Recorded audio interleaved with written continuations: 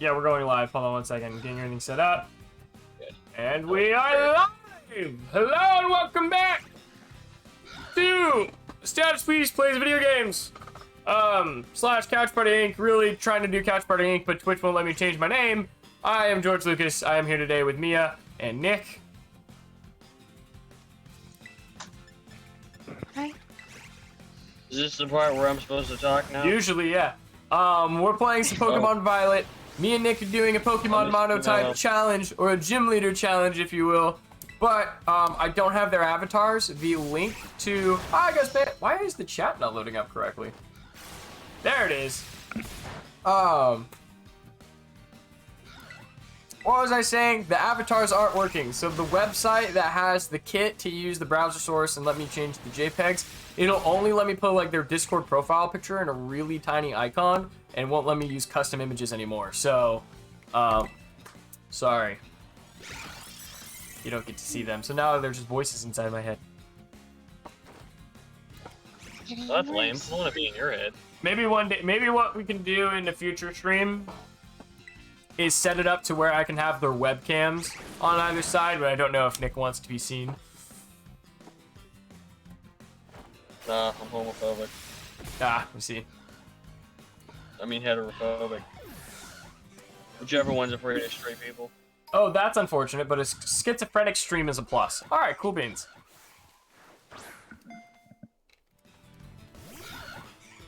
Man, I got 4 Garchomps. I'm almost done with this Garchomp team.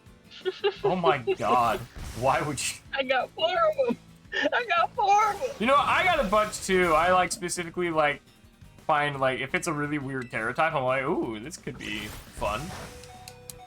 Pikachu, no. Oh fuck me, I shouldn't have said that. Excuse me? God damn it. What'd you say? Don't worry about it. What did he say? I don't want to talk about it. I don't want to talk about it.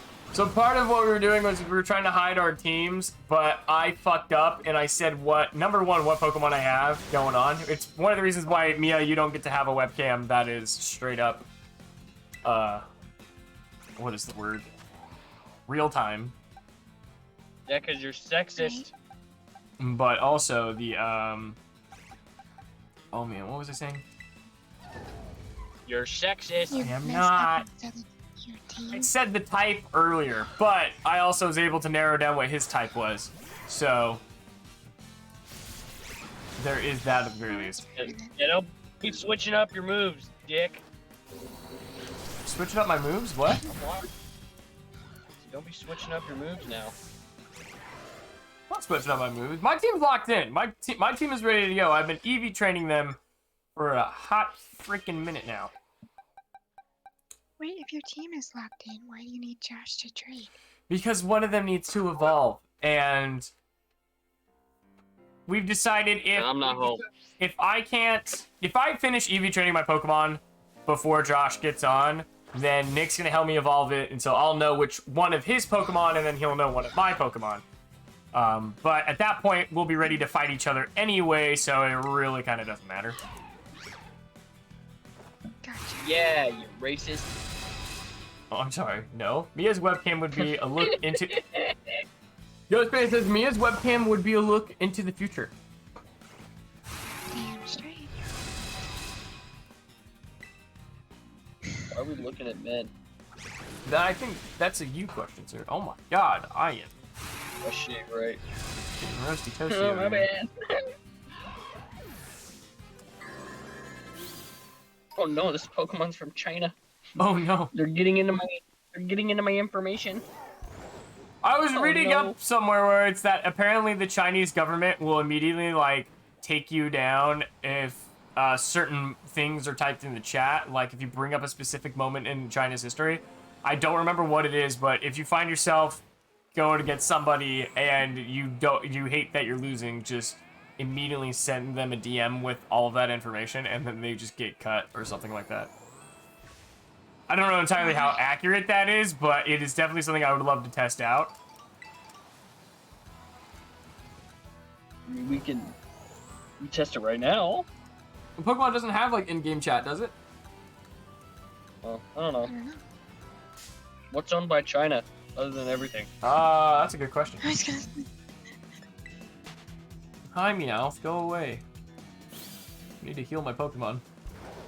What's wrong with the Meow? Racist? Meowth is gonna give me speed effort values, which I don't want. Oh, you're racist? Did you figure out which ones give you? Well, there's a lot of Scyther and Flamigo over here. Okay, amigo. But they're pretty strong, so they're like beating the living shit out of my team. What Pokemon was oh. that? They're beating you? Abuse? God, we're standing up for everything today. Just about. Shit. I don't know, Lucas. Going through all these types, picking through all these mons I'm gonna use, I'd be worried.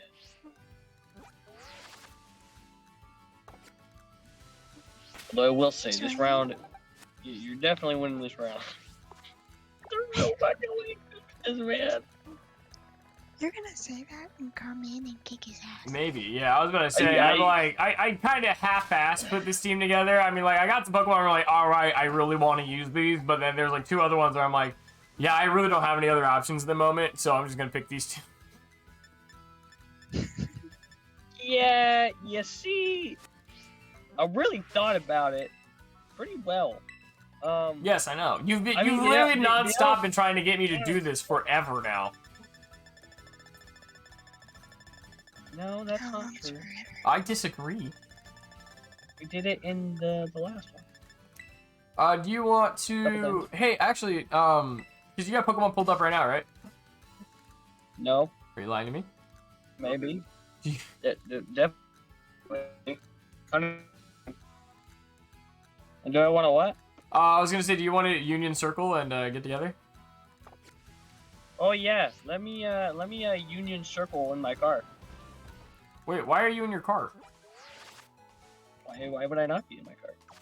Because you should be at home in a comfortable chair playing Pokemon. Where the fuck are you? What if I like the Do you have the work today? comfort and peace? Yes.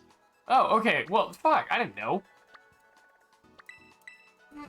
So when are we having our fight? When are you coming home? What? When I get I should be home at like 6:37, 6:30? something like that. 6:37? All right, you got it. Don't hold me to that though. I don't like when you do that. Makes you uncomfortable. Do what?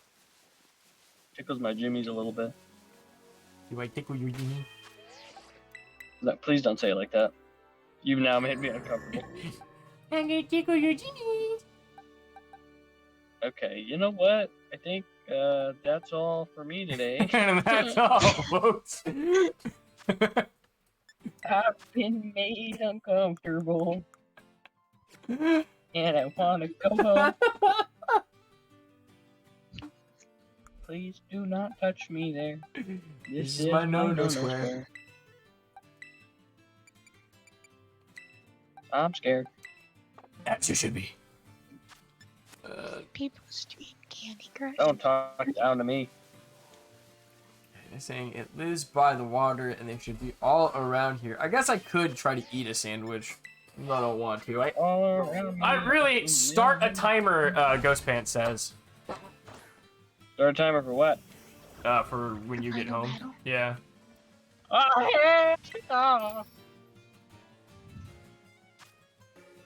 Where am I at? Where am I at? Where am I at? Boss right there. Oop. Catching power. I don't want catching power. I need encounter power. What did he say? This one. Are you gonna tell me there's like no ground types in this game? There's like a few? Are you Wow. playing Violet or Scarlet? He's playing Violet. We Well, both are playing Violet. I think, Yeah, but regardless, yeah, Josh is. there's not a lot of ground types in this game. That sucks. Oh well. Yeah, so our ground ground type teams are gonna be pretty lame. Whatever, I guess. I'm not racist. Are you sure about that? What is that from? John Oh. Cena. That's right. Never mind.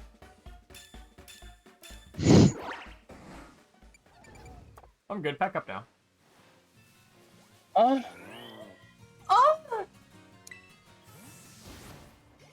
So this is a fun fact. So now that we've had, thanks to Mia's work, we've had. Thanks to Mia, we got a shit ton of views on the gaming channel, Final fucking Lee, and what we found out was because once you get a lot of views, there's a research tab, and so you can see what all you of turned you. racist. There's a lot of viewers. Yeah, you can basically it runs like, okay, these are the common searches between all of your viewers. Our tag, no, it's not racist, but apparently something that all of our viewers have in common that they search is ASMR. Which makes no sense. Well, maybe we just get some really freaky people. We make either Worrying about A, that? I think it's a mix of freaky people, but also B, I think it's also a mix that because I mean, for like, I have this issue all the time at work. I had this problem at Save Mart. I had this problem at the Target in Tulare, and then the Target here in Yuba. I've learned that a lot of people will come up to me and they'll go, "Oh my gosh, you have that YouTuber voice," and I'm like, "Huh, ironic," and then I hand them my business card. So, but What did he say? I think part of it is the YouTuber like thing happening. Uncle Iroh goes, what? Oh, Oh! trying to supply that ASMR that we're supposed to have. Oh no, absolutely. ASMR gets weird. Yeah, no, Yeah, a little yeah. bit. But the idea of like, oh, this sound just tickles your eardrums in a nice way. I mean, that is a thing. That is a fairly normal thing. I think it's just weird when you What call did it he say? SMR. Are you one of them two Ubers? I like that one. Are you one of them racist? I am not. Not yet. What did he say? What does that mean? Not yet. Not yet. I don't know. We'll find out. I'm still like 23. We'll see where I'm at like 55. Oh, what?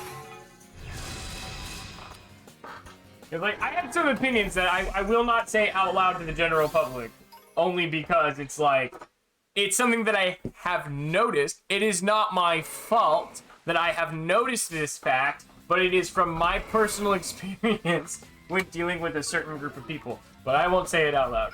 I will only say it. What did he say? I will say it to Nick off camera probably because he's the only one. Because he's the only one who will understand where. I mean, well, I don't know.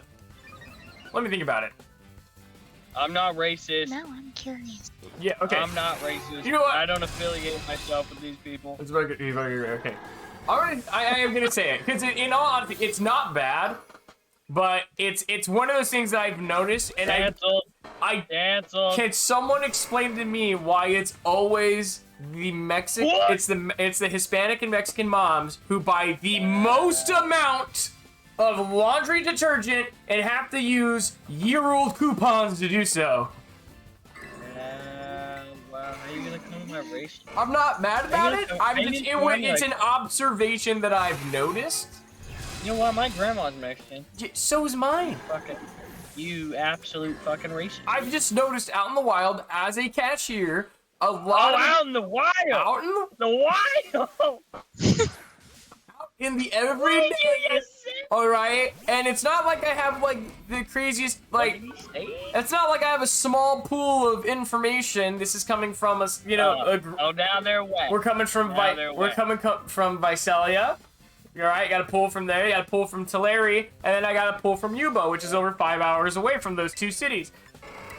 I've just noticed a lot of older Hispanic women like to buy a sheer amount of laundry products, laundry and chemical products, when it goes on sale. And not only are they trying to get the sale, but they end up using a shit ton of coupons, and they're always paper coupons. They are never digital coupons. I don't know, man. Someone clip that. How Not about racist. no? I'm like,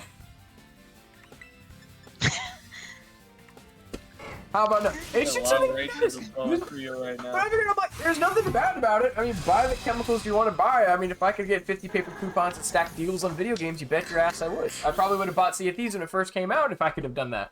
But You didn't want to. It wasn't that good. it's just something I've noticed.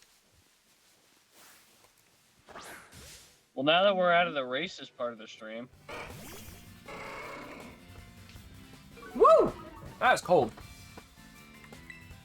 cold, wet, racist. Also, this is something that's annoying. Why am I... Okay, well, it didn't make it all the way to the camera, but my coaster likes to stick to the bottom of my drink, and it's kind of getting annoying. Because you need to wash it. The coaster? Yep. Oh, okay. Well then. That's good information to have. You didn't know you had to wash Oh, it. so he's racist and dumb. It's more of like there's the things I don't think of. Like, it's the same issue with my print bed. Like, right now I'm so mad. I got some successful prints going. And you'll see that in this week's video, which, by the way... Damn, they pay to be a racist. By the way, the latest BTS video is currently, so now that we're in the 2023, and we did say this last year, we didn't say it a lot, but we did say it, our BTS content, at the very least, will be out 2 weeks early on Patreon before it goes public on YouTube or public on Patreon. Did we agree to that? It wasn't an agreement thing, I was just like, hey, I would like to do this. Oh, 'Cause- anarchy. Sure. Monarchy. Yeah, monarchy, there you go. But, no, well, Russian. I wanted to be, because number one, I mean, it's really hard, I mean, I don't know how to explain this. Damn it. I can't get a complete thought out because of you. You know this, right? Like, you alone just throw me off. You throw the thought train, you're like, you know what? Fuck this. Flick it off the track. It then goes flying into this sun, creating an interstellar explosion and a massive black hole, and I completely forget what I'm talking about. And then I have to figure out how to reverse all that. What are Okay? you talking about? Anyway, I wanted to make a form of Patreon content. First of all, we don't have the people or the time to do like an exclusive Patreon content. Like, this is the exact Patreon content you get. A lot of it comes from exclusivity, taking existing stuff and turning it... segregation. Shut up for 5 seconds! A lot of it comes from taking existing content and stretching that content in multiple ways. Okay? So, for example, Will we stretch? bloopers. Like, if like all of the takes we get wrong for a film or a skit, that goes on the Patreon. So Nick moaning excessively on the set of How to Play Guitar 2, that will be on the Patreon. You will get that ASMR, viewers. It's there. Link in the description. Oh. I'll keep going. But like, as of like you getting like a specific like Like, as of, weekly like, video that we like- just don't have the time or manpower to do it is the problem. Hi, good boy 1547. But yeah, all the YouTube videos you'll get 2 weeks early on Patreon, but it will go public. So the first video of the year technically will be public on the 15th of January. So, That's the day before my birthday. oh my goodness. Well, happy birthday. That's all I get? Fuck you. Dick. You insensitive prick. Listen, man, I did see something at Target that I'm thinking about getting you for your Because I'm birthday, a so I racist, might huh? get you. Because you're a racist. Because you're a racist. You know what? I've only gotten my racist tendencies because of you, pal.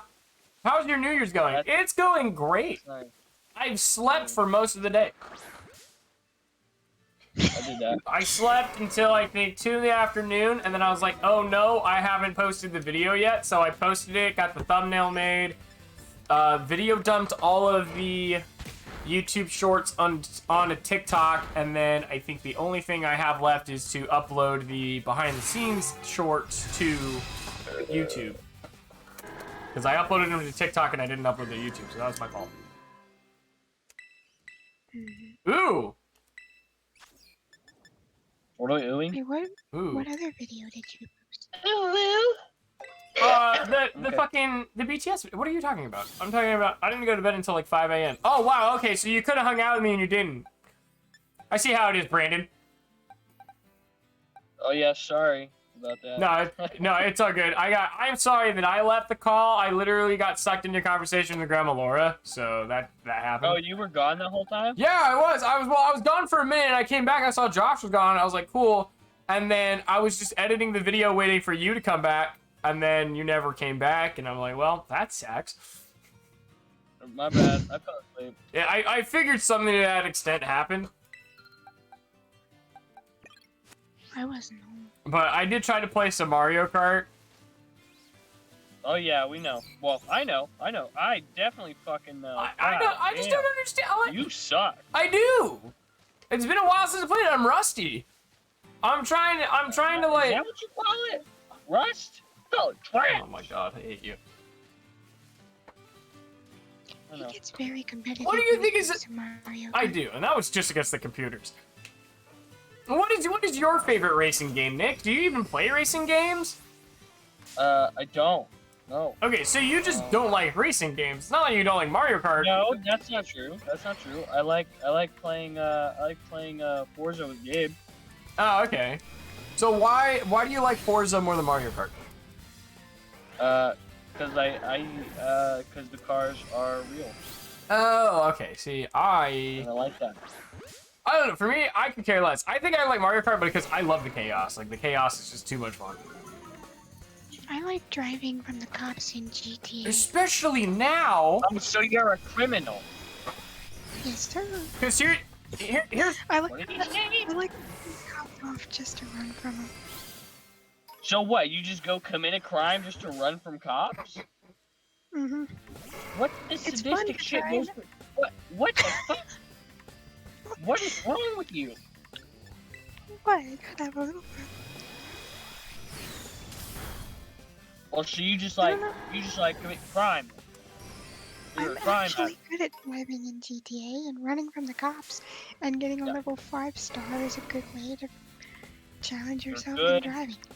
at committing crimes. yeah. Brandon says he Until you prefers get- more arcadey racing games than he does realistic ones, which I agree. I like arcadey ones better because I think the other I like when it comes to realistic cars, quote unquote, and I say that because the gameplay is not at all realistic, is Burnout Revenge. I really love the Burnout series.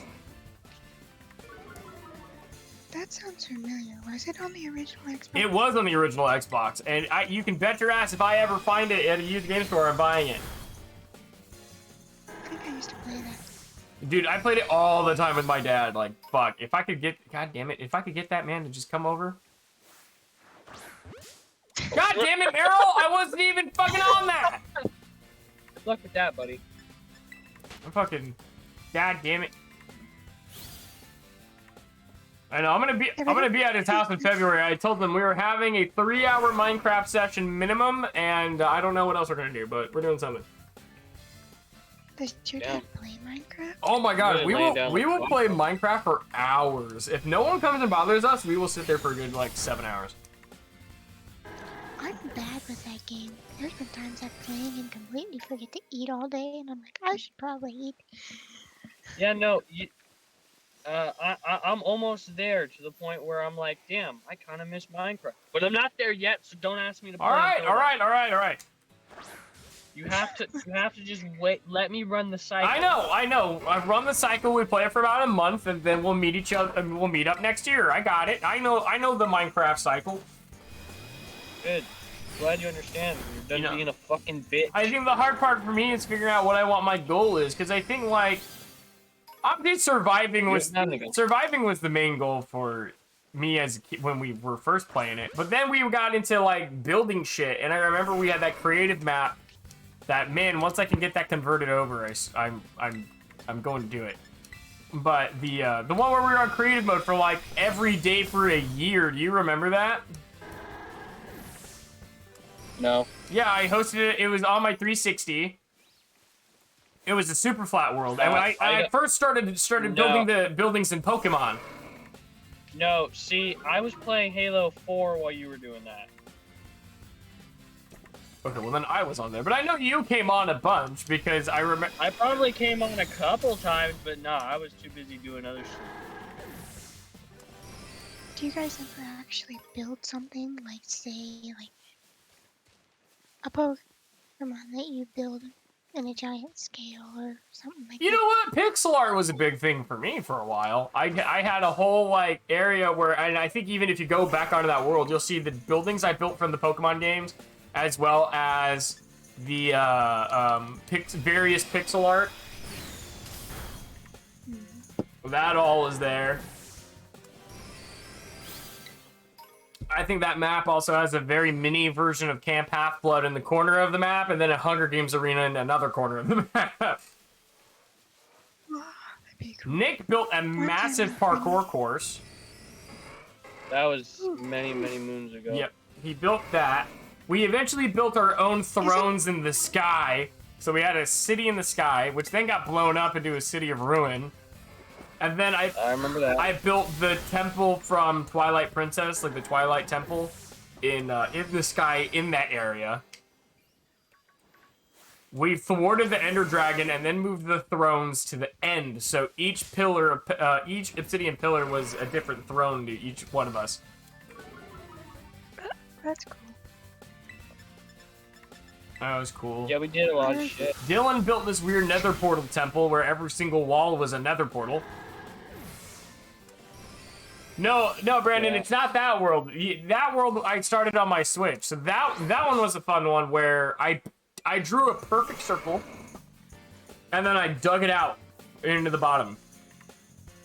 And then we built a giant city into that one. But then I was getting into command blocks and learned how to teleport, and so then we had Mario warp pipes that took you places. Because that's Yeah, that was pretty underwhelming. that's the one with the maze mirror. I don't know, man. I really like that one because at some point I went and took a step away from the super flat because I'm like, it's too easy. But it's also like, you know, it's an eyesore. Like, it just goes on flat forever, and there's really you can't really do anything with it. Which is why I really like the going and just spawning a new randomly generated world in creative and then finding those perfect places to build stuff. My friend and I were staying at her house. This was years ago. And she goes, let's build the maze from Maze Runner. So I was like, hell yeah, let's do it. So we spent 5 hours making this maze. And she backed out of the game because we had to do something. And she goes, oh no. I was like, what? She goes, we weren't using the blocks that I owned, so it's not gonna save. And I'm like, are you kidding me? She goes, no, that was just a creative pack. It's not gonna save. And we were like, fuck. So I was like, try to get back on and see if the maze is still there, and it was not. So I was like, yep, that sucks. You should be able to just generate, like, start a brand new world with the mashup pack and then still go. That doesn't make sense to me. I don't know, it was an older version of the game. But we had lost that 5 hours of work on that maze. I don't know. I'd love to go back. So technically it was 10 hours because there was 2 of us working on it. I like the idea of building cities in Minecraft. I like that idea. Like an actual, like... I don't have the city that patience looks for it like- anymore. Yeah, see, like, I think that's what it is. A lot of people just don't have the patience, and, like, luckily with D&D, like, the DM's guide has a whole chart of, like, randomly generated, like, buildings and towns. So it's like, oh, cool, I could just straight up do this, randomly, you know, roll dice, give everyone a building to build, and then we just figure out where to place all the buildings. Wasn't that what you were trying to do in your server? We did try to do that, and it looked really cool. We did a cool job because I created a townhouse. Oh, Taylor made a brothel. Somebody did. Oh my God, which one did you get, Mia? Because you did something. I got an office building or a tavern. Something, but we built it like around a river, so we had these bridges that would go over the river. I think at one point I rolled for a temple, so we built the temple and put the nether portal in the temple. And so that was the community nether portal, and then that linked up to different areas of the survival map because we all got bored. at the I last wonder thing. why. It was a lot of fun. If I got a good enough playlist going, I could probably manage that. Oh yeah, probably. Damn, there are like not a lot of good steel types in this game. I have no idea what you're talking about, because so far, all of the steel types have been my favorite. I'll be right back. I don't know, man. I'm a little underwhelmed. I mean, I'm gonna pull up the Pokedex real quick. Can I sort it by type? Okay. Fuck, I can't. No, but you can do it in your boxes. I could. Well, yeah, I mean, but I already have that. I'm just. I don't know. I'm trying to put a steel type team together, but because I've already done fair, I've got so all the ones I have boxes for are obviously ice, dark, bug, electric, fire, poison, water, flying, dragon, ground, grass, normal, fighting, ghost, fairy, steel, and I'm working on steel and psychic right now. And I'm just running out of Pokemon. So I don't want to use doubles of anything. Oh, I hear you. Yeah. I'm gonna mix it up. You know what? This little thing could probably go. My steel type team looks like garbage.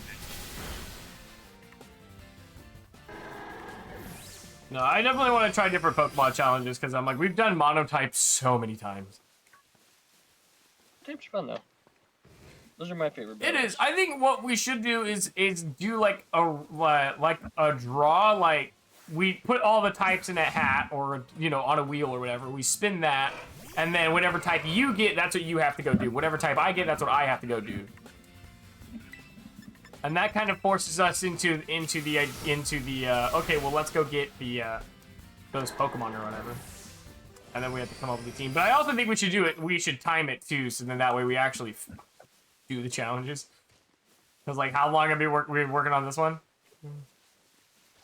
Well, I've been ready. Yeah, I know it's my fault, but that's my point. Like, if we time it, then I've been ready for a hot minute. because I'm sitting here like, because I know as in the streams, I like to make them 4 hours now. Oh, Just so then that way, well, because what I've learned is that when we end a stream, it's always like we're all completely drained, right? We're all drained and we have like no energy left and we're tired. And it always starts, and this is how I know the stream is going downhill. Mia will be like, "Hey, can we watch this after the stream's over?" And that's what I know. Okay, we're done. Like, she's cashed we're out. done. She's already like clocked out, and I'm like, I need to wrap it up.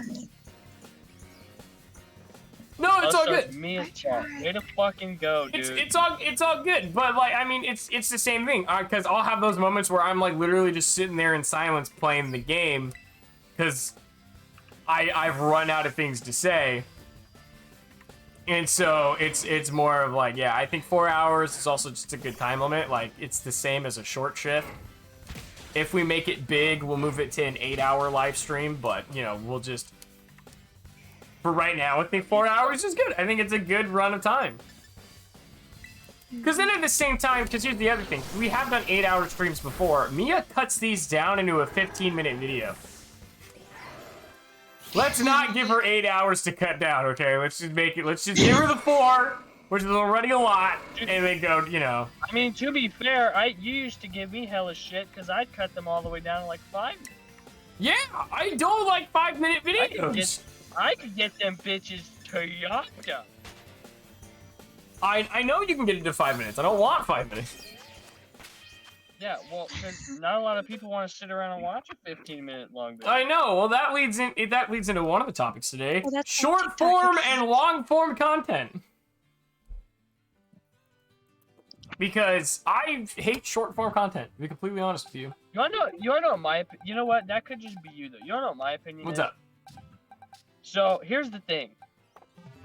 I love short form content, but if I want to watch a long form content, gotta be like 45 minutes to like over an hour. Right. So the thing is, like with me, is because I work a lot, so I don't like have the time to sit down and just watch YouTube. Mhm. A lot of the times, if I'm on YouTube, If I'm on YouTube, I'm on it for the long term, and I'm listening to it more than watching it. Okay. Right? So, because I can't just sit down and just watch YouTube, because then I just feel like I'm not really doing anything. Okay. I'm just going through the motions. Right. And I like short form content for when I am just sitting doing nothing and I have like a little bit of time, like I'm on my break or I'm on my lunch or something. Right. I'll just scroll through TikTok. I don't really sit down and watch like YouTube videos anymore.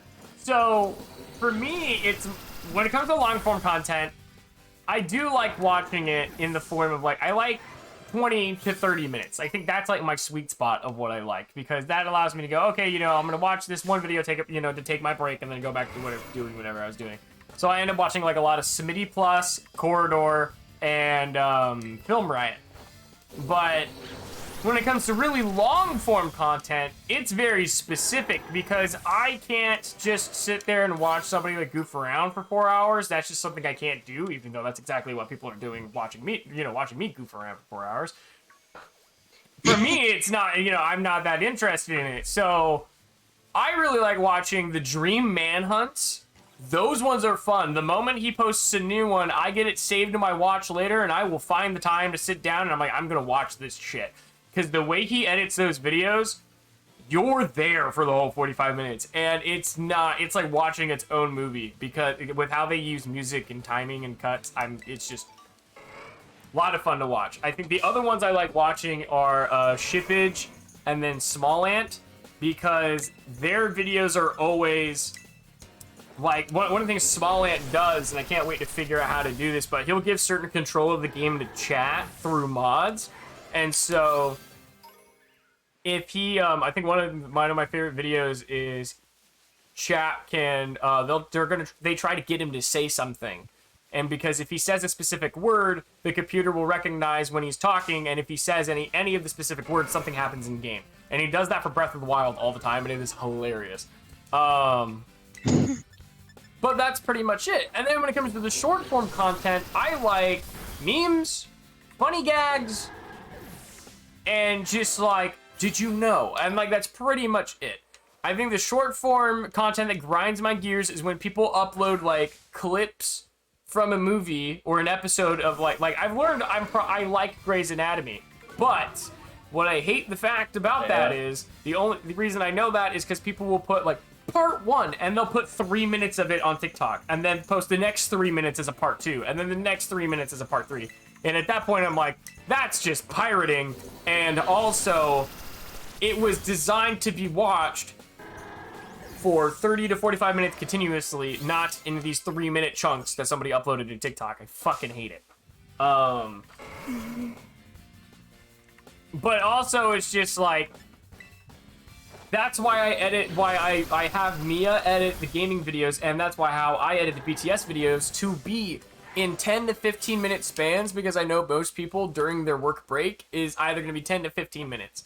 So for those who happen to do catch it, they should be able to watch the entire video within their break, or at least most of it.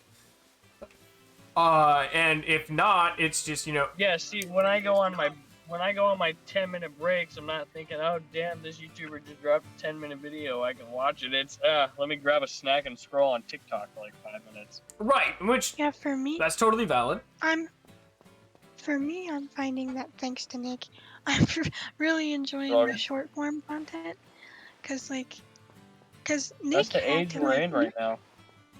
Well, I know, but you had to like bug me about TikTok for weeks, where I was like finally like, okay, if Nick's saying this is fun, then I should give it a try at least. And now I post once a day, every day.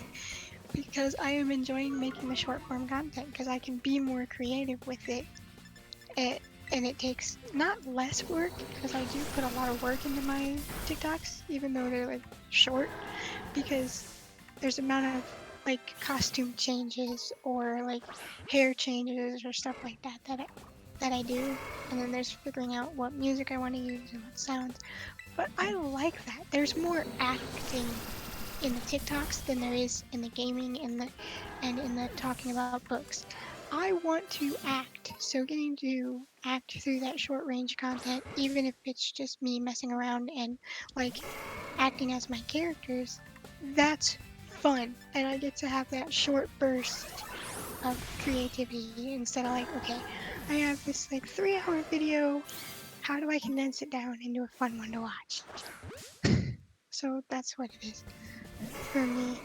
But in terms of like watching the content like that, I like sometimes if I'm like walking, because I walk back and forth in my room a lot in the winter, I'll put on like an hour video of someone talking about D&D or like a true crime podcast or Mm-hmm. something like that, Podcasts so are I can amazing. listen while I walk. But I'll sit down and watch YouTube a lot. I like a lot of the true crimes, craft stuff. Not 5 minute crafts, they're stupid. But I like that side of it. And then TikTok's just kind of like if I'm bored or I need a break, I just scroll on TikTok and be like, oh, this sound I like. So that's how I handle it. Yeah, I think, I don't know, for me, it's like, I feel like short form, it's one of those things, because, like, I've been watching YouTube for years, so I'm just sitting here, I'm like, ew, TikTok, like, you're taking away from my YouTube, how dare you. But part of it is also just, I want to be able to tell a story, and I can't do that in, like, 3 minutes. I mean, you can, there are people who can. I love the videos where it's like, oh, follow for part 2 of the story, but then somebody stitches it, and then they just wrap it all up in, like, 3 sentences. Fucking love those. But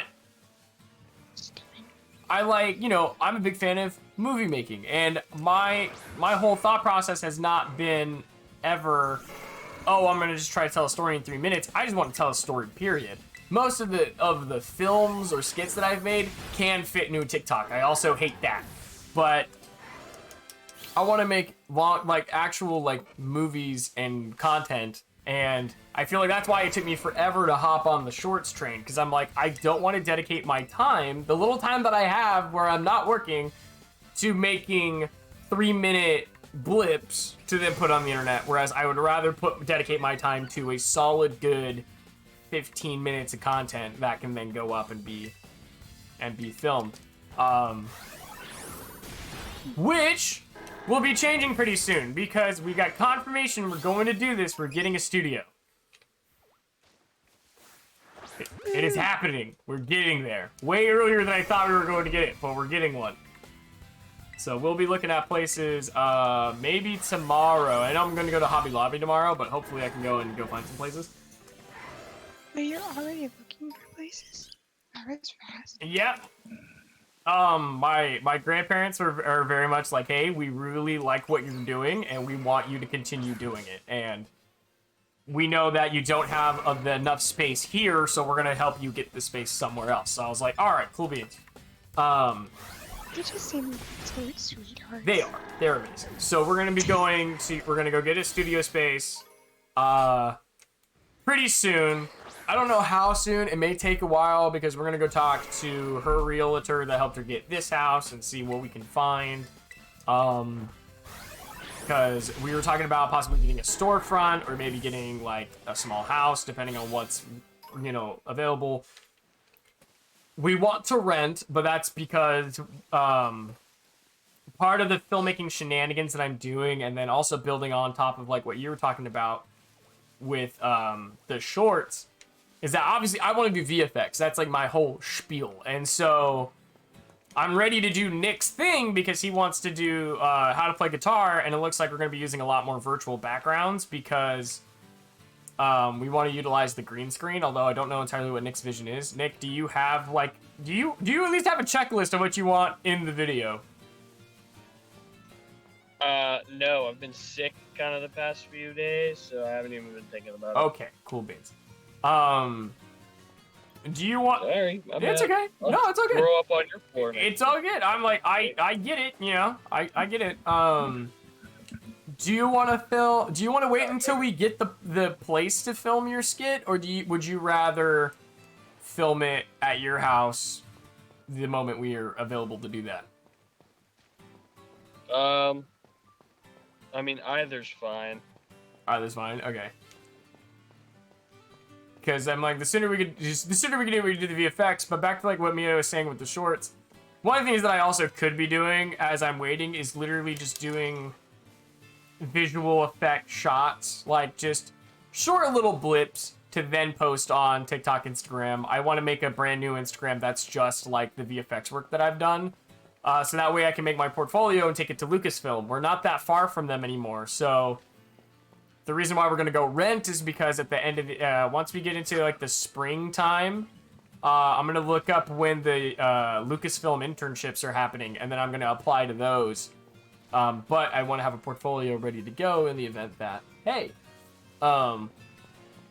Isn't your YouTube already kind of its own portfolio? to an extent, like, so we have over 100, I think we've broken like 200 videos, yeah? Somebody want to count that for me? No,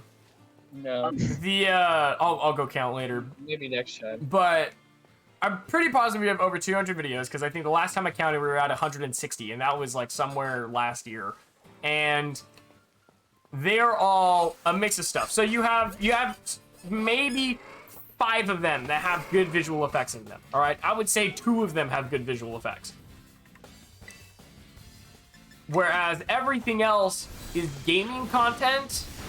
Then you have the behind the scenes content, which, okay, cool, it shows that I know how to edit, but I don't know entirely like how far I can take that on top of the realism of some of the things that we say on the gaming channel may get me in trouble. Yeah. Right now, for me, I mean, I'm in the corner of the, hey, this is my channel, this is what I want to do with it, you know, I have the freedom to say what I'd like to. I'm going to try to be, you know, I'm not going to be insensitive about things. Like, I'm not going to just flat out, like, call groups of people and be like, you're terrible. But, you know, I'm also going to go, like, hey, if it's a funny joke, I'm going to say it because it's funny. And I don't mean half the shit that I say. You know, I don't mean half the negative things that I say. You know, we call Josh the F word all the time. But, like, we don't mean it. Like, he's still our friend. We love him to death. But... Wait, we don't mean it? Nicholas! What? But... This is a valid question. I wasn't informed. You know, so I'm like, I'm hoping that doesn't... Wait a minute, this wasn't on the script. I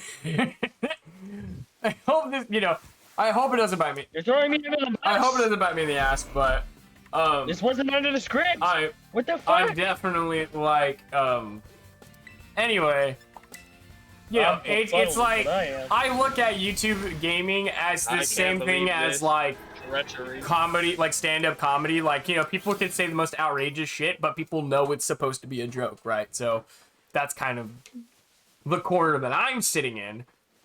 And so... Yeah, but still a lot of people won't see the joke. Right, but if you don't see the joke, that's your fault, though. And I can't be, you know, responsible for how you decide to misread the content.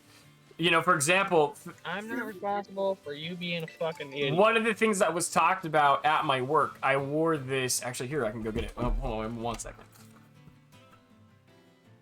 1, 2, 3, 4, 5, He 6, walked out of the room. He's not coming 7, back. 8, You know what? I think I'm gonna wear it for the rest of the stream because it's a funny shirt and I like it. 10, 11, Are you changing shirts? 12, 13, Crap, I don't have an 14, intermission button. I need to add that to my stream deck. 16, Alright, 17. so if I go over here. So I have this holiday Christmas sweater, right? It's the Star Wars Christmas sweater that I bought at Target a long time ago, or a couple years ago, but on the back it says Merry Sithmas. So you can imagine what people thought it said at first glance.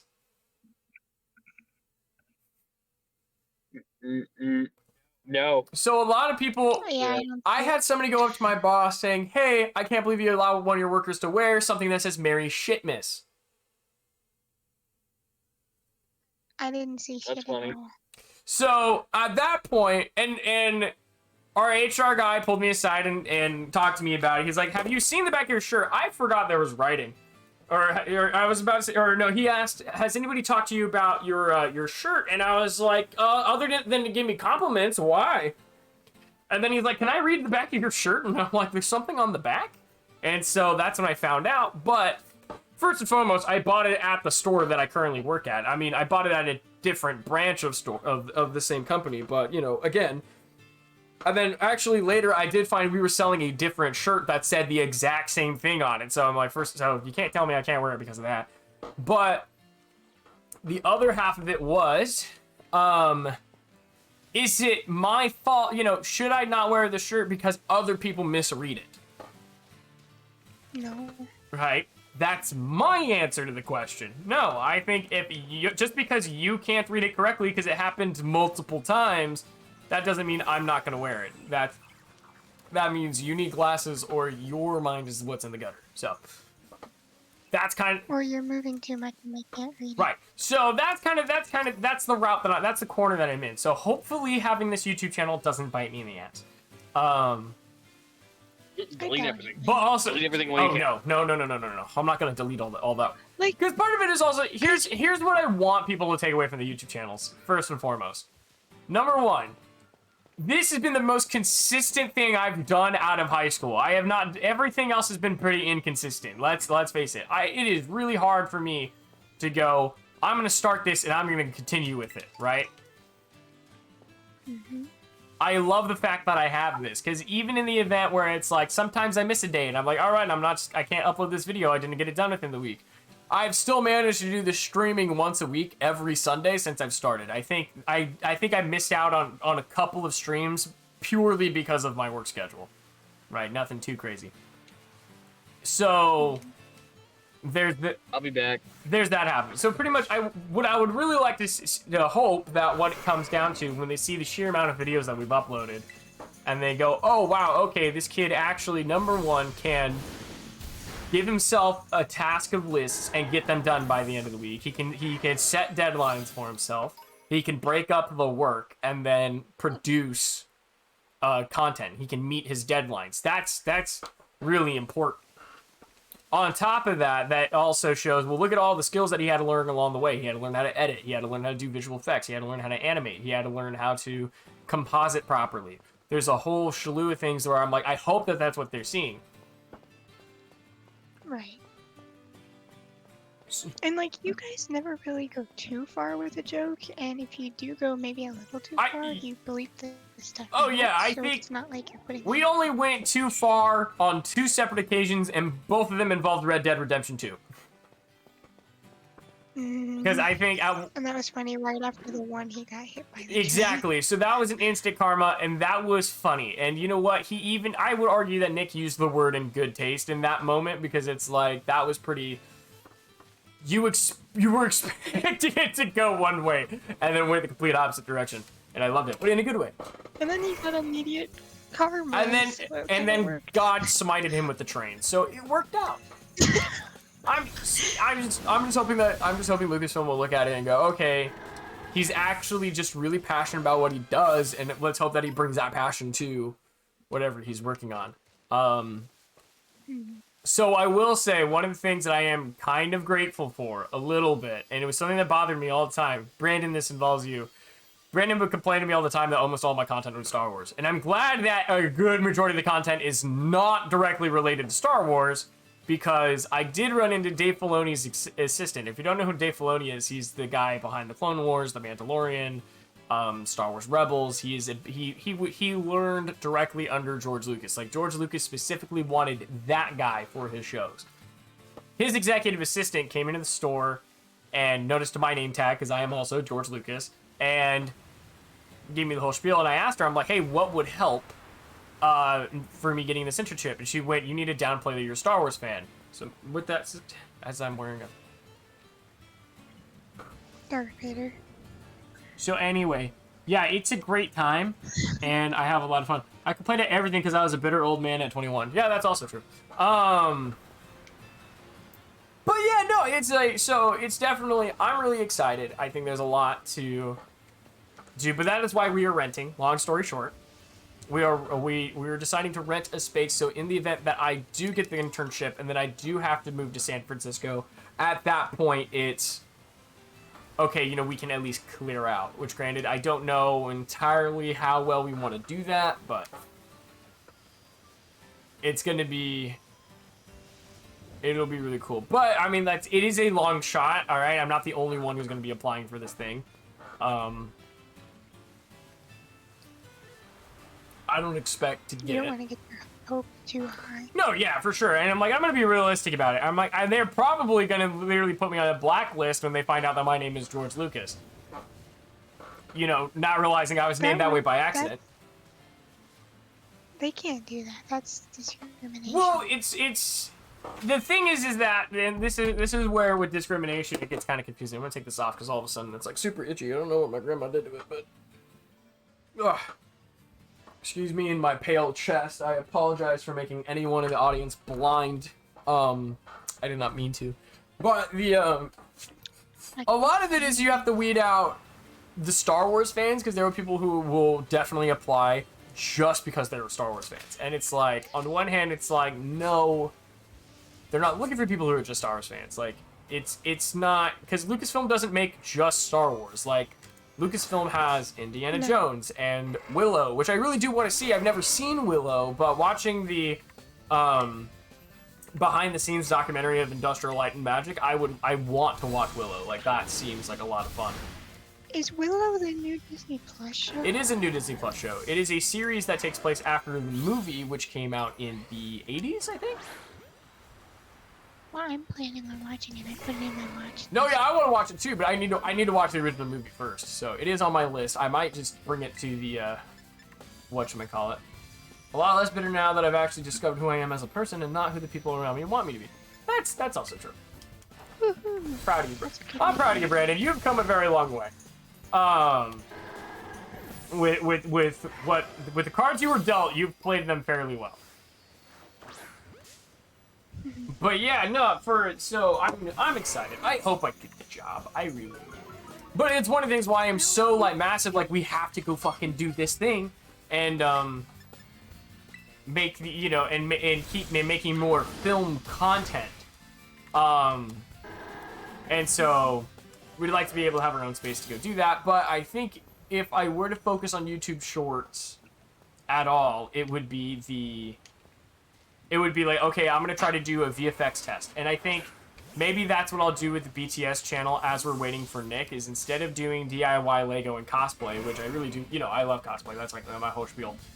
That's also another one of my many shticks. I think I do need to actually take the time and go, okay, well, let's go and learn this specific effect. Mia was on the call with me last night as I was screwing around with lightsaber effects,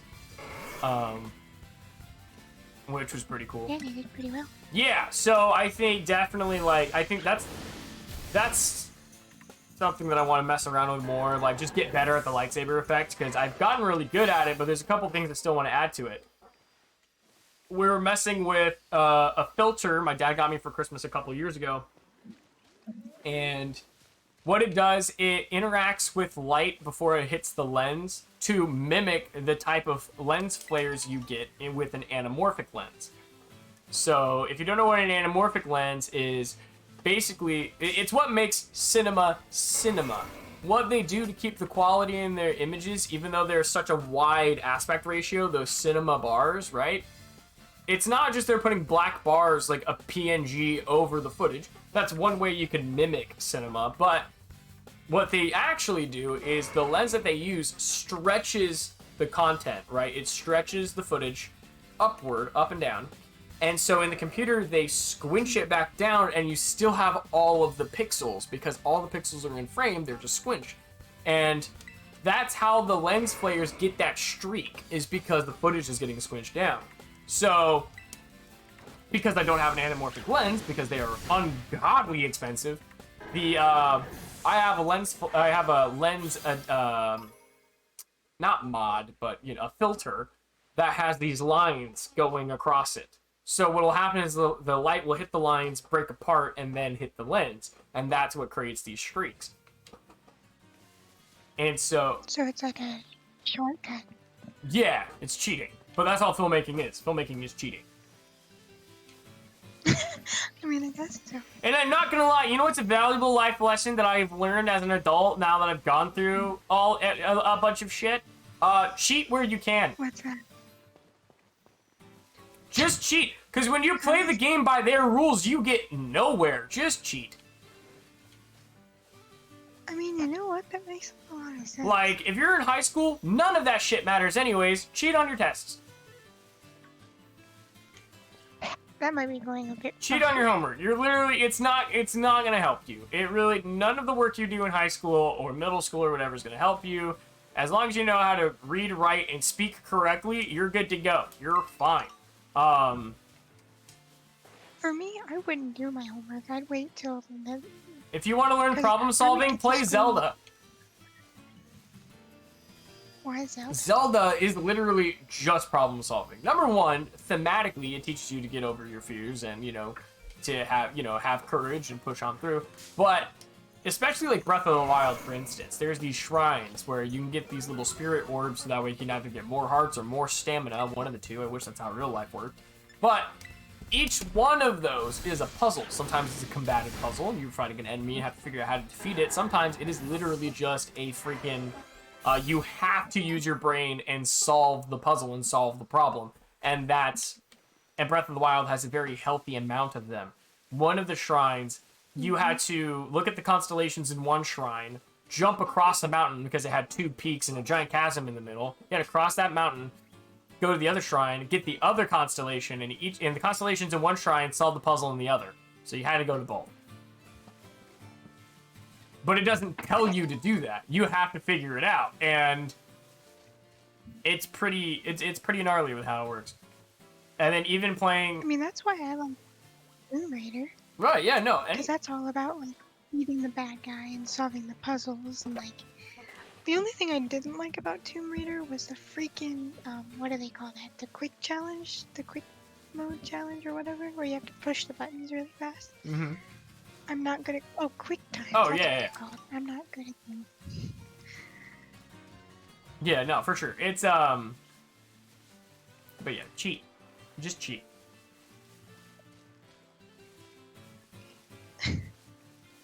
Because I mean, like, it's just dumb. Anyway, You're more thinking to work smarter, not harder, kind of. yes, that is essentially what a lot of my thing is. I'm like, work smarter, not harder, because I mean that's kind of where I'm at right now with the whole like information technology. First of all, you can take the certification test without going to school. Number one, for any of you who wants to go into information technology, that is number one. You do not have to take that. You are looking for what is called CompTIA Plus. That's what you're looking for. Number two, all the videos that my school had me watch, where I paid 15 grand to get this certification. Number one, they don't give you the certification, which is bullshit. Second of all of the videos are free on YouTube. They're not unlisted. They are just there publicly. You can just search CompTIA Plus. Find a guy that you like on there that can explain it to you in a way you understand and take notes. Literally, that's it. Oh, here's also something. If you want to learn how to take good notes, become a dungeon master. I shit you not. I was never taught note taking because all throughout high school and middle school and all through public education, didn't have to make a single fucking note. Why? Because everything was too easy for me. I just understood the context. The only time I failed the class was because I didn't do the homework because my brain went, I've already aced your test. Why the fuck am I doing more work that I don't need to? Right? Yeah, homework's done. So, Homework is so... but that literally, It's like, oh, you spent 6 hours in this class? Let me go home and make you do another 4. that was the only time. Yeah, Cornell notes. Oh, well, they'll have you do this in college. We went to college. Punkle Iro can attest to this because he went with me. Half the time, your instructor calls out, or the other half the time, he doesn't give a shit how you take the notes. As long as you retain the information, all he's gonna yell is "part of Sue bitches," and you're good to go. That is an actual quote. Is it from our costuming instructor. Which, that one was a lot of fun. I still didn't get to learn the information I wanted to learn, but I definitely had fun in that class. But the photography guy, fuck you. I hate that guy. Why? The dude, so, yeah. Uncle Iroh, I will use that quote until the day I die, right? The photography teacher, and this is one of those things where it's like, you know, you can say what you want about a given art form, but when you're instructed to teach, you have to teach about all of it, not just the parts that you think are valuable. And so, when it came to photography, the dude, he specialized in taking sports photography. He'd go to football games, soccer games, basketball games, and he would take pictures of the sport. He got really good at that. He was very much like, you know, you have to get in the moment with the camera, no altering the footage at all. And this is where it had conflicts with me. I, for one, entered the class because I wanted to learn Photoshop. How do I use Photoshop and those tools? Because I am in the business of fictional fantasy bullshit. I could care less about the real world. I would rather try to figure out how to get an image in my head out. And unfortunately, a lot of the images that happen in my head are fucking psychedelic, and you cannot recreate just in front of a camera by itself. You have to do an insane amount of work in camera and in the computer to create the images that are in my fucking head. So when it was just, I'm just gonna list off the buttons on Photoshop and tell you what they do, but I'm not gonna actually let you do anything and give you a project to utilize Photoshop. That's where I had it. I was like, this school stole my money. And I think that's kind of where, I can tell you, like, college is a scam. Just not only did I know it before going in, but going into it, now I can say, I've been through it, it's a fucking scam. Right. I fucking hate it. Yeah, and there you go, Uncle Iroh. That guy was so unknowledgeable and biased on his photography stance, and that was the problem. I could care less about what you think about photography. There's more about images than just, oh, capture the moment. Yeah, capture the moment, but I also know if I was to take a picture of two people fighting with lightsabers, I can't really catch that in the moment without taking it into Photoshop. No. My career, that he would let us go to our computers and let us do our thing. That guy couldn't teach a fish how to swim. Damn. That was... Cutthroat with mine. Oh man, me and Brandon hated that class. He stopped the whole class because I guess I was snoring at one point. I fell asleep in the front row. You know, that doesn't surprise me. I could see you doing that 100%. Dude. I mean, how many times have we fallen asleep on each other? Well, there's a difference about falling asleep because, like, we've decompressed and there's no stress at all. So now our body is like, oh, we can finally go to sleep now because our brains are relaxed. And then there's I'm bored as fuck and need to kill time. We're going to sleep. Right. Well, him and I were watching the Star Wars, like the Lucasfilm documentary thing. And I kid you not, I fell asleep. And I had a dream where the director was trying to get me to do a certain scene. I had to lunge at somebody with a lightsaber, but I kept tripping, so he had to figure out how to get me to do it on my other foot so I wouldn't trip. And then I woke up to Luke going, Mia, hello, did you fall asleep? I was like, I'm up, what? I don't know why, because any other friend that I hang out with, I can stay up just fine, but when I'm like just chilling with Luke, not doing anything, I'm gone. I do have the science to back that up, but I'll tell you later. No, yeah, Brandon put in the chat, he outright told me I was gonna fail the final and I only missed one question because he misprinted on the test. How did he misprint? Like, he printed the wrong answer. Well, that's some bullshit. You can't count it off for that. Yeah, so, like, I think on his sheet, he's like, okay, the answer is D, but then in the actual test, like, the word was... the correct answer was as B or C or some shit, it just wasn't D. But on his key, he's like, oh, it's D, when it's actually like, no, aren't really sure. Either that or he just didn't put the correct answer as any of the options, one of the two. So what is the science behind that, falling asleep?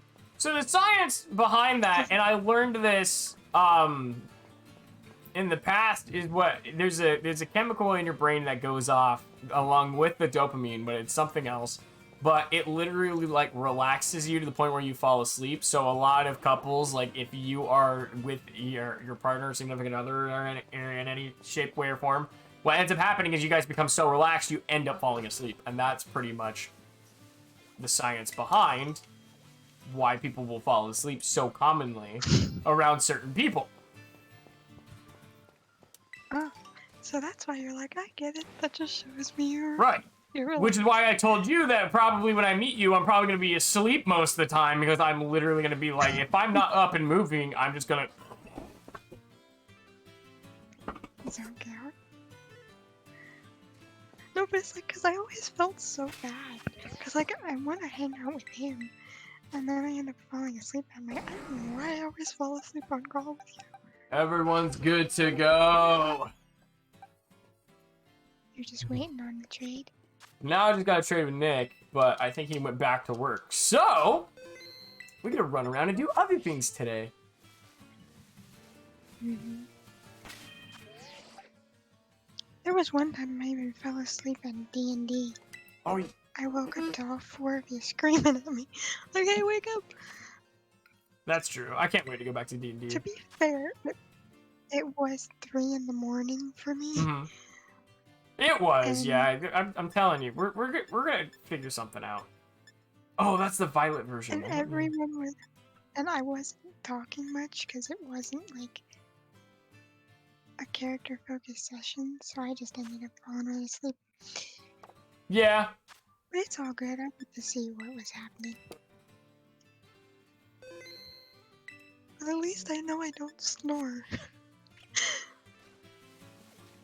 Okay, so while we're here, before we do this Pokemon challenge, I do want to bring up one of the things that I wanted to talk about earlier, I have it on my list of things, is I want to try to come up with more Pokemon challenges that are not just, oh, hey, we're going to use this Pokemon type. So, I wanted to run it by you guys, like, what kind of Pokemon kind of challenges do you think would be fun? Because I have a couple ideas. Number one, there's these charts that you can find of that people have made. Like, for example, they're like, oh, you want to build a team based around Zelda? Well, here are the different races of Zelda, right? You got the Gorons, the Gerudo, the Zoras, the Twily, whatever. And each race has a list of types that you associate with them. So if I wanted to make a team based off of the Gorons, I'd pick like Fire, Ground, Rock, Fighting, etc. But if I wanted to do the Twily, it had to be, I think, like Dark, Bug, Water, and something else. And Ooh, I have a good one. mhm. You could try to beat the game with one Pokemon. Well, I mean, like, for battles, because me and Nick do like to battle each other. And so what I want to do is create, basically, for those streams, right?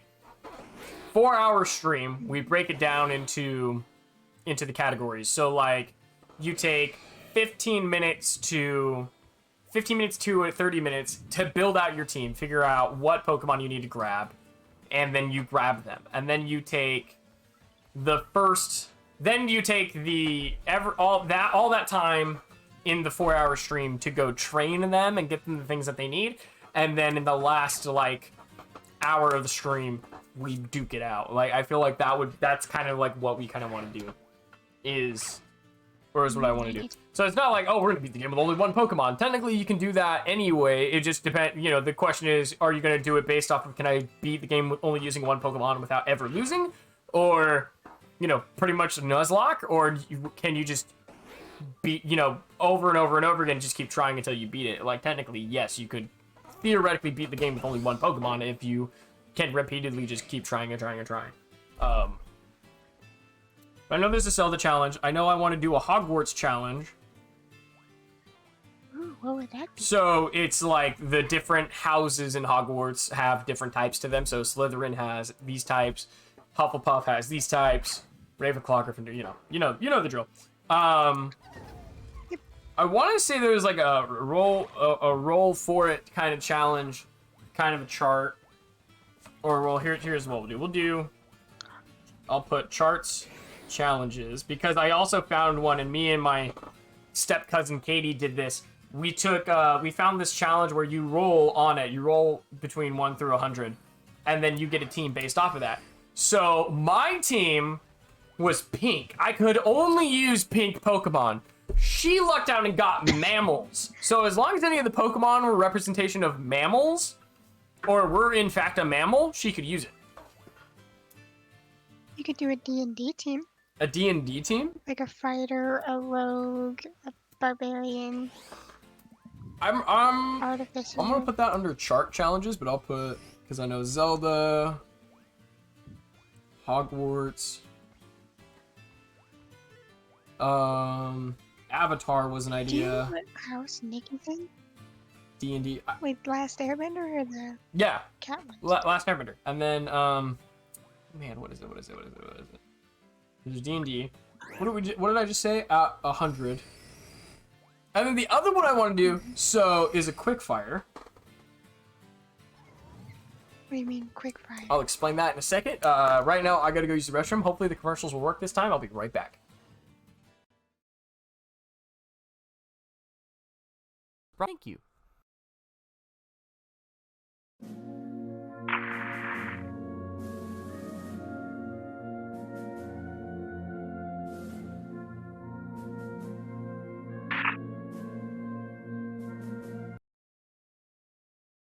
From the studio that brought you action in an orchard.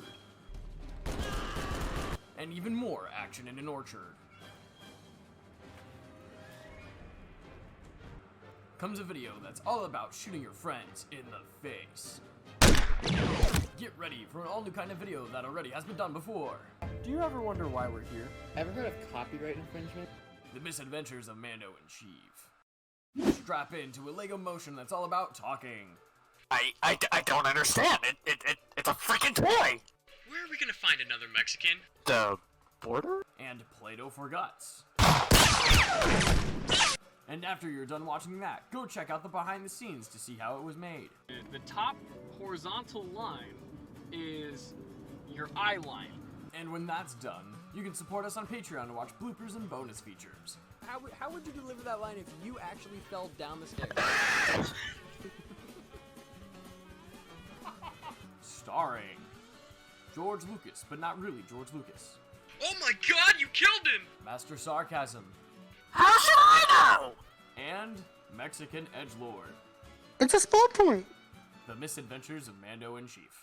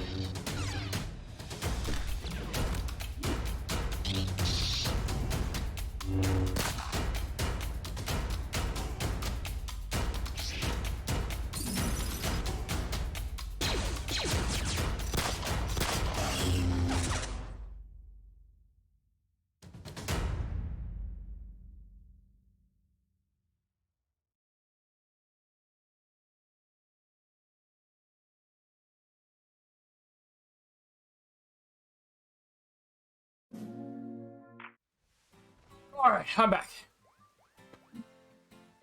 Okay, so Quickfire was a challenge project that we did in my film class. So basically what it was, we had first of all, we were on a time limit to make a video, right? We're on a time limit, and then there were certain qualifications, there were certain checkboxes that needed to happen in the film, right? So one of them was you need to have you need to use a pen. You need to use a jump cut for time, which is because there's jump cuts where it's like, let's say if I was talking I was talking with my hands, and then all of a sudden it cuts. I'm still talking, but my hands are down here, right? That's obviously a jump cut. But a jump cut for time is a jump cut that is supposed to be there. So instead of messing with continuity, what it is like and this is what we did for our film, I took the pen, clicked it, and then jump cut to a sword in my hand. So that jump cut for time was to do the pen to the sword. Like in Percy Jackson. Like in Percy Jackson, although that one's completely 3D animated, and I just, blah, blah, blah, blah, blah. The, one of the other things is we had to have a Dutch angle, and then the other thing that we needed was a specific line, like this specific sentence had to be said, and so we had to figure out how to work that into the script, right? So basically, I was like, well, how can we do that but for Pokemon? Basically go, okay, cool, well, we can do a roll of like, all right, you have to have this Pokemon on your team, you have to have somebody know this move, and then, maybe something else, whatever. But we have only X amount of time to get the team assembled and fight.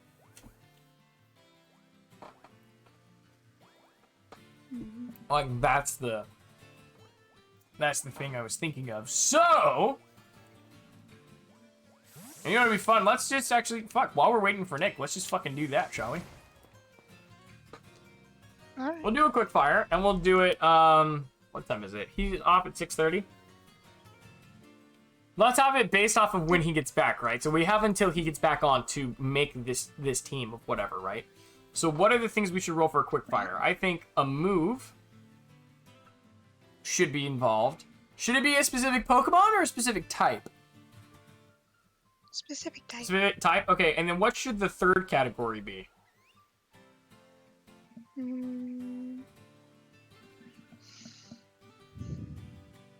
I don't know, what categories do you have? Type? Yeah, so basically we're going to roll for like a move, we're going to roll for a type, and then we got to roll for something else. Level? A level? I don't think we should do level because we usually play where we make all Pokemon level 50, so that way it's a little bit more evenly matched.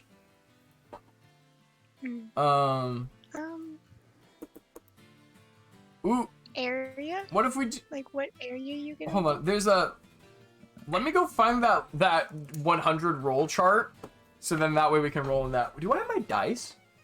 I feel like I should have, No, I have to go to the bathroom. I feel like I should have my dice on. Let's get this set up. So this is gonna be fun. Let me go find that chart real quick because I'm pretty positive it's on. I found it on Google. Pokemon challenges images, because I remember finding it there. Find your type, 50 days of Pokemon.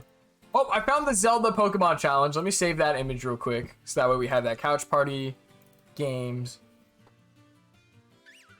and then new folder, Pokemon challenges. Cool. Bop. Save that. Find your type. There was a. Oh, here's an Avatar: The Last Airbender one. Let's save that image. Save image as Pokemon challenges. Save. What else can I find? There's a Naruto challenge. I don't know anything about Naruto, but I'll still grab that because I know probably a lot of you guys like Naruto. Save image as. In the back. Yo, hey, I found a Naruto one. Ooh, what are the categories for that? I don't know. I just got a bunch of symbols. I don't know what they mean. But I downloaded it. It's probably the Leaf Village. The Leaf Village, the Uchiha. All of Yeah, them. I got no idea. Orochimaru, all of his clan. It's probably all the ninja clans. The leaf, the sand. No, all of that's them. not what I want. I'm putting. I still have yet to finish Naruto. I checked out after the big battles. Where is it? I was like, everybody keeps coming back. I'm done. I can't like find a good like. I know what the image looks like, but obviously people upload more images on a daily basis. Let me see. I think if I start here and go to the related content, can I do that? find your type. Birthday is your birth month is your primary type, and then your day is your secondary type. That's kind of funny. See more. Here we go. But there was one where it had 100, and you had to roll for 100. Roll your theme. I found it. Okay. Damn. Why is this so tiny? It's on Pinterest? Hi, open. Yeah, continue is G Luke. That's me, fucker. Continue. Gee, Luke. Yeah, Gee, Luke, what are you doing this time? fucking throwing hands, I guess. Alright, I'd like to show me. Image not currently available. Fuck off. Are you. What? Can I open image in new tab at the very least? Okay, you know what? Oh, but now I know what it is. Pokemon, roll your theme. Okay, I found one on Reddit. Let's see if I can get it to open image in new tab. Here we go. Now I can see it. Save image. All right. Save. We're good. It's out of 100, so either I can roll a couple d10s out of my D&D box, or I can roll something else. I don't know. What would be easier? Well, I could either do a digital one, but I feel like it'd be a lot of fun to roll the dice. Roll the dice. Okay, I will. Okay. All right, where's my D&D box? No, but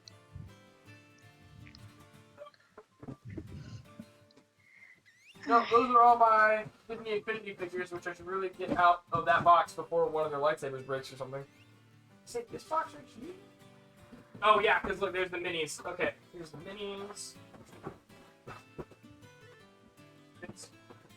What just fell? Oh, my lightsaber. Are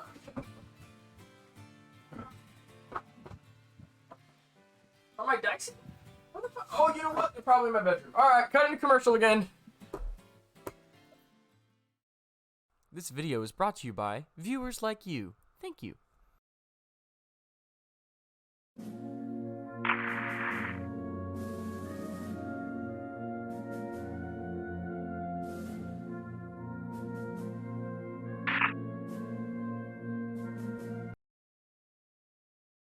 From the studio that brought you action in an orchard. And even more action in an orchard. Comes a video that's all about shooting your friends in the face. Get ready for an all new kind of video that already has been done before. Do you ever wonder why we're here? Ever heard of copyright infringement? The misadventures of Mando and Sheev. Strap into a Lego Motion that's all about talking. I don't understand. It's a freaking toy. Where are we gonna find another Mexican? The border? And Play-Doh for Guts. And after you're done watching that, go check out the behind the scenes to see how it was made. The top horizontal line is your eye line. And when that's done, you can support us on Patreon to watch bloopers and bonus features. How would you deliver that line if you actually fell down the stairs? Starring George Lucas, but not really George Lucas. Oh my god, you killed him! Master Sarcasm. How should I know? And Mexican Edgelord. It's a spell point. The Misadventures of Mando and Sheev.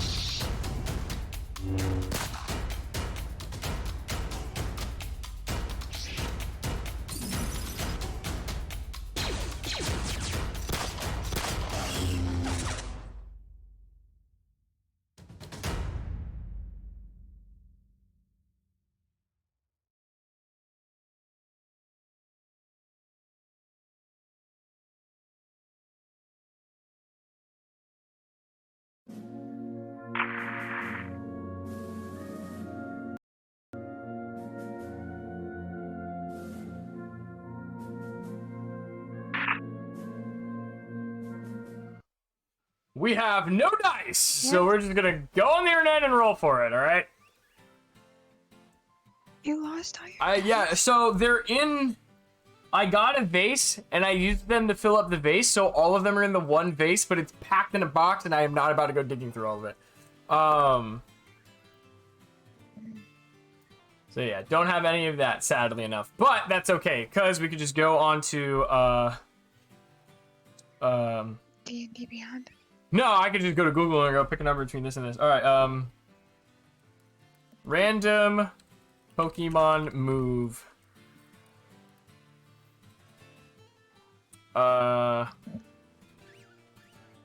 Generator. Random Pokemon move generator, perchance.org. How many unique, what? Scald. Alright, cool. I'm like, is that how that works? Wait, what? So if I were to back out of this and then click it again, is it just gonna show me Scald? No, it's gonna show me Fury Swipes. Okay. So for today's challenge, I need to find a Pokemon with Fury Swipes. I need to find...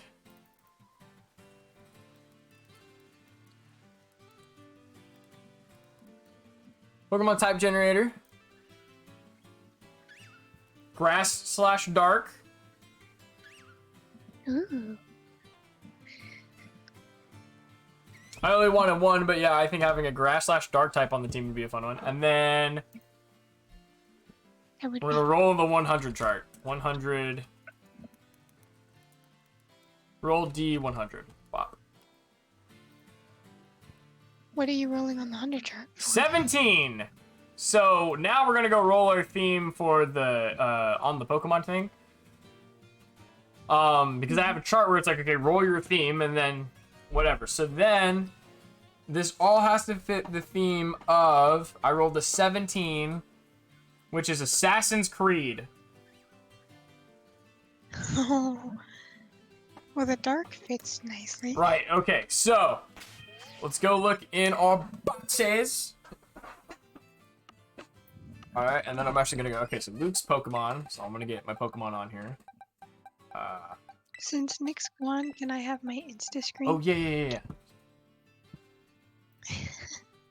Sorry about that, there you go. Okay.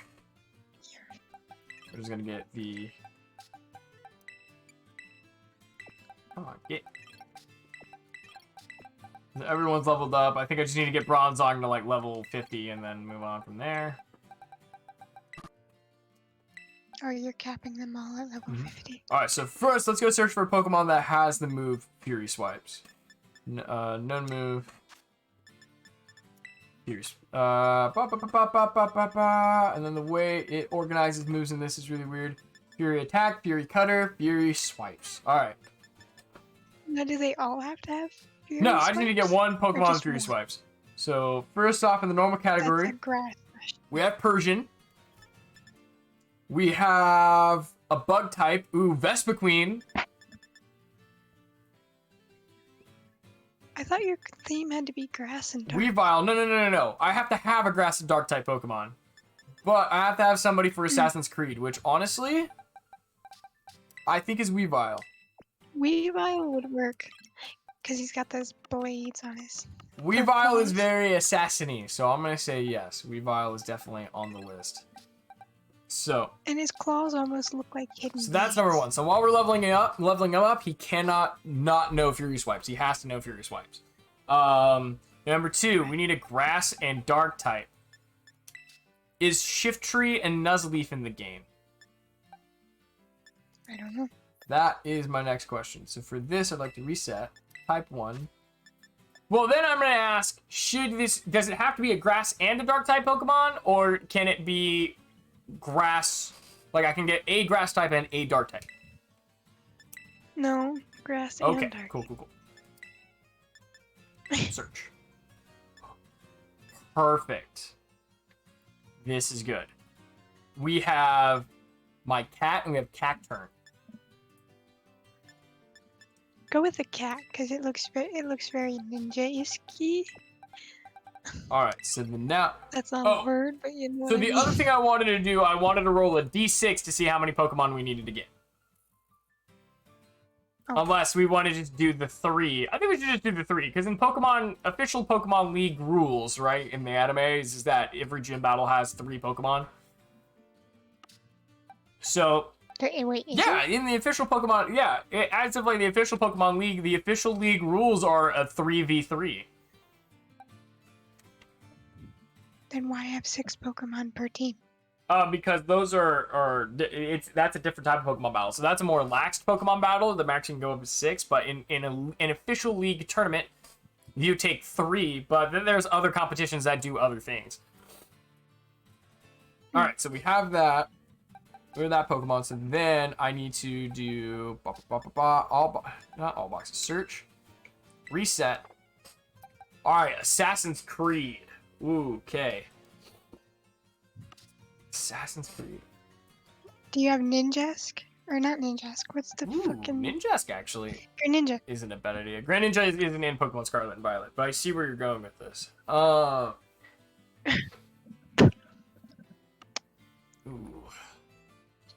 Do you have a Pokemon that sort of looks like it'd be an assassin? That's kind of so. First, I'm gonna go through the Pokemon that I've already like EV trained, because we've got Scizor, and then we got Lucario. Ooh, Lucario would be You think a good Lucario would be a one. good one? I think. Yeah. Let's take a look at what else I got. You already have a Weavile. So But not in Assassin's kidding. Creed, hear me out. They always have the Falcon Scream thing going on, right? That's So true. I think Ace right here Plus should be they part of it. That, and you can look through your bird's eye to help teleport you to places you've already been. There you go. All right, so we got our 3. We got our 3 in our little quickfire. We got our Grass and Dark type being Taquito. We got a Weavile who does Fury Swipes, and then they all fit the theme of Assassin's Creed, and so then we got our 3rd Pokemon. So I really like that. That was good. That was good. All right. That is a pretty cool thing. All right, let's go level them up, shall we? Do we have anybody who I'm already training for speed? Wait, so are you gonna battle Nick? No, I just thought this would Are be you a fun gonna little battle Nick? practice little gig here to do. And then we could do it again later. Can you refight the Elite Four as like your practice? Oh, like just take these 3 into the Elite Four? Yeah. We could. I'm down. I'm down. That'd be a real fun. Let me get my... Where is the... I want to get... So it should have an anklet, right? Power anklet? Yeah, right here. Power anklet. We'll give to that Weavile because he doesn't have one. And then... I think I want to train Talonflame and Speed. That's where we found him, right? We found him in the Speed box? Mm-hmm. Ugh, Speed is no good. We're gonna give him a mint. I have those. Give him a mint? Yeah, so... Why is his breath stink? So, no, you can change its nature, which helps, like, figure out which stats go in what direction. So for him... Red boosts its attack. I'm not really caring about attack right now. I'm more about speed, which is... not blue. Blue is special attack. Oh, regular blue. No, that does defense. Which one of you fuckers does speed? Do you have attack, defense, special attack, the pink one is special defense, and then, oh, green is speed. Okay, I was about to say, motherfucker. I'm not really worried about your defense, to be completely honest. If you're going to get hit with a move, it's going to be an electric type move, which are mostly special attack. That or ice. Alright, so we got that. We're going to go to... we're going to go over here. Because I need to hit the... Delibird Presence. We're going to go get another Power Anklet, and then we're going to go speed them up in the other ones.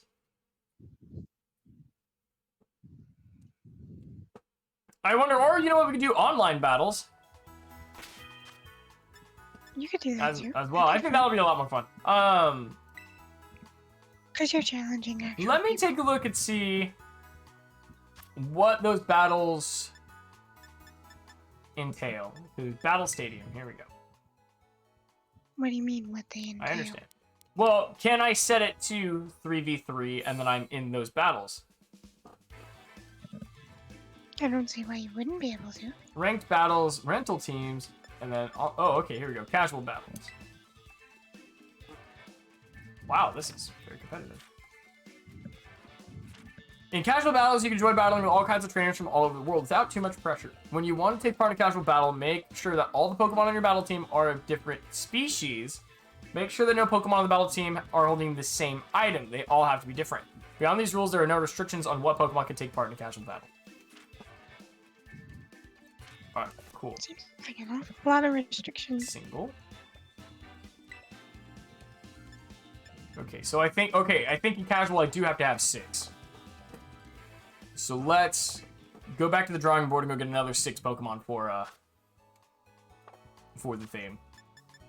Well, you can add Lucario to your team. Okay. Because he's kind of like the assassin-y style. Lucario. Well, he's about to be part of my Steel Monotype team. So let's see if I got another Riolu that we can grab. Why does it matter? Because It's like you're just doing this one for I am doing this one for fun. Okay, fine.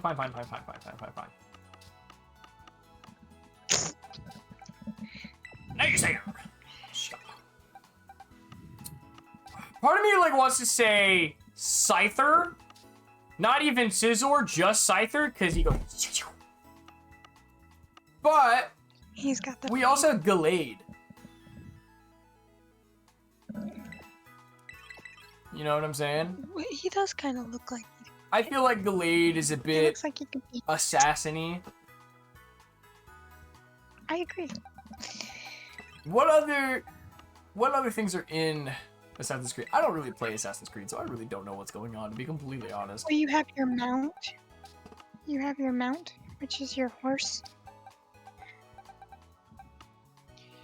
Yeah, but horses are in a lot of things. I wouldn't say that's just inherently Assassin's Creed. It's still. Assassin's Creed has that white hood. Like, that's the iconic, like, shape. I wonder if we got anybody who can fit that description. Ooh, Kricketune got those, like... You got the cult leaders. What could represent a cult leader? Kricketune's got those cutties. Although Kicks and Tricks over here looks kind of assassin-y. Ooh, I just don't know enough about Assassin's Creed, bro. Like, I played the first part of Assassin's Creed 3, but I really know nothing. well, there's a lot of bow and arrow fighting. But that won't help Ooh, you. but there is an archer Pokemon, but I don't think he's in this game. Oh, man, that blows. There's an archer. Yeah, Pokemon? it's Rowlet's full Decidueye. You could do Gardevoir for the female assassin, like the female scientist. Bisharp. Bisharp, I think, would be a good assassin. Maybe. Ooh. He looks like he can go cutty bloody. Oh yeah, he does. He looks like he could be the villain, like the cult leader's I Pokemon. think, but what other animals What is it? represent Oh, Braviary right here. I kind of want to swap out Ace You with already Braviary, to be completely honest, because look, that is like Assassin's Creed 3 is all of American Revolution. That is as American as you're gonna get. Yeah, but Ace fits more of the themes of all of them, because you always have Falcon. No, yeah, for sure. Well, we could always have both because Braviary is like the American Pokemon, first and foremost. Like, that is America as a Pokemon. But Talonflame at least gives us fire, right? So we get the fire types. Because now we have, even though we have 2 dark types, one of them is an ice, one of them is a grass, We have 2 flying types. One of them is fire, one of them is normal. And then as of the 2 fighting types, one of them is steels, one of them is psychic. So I'm down to do Braviary unless we want to keep looking. Okay. Zoa-Arc. Because he can disguise himself, and he'd be a really good assassin. That's true.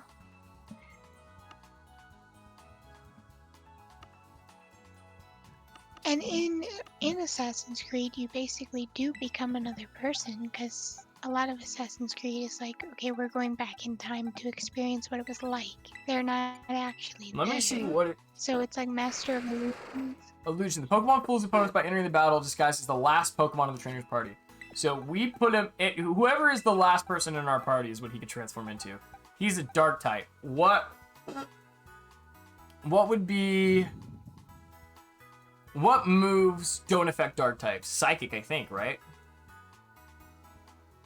I think. We put Naysayer in the back of the party, and then we put Zoroark in the front. So then they try to hit him with a psychic type move, when in actuality, it doesn't do any damage because it's a Zoroark, but they think it's a Lucario. I think that would be cool. I'm liking this.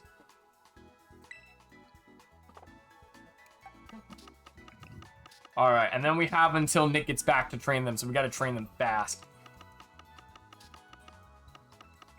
Unless he comes back at like 2 in the morning. That's also true, but that's okay. That gives us time. Alright, I'm gonna rename this box. Because he has a tendency to come back at 2 in the morning. Challenge. Okay, actually, you know. Alright, let's check out everybody's moves here. Judge, okay.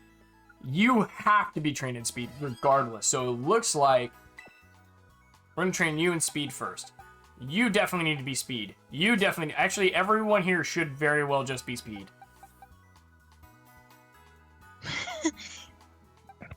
So hopefully you can outspeed your opponents. at Yes, least. okay, so we're gonna go get another speed item to boost that.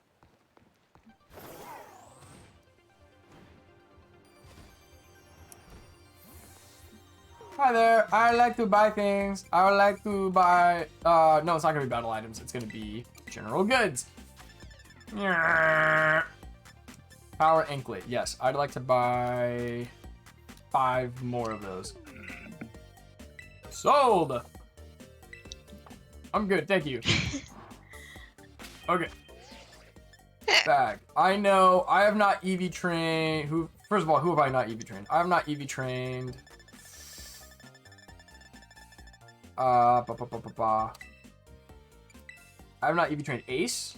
I have not EV trained Gallade. And I have not EV trained Zoa-Arc.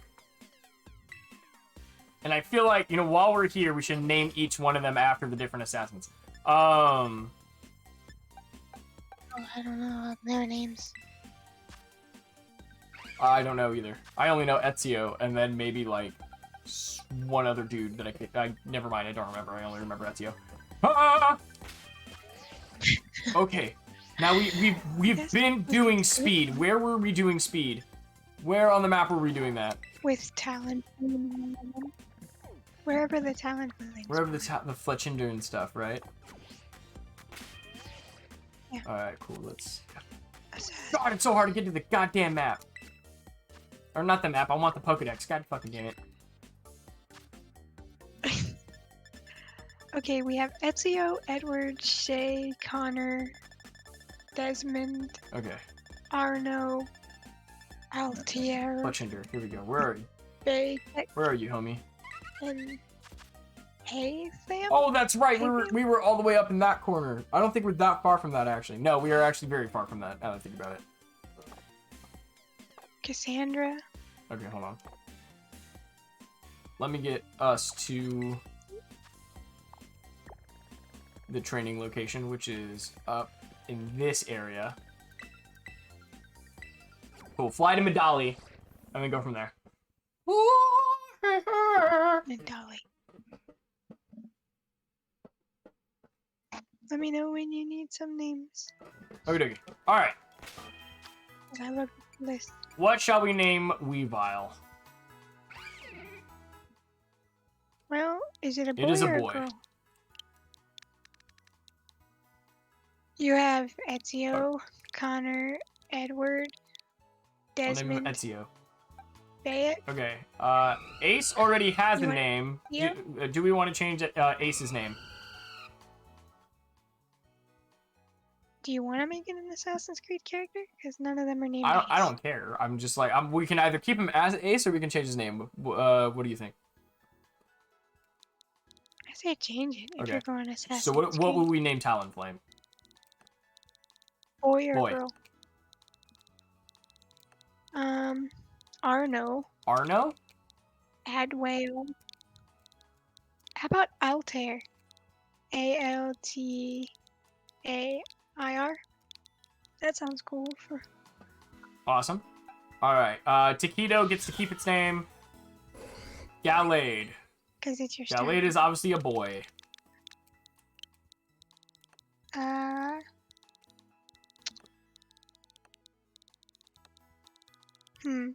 Kadar? No. Kadar? K-A... D-A-R. Hadar. Then we have Naysayer, who is not changing, and then we have Zoark. Which one best fits that one? Boy or girl? Boy. Bayek. Bayek? B-A-Y-E-K. Perfect. All right, and then we need to get Ezio a bunch of candy, so let's do that.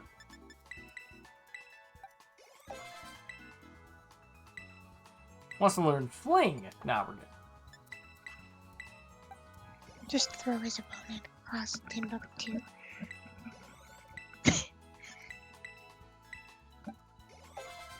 This honestly came out to be a pretty cool looking team. No, yeah, I agree. Okay, let's... Yeah.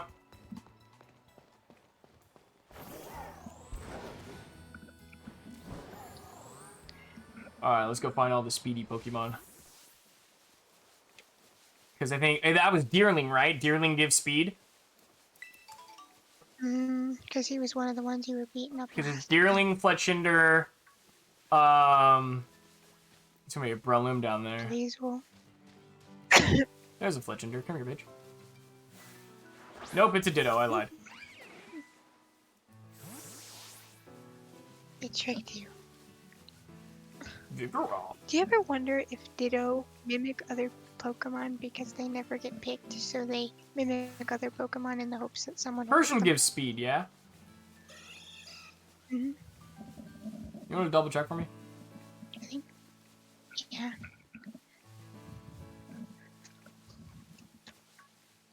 Let me. Ah! Jump up! Ezio's pressure! Run away!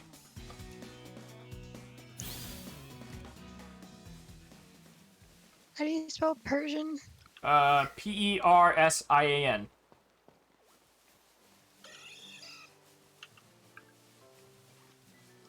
Just running in circles around this one. Oh, Persian. It gives. Is it effort value? yeah, EV. EV yield. EV. Tank group. Catch rate. Gender. Oh, EV yield. Yes, it's 2 speed. Sweet!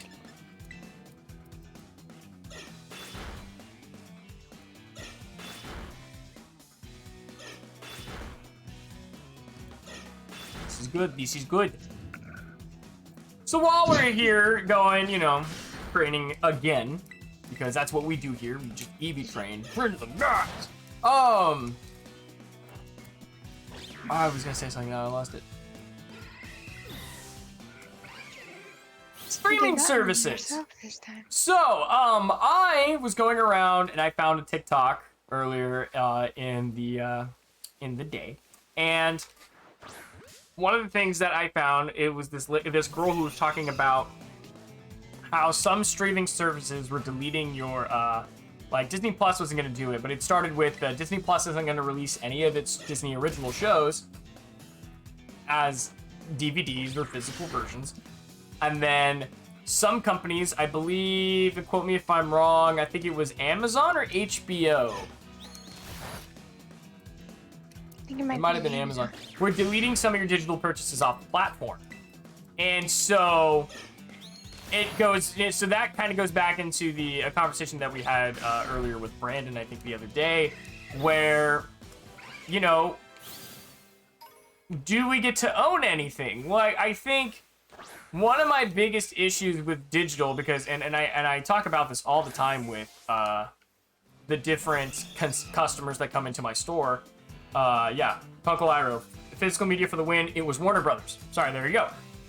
Warner Brothers is doing it. So one of the things that I struggle with digital, and that's something that I've always had a problem with, even when it was first becoming a thing. I remember talking to my dad about it. Is that with these accounts, my biggest issue is, well, what if I get my account hacked or shut off, right? I buy all these games digitally, and because one person reported me for something stupid on Halo because they were mad that I beat them, and then my entire account gets banned from the game that I just spent $60 on, right? Then all of those copies are rendered useless. And then I'd have to go get a whole new account and then buy all those games again. So, on one hand, it's cool to be able to own a game and then say, like, because, like, in Nick's case, like, he got his console stolen at one point. Somebody broke into a house, stole his game, and all of his games and his console. Well, when it comes to his digital games, he still has them. He just logs back into the account with a new console, and so the only loss that he has is the console itself, and not necessarily all of the games. I think physical media is better. Just because, I mean, yeah, sure, you could lose it, and I've had my fair share of washing my DS games, and, you know, my DS games ending up in the wash, or, you know, my original Pokemon Diamond is lost forever. I can't find it, and I've looked between 4 different houses for the damn cartridge, and I can't find it. I think I misplaced it, and it fell out of my bag at an airport. It's gone forever, but I still think digital media is for the win, just because there's no, or not digital, physical. Because now you've got these companies doing this kind of thing with the movies, and I'm like, and that really makes me upset. And especially, and then that kind of goes into the conversation of pirating, because on one hand, there's content I want to watch. I want to give you my money to own this thing so I can watch it. That one of them being Transformers, the animated series. And it's a very specific version of the Transformers that I grew up with. But I can't find it anywhere. And I went to a thrift store today and I found it on DVD, right? I found them. And I'm excited. But I had to really hunt them down. Like Transformer, because I know this is off of Paramount. If that series is on Paramount, I may go get a Paramount Plus subscription, but that leads into the problem of, what if they decide to take it down? What if they decide to take it off the platform? Because that's a show that I would love to watch.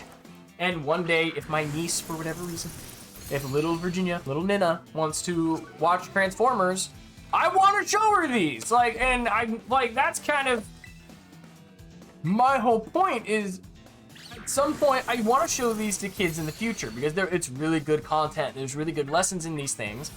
But if it's not going to exist on the platform, what am I supposed to do? You know, how do you combat that? Is the question that I'm running into more and more recently. Well, not to mention what Warner Brothers is doing is straight up theft, because if you pay $30 to $40 for a movie, that should be your movie. They can't just upright take it and not give you money Right. back. That's theft. You can't say that's the price to win a movie, because that's a fucking Right, rip-off. and it's like, and it's really insulting for me, because I'm like, I will willingly give you my money for these versions of these movies, but for you to take them from me, it's like, it's gonna make me want to pirate. And especially since I have very strong feelings about pirating movies, I don't agree with it. I don't like it. I recognize the amount of work that goes into making these movies. You shouldn't pirate, but there are shows that you can't find on other platforms. The TMNT, the version of the Ninja Turtles that I really like, I can't find anywhere. All right, either some really poor quality uploads to YouTube. I cannot find that show anywhere. But I can guarantee you, if Nickelodeon or Paramount made a complete series of TMNT Fast Forward, and TMNT Back to the Sewers, I would buy those. You would have my money. But alas.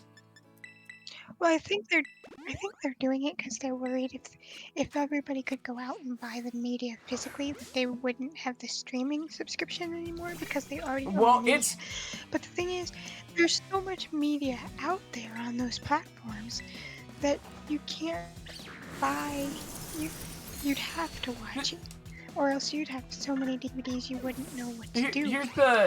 And on top of that, the streaming services make original content, and if you want to see that original content as it's coming out, you still have to use the app. So even that argument's a little skewed and stupid. And I think it's also it's still a good data bank to be able to go find movies that maybe you never necessarily thought you'd enjoy, or maybe you want to watch it but didn't enjoy. Streaming services are a great rental kind of a thing. That's great, you know, to be able to pay for a monthly subscription, watch this movie and see whether you like it or not, and then that influences whether you buy the DVD or not. So then you're making twice the amount of money because you're getting one whole purchase of me spending $80 on the whole second season of The Mandalorian, right? On top of you're getting my monthly subscription because I'm watching it as it's coming out. That's what I want to do with His Dark Materials. I love that series. HBO blew the fucking adaptation out of the water. I would love to own that series on DVD because I love that. Hey, does Murkrow get speed?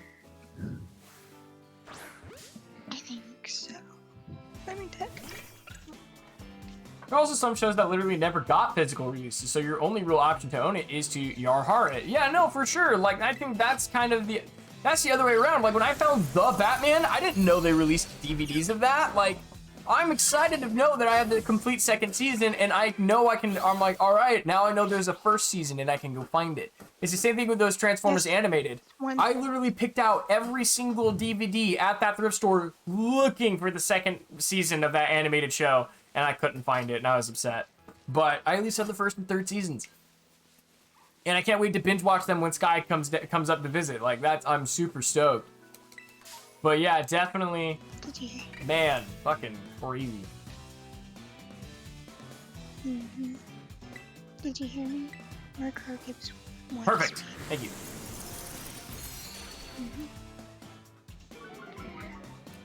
I can only find season 1 of the 2000 TMNT series, by the way. Right.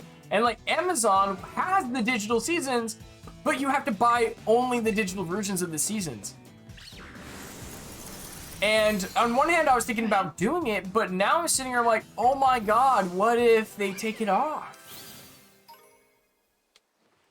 So now, unfortunately, I have to look into, I have no problem giving them the money for the show, but I'm definitely going to find a way to pirate it and save it to my computer, just so that way I have it, because I can't guarantee you're not going to take it off the platform and then take my money when I own the version of the movie, right? That's straight up theft and fraud right there. Yeah, so it's just on one hand, it's it is really fucked up to turn around and get mad at all these people pirating movies, and then you go ahead and turn around and go, well, now we're just going to make it harder for you to see this content. It's why? It's they're trying to get people. Yeah, it's you're only making the problem worse. And even if you find a site to watch stuff on, again, if I like the show or the movie enough, I will still go and buy said show or movie. It's just I couldn't find the show or movie on a certain platform, so I went and watched it online. either way, they're still getting my money if I like the show or the movie. Right, exactly. So you have to concentrate on making a good movie, putting your money into that. And then also, we're not even talking about merchandise. If I found like merchandise of that version of the Ninja Turtles, I would be buying it, but you don't. You focus on the new version of the Ninja Turtles, which is okay and that's fine. But if you can make money selling this version of the Ninja Turtles, because you have people who are like, oh, I'm a fan of the entire, like with Ninja Turtles, you can go, I'm a Ninja Turtle fan, period. And you've watched every single piece of media of the Ninja Turtles, right? To the original live action adaptations in the 90s, to the fucking live action show, to all the different variations of the Ninja Turtles cartoons and comics, because they were originally a comic. You're gonna eat up all of it. So you may as well have the entire buffet available to open. Especially when you can have digital media, but you also can't just delete it off of your platform if people can buy that individual piece of media.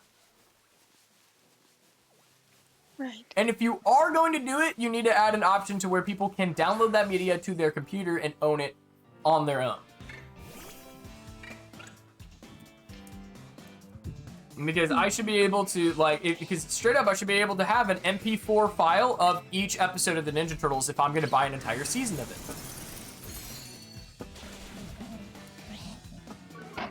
But yeah, I think it is really bogus that Warner Brothers went and did this, if it's true. Because granted, I did get this information off of TikTok. I don't know entirely how accurate it is, but it does spark the idea of having a discussion.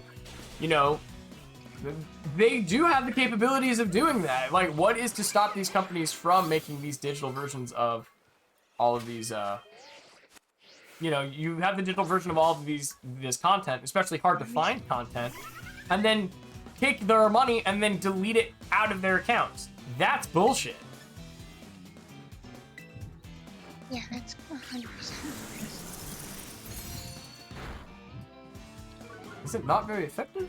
I don't know. Even if, like I said, if I do pirate something online, I'm not selling it, for one, and for two, if I like it, I go buy it. Right. Like from the store or from the Exactly. company. But it's not on streaming sites, so how will I know if I like it if I can't watch it? Like, that's most of the movies I own. I own the movies that I've watched a lot because I know I like them. Like, I have a full season of Charmed sitting in my closet, and like almost every single season of Teen Wolf, but for some reason, looking at Teen Wolf, I cannot find season 6 part 2, 1. I'm missing one part of season 6. I'm missing my favorite season, which is season 3 part 2. So it's like I can't find those, and it's like I'm so close to having the entire series, but I can't find them in any store. I think there definitely needs to be an introduction to. We really need to rethink about like what is it? Not public use. It's the public domain. I think we really need to rethink about how things go in the public domain, because on one hand, it's like, I do agree that the artists who make a piece of art can get their full share of money. If anything, I think it should go back to the old ways of doing things before Disney lobbied Congress into extending that time limit so they can keep the extensive rights to Mickey Mouse. That's number one. But number two, as we're getting iterations of all these things, because I think that's something people don't even realize. Part of the reason why we're getting all of these remakes and reshoots that I don't think people realize is because it's so hard to get to the rights to literally anything else. And every original idea is a remix of previous ideas. Like Star Wars, Aragon, and Harry Potter are all the same fucking thing. I saw that comparison. Like, I don't think people realize that. Like, Percy Jackson, Aragon, all of that shit. It is the same fucking story over and over and over again. And it's just told slightly differently. Instead of a lightsaber, you have a pen that turns into a sword. And instead of the Force, you have magic. And then instead of, you know, instead of, a fucking lightsaber, you have a wand. Like, it's the same shit over and over again. And that's okay because I would eat it up. I have no problem with that. But it's also, you get all these spin-offs, like, especially with the superheroes, Spider-Man, Ninja Turtles, Superman, Batman, because none of those characters can go into the public domain. And so these companies end up redoing, or like Spider-Man's a prime example, the only reason we get so much Spider-Man content is because if Sony chooses not to do it for X amount of time, it goes right back to Marvel, and then Marvel can do whatever they want with Spider-Man.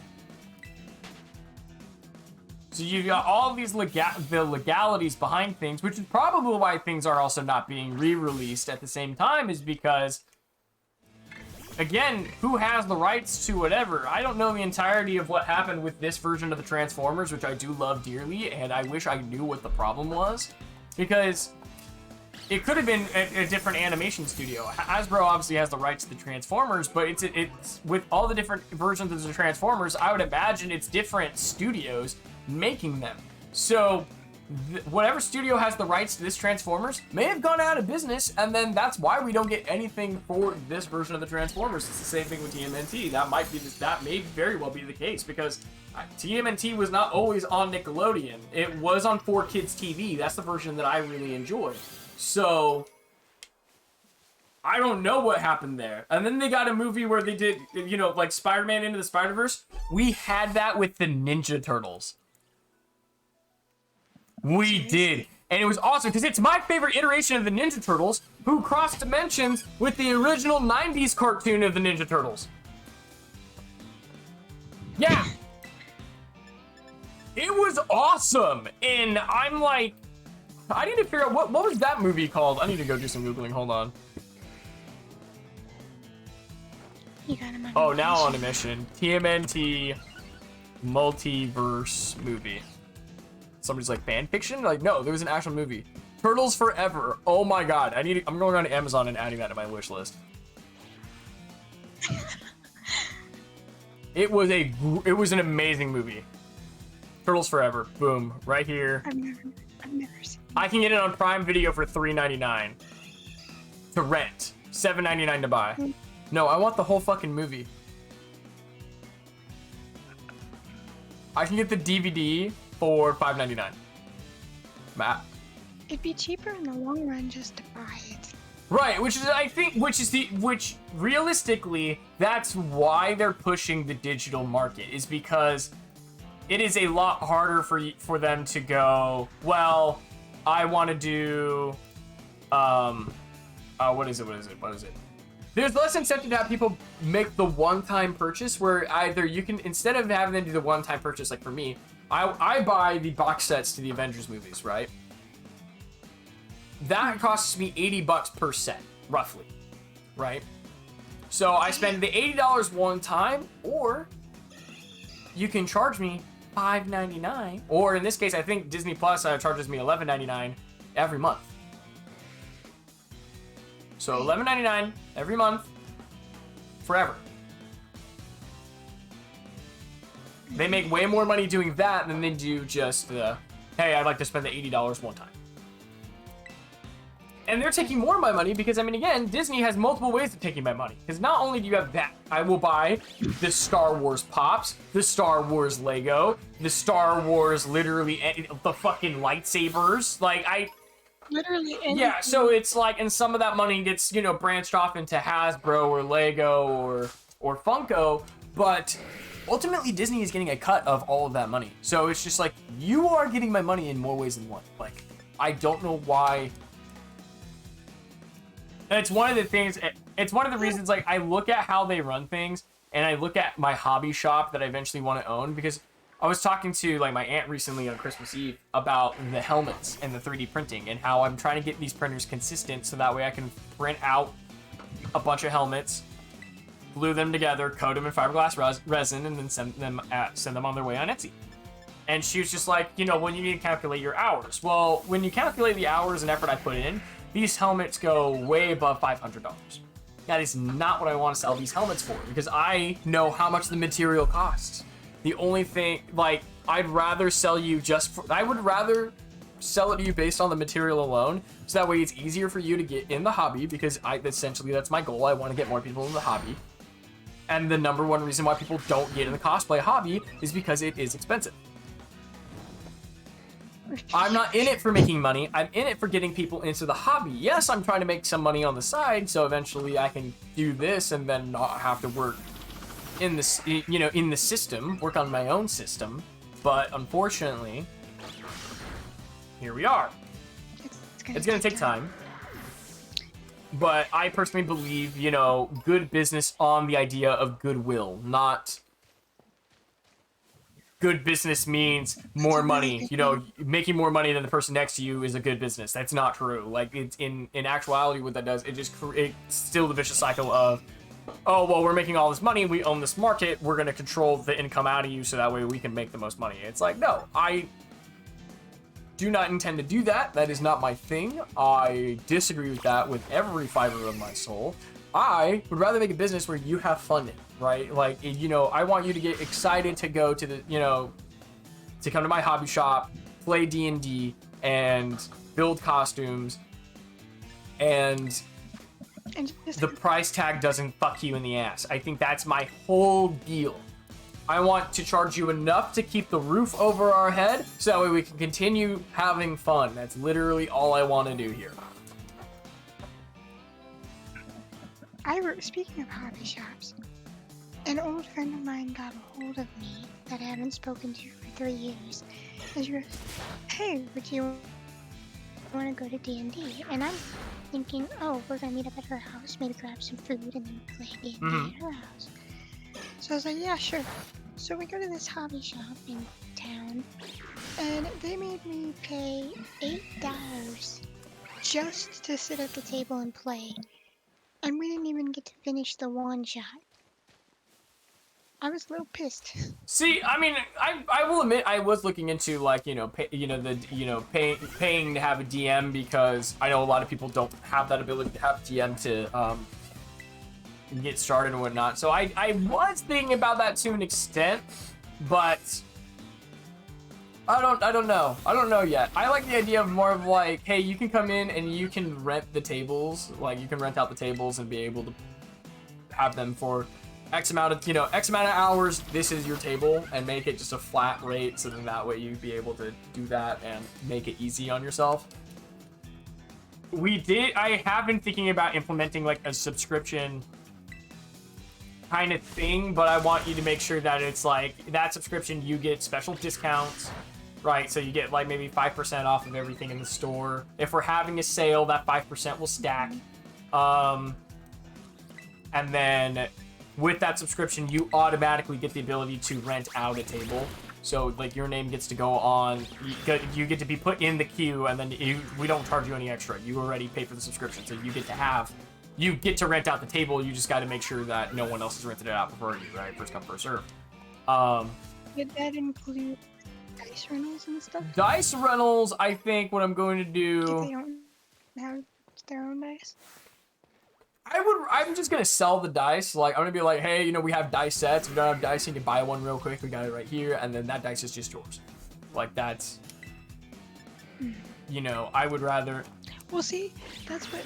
On top of paying $8 for just sitting at the table, we had to pay for dice too, which the dice themselves were like $12. No, I think, no, it's like, bring your own dice, but I think, yeah, normally, I mean, dice usually does sell for like $12 for the most part, depending on what it is, but I think we will definitely have, like... But to play and not even get to finish it for that price, amounting to almost $20, to not even get to finish is a little stupid. Yeah. For sure. I think definitely it's something... It's still something I'm thinking about. What the hard part is that obviously we're not close enough to having the hobby shop. I think if I go look at my... Oh shit, I haven't even done my budget. So, not counting this last paycheck that I got, if I look at my budget right now, we've saved up a total of like $191 for the shop. So I can guarantee you we probably have over $200 saved up for the shop, which isn't a lot. We know that it's going to start off digital. Like, we're going to make sure like we have an Etsy shop up, and we're going to sell you know, craftable stuff involving cosplay and D&D and stuff like that, but we don't have enough money to be able to go and do that as of yet. Hopefully, once we get the studio up, we'll figure out how to best utilize the space. Because we'll definitely take the 3D printers, and then that's where I'm going to have the workshop. So part of the workshop might be, okay, this is where we're going to store the product, is in the workshop as we're building it, and then post it on Etsy and do all of that. So we'll take out of that budget that I've been saving up for to get that started. So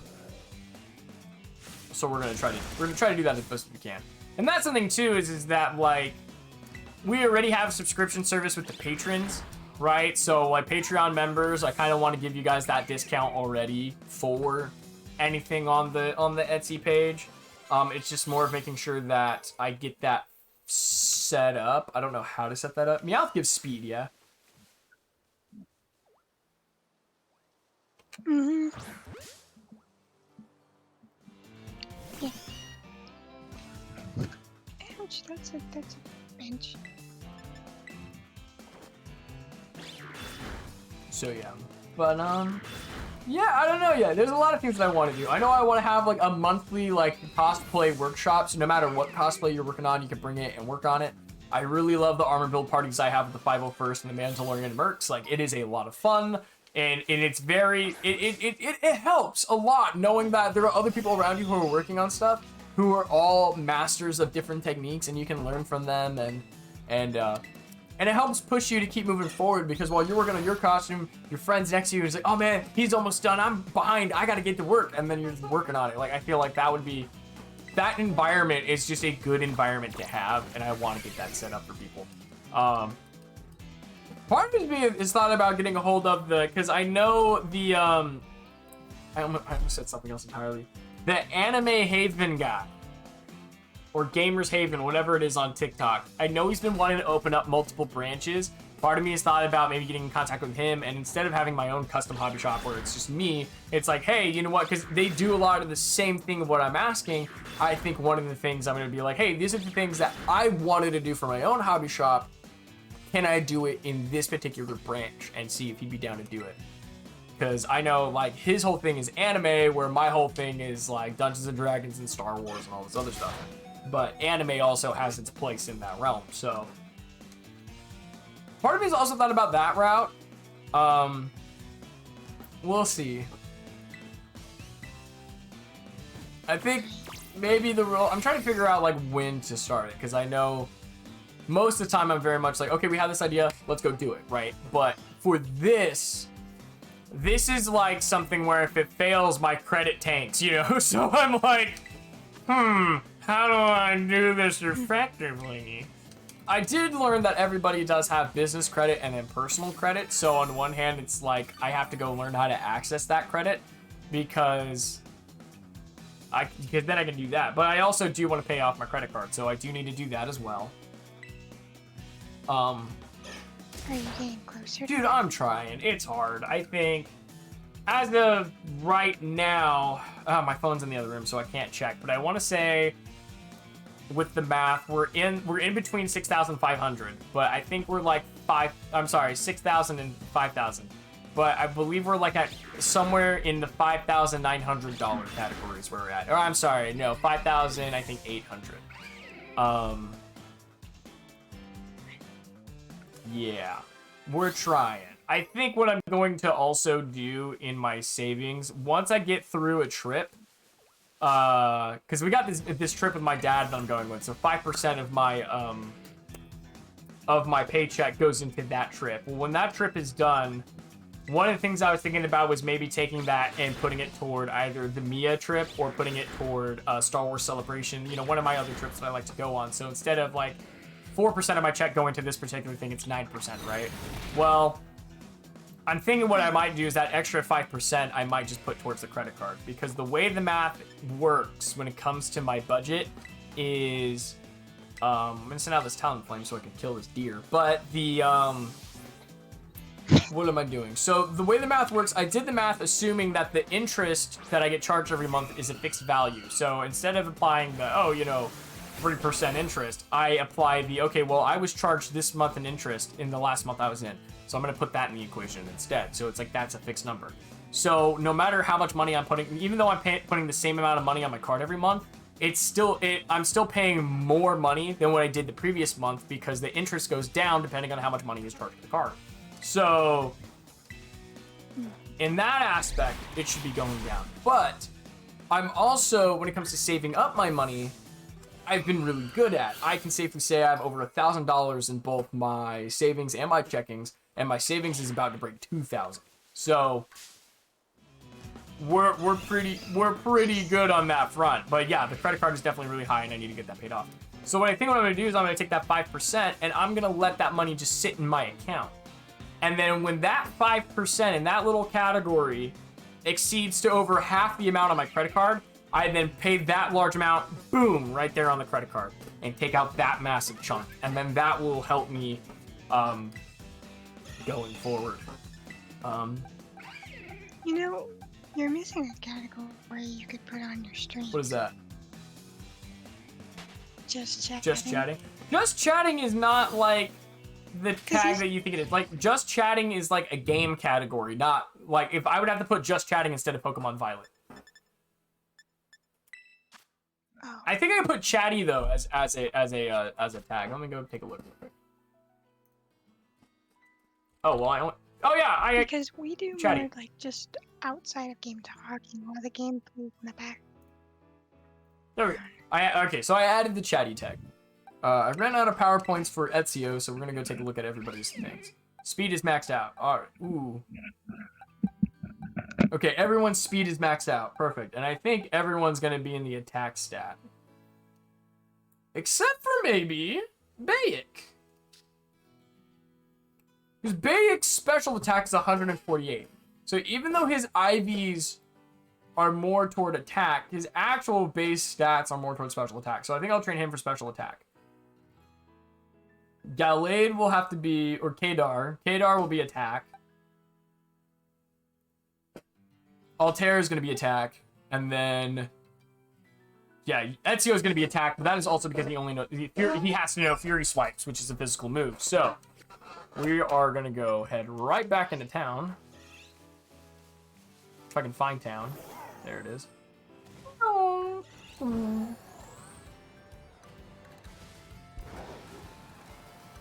And go get the attack. Go on the attack. We're gonna go get those attack items. But I'm excited. Like, I've actually had... I'm just very excited. Because, number one, we do have a little bit of an income thanks to the Patreon. Like, I think we make $18 a month on average. Is what I just saw on the website right now. That just goes directly into these projects. So, whatever's in my PayPal at the moment, I don't remember, plus what we're going to be making pretty soon on the 5th, just goes into the next project. So, really stoked for that. So, and because we're waiting on Nick, you know, we don't know how long that's going to take to be able to get to his house to go film how to play guitar.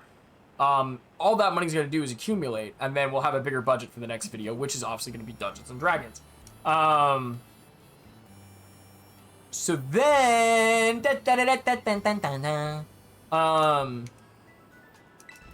I think the next thing after that, I can heal my Pokemon, is obviously my paycheck, but I've been able to take money and put it towards myself, put it towards my car. I'm getting consistent hours at work. At the last Target I worked at, I wasn't getting that. So we have consistent cash flow. We'll see, because now that we've gone through the holidays, there's still that problem of, oh man, we are gonna get hours cut because that's how retail works. But I feel okay. I'm not nearly as anxious about it as I used to be. Oh, that's good. Then held items. Bloop. Hi, I'd like to take this item and give it to somebody else who can be speedy. Speed. Bloop. And then the other ones we'll just put back into my bag. Put away in my bag. Awesome. And then I should have an attack one already, because that's special attack. That's speed. Put that in my bag. We'll actually give this to you. And then there it is. Fortress has it. Give it to Ezio. And then I need to go buy a couple more. So let's see where the Delibird place is at. Because every town should have one.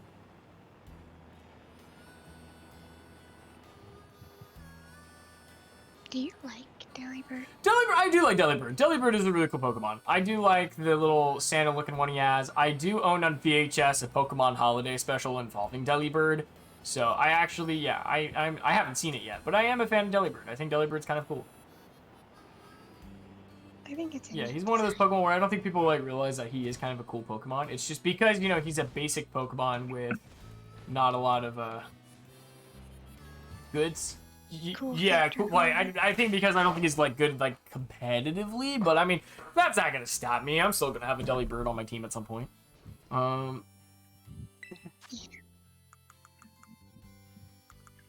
What's a Pokemon you like that most people are surprised that you like? Ooh, that's a good question. I think Piplup. I don't think people realize like I'm a big Piplup fan. Because Piplup's kind of more of like one of those feminine cute Pokemon, and I think that might be where I think that's where people would think that like, oh, he likes that Pokemon.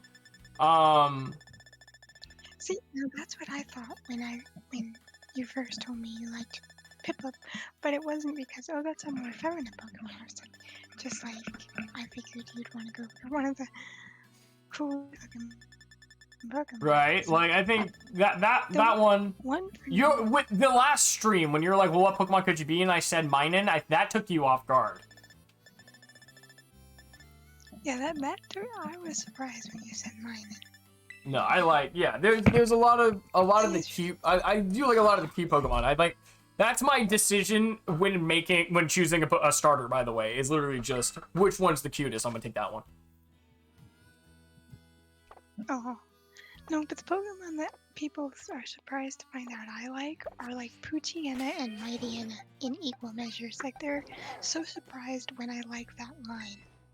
Because they're like, oh, but that Pokemon looks so angsty and you're so sweet. I'm like, it's so cute. Right? Yeah. Wow, yeah, okay, so that town doesn't have the shit that I need. What about Cascafera? They probably do. I'm usually the one asking you Pokemon-related questions. Do you have a Pokemon-related question? I really for me? don't. I'm like, I think when it comes to Pokemon, it's like it's like there's not a lot of categories. Like, what's your favorite type of Pokemon? And then what's your favorite four-legged Pokemon? I'm like, there's not a lot of for me. Because I'm like, I just like Pokemon. Like, I have a list of favorites, but like why I have them as my favorite, I couldn't really tell you. I'm just like, I like this one. But it's also one of those things, like, I don't know, like, what to ask. I mean, there's definitely, like, favorite Pokemon movies, mine being Pokemon Forever, but it's slowly turning into Giratina and the Sky Warrior. Really? That's one of my least favorite. I don't know, it's one of my favorites because it's, like, one of the things about the Pokemon movies is that, like, Ash just gets thrust into, like, these scenarios. Like, there's no, like, it just happens out of fucking nowhere. And I think one of my favorite qualities of Ash and the group, especially in Giratina and the Sky Warrior, it's like this Pokemon just needed help getting to somewhere, and they just dropped everything and helped it. And I'm like, damn, man, I aspire to be that a little bit. My favorite one is Pokemon in the Spell of the Unknown. Yeah. Movie. It goes Pokemon Spell of the Unknown because I like the whole, well, this child feels lonely, so she's using this world she imagined as an escape. And you see her escape come to life because she is that lonely. And it kind of, for me, in a way, explores the psychology of people. And for some reason, I love when things get into the psychology of things. That's one of the reasons I like true crime podcasts, is because it gets, like, in the mindset of the people and, like, the investigators and all of that. But that, for me, getting to see Molly creating this world, not to hurt people, which she does inadvertently, but because she's lonely and because she feels like that's the only way she can hold on to her father and her mother, it's like you can't hate her because she's not hurting people on purpose. She's just trying to be with her family again. And that's one of the reasons I really like that. And then my second favorite movie is Temple of the Sea. And that's because you're going on this journey to guide this Pokemon home.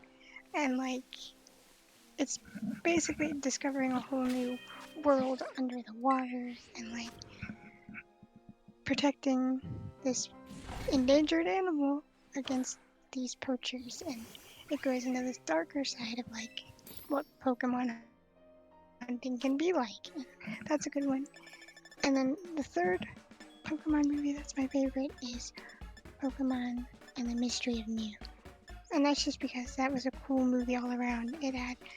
I liked the historical elements. I liked the whole like messing with aura and the whole like learning the spirituality of like the auras and like how Ash is connected to the past because he has a similar aura to Yeah, Lucario and the Mystery hero. Mew is pretty cool. I like that one. I love that stuff. Like, and also again, with Lucario, he has to get over the fact that his master, quote unquote, abandoned him, and you see him go through like post-traumatic stress and like abandonment issues and him working through that. So again, it goes into the psychology of him and like getting over those issues. And that's something like I didn't appreciate when I was younger, but now that I'm older, I really enjoy that. And I'm rambling. No, you're good. I'm just, my whole issue right now is I'm trying to fit all these things onto the sandwich without any of them falling off. Because if they fall off, then I lose the power. Lose the power. Ah! Okay. Your one weakness, toppings falling off Okay. your sandwich. I think we're good. I think we got it. Which also, Yes. Luke, that's another reason I drive you so crazy by like my call outs. Because I'm actively like looking at scenes in shows like in the Star Wars episode where they had problem and I'm like, well, time to go for the pirates.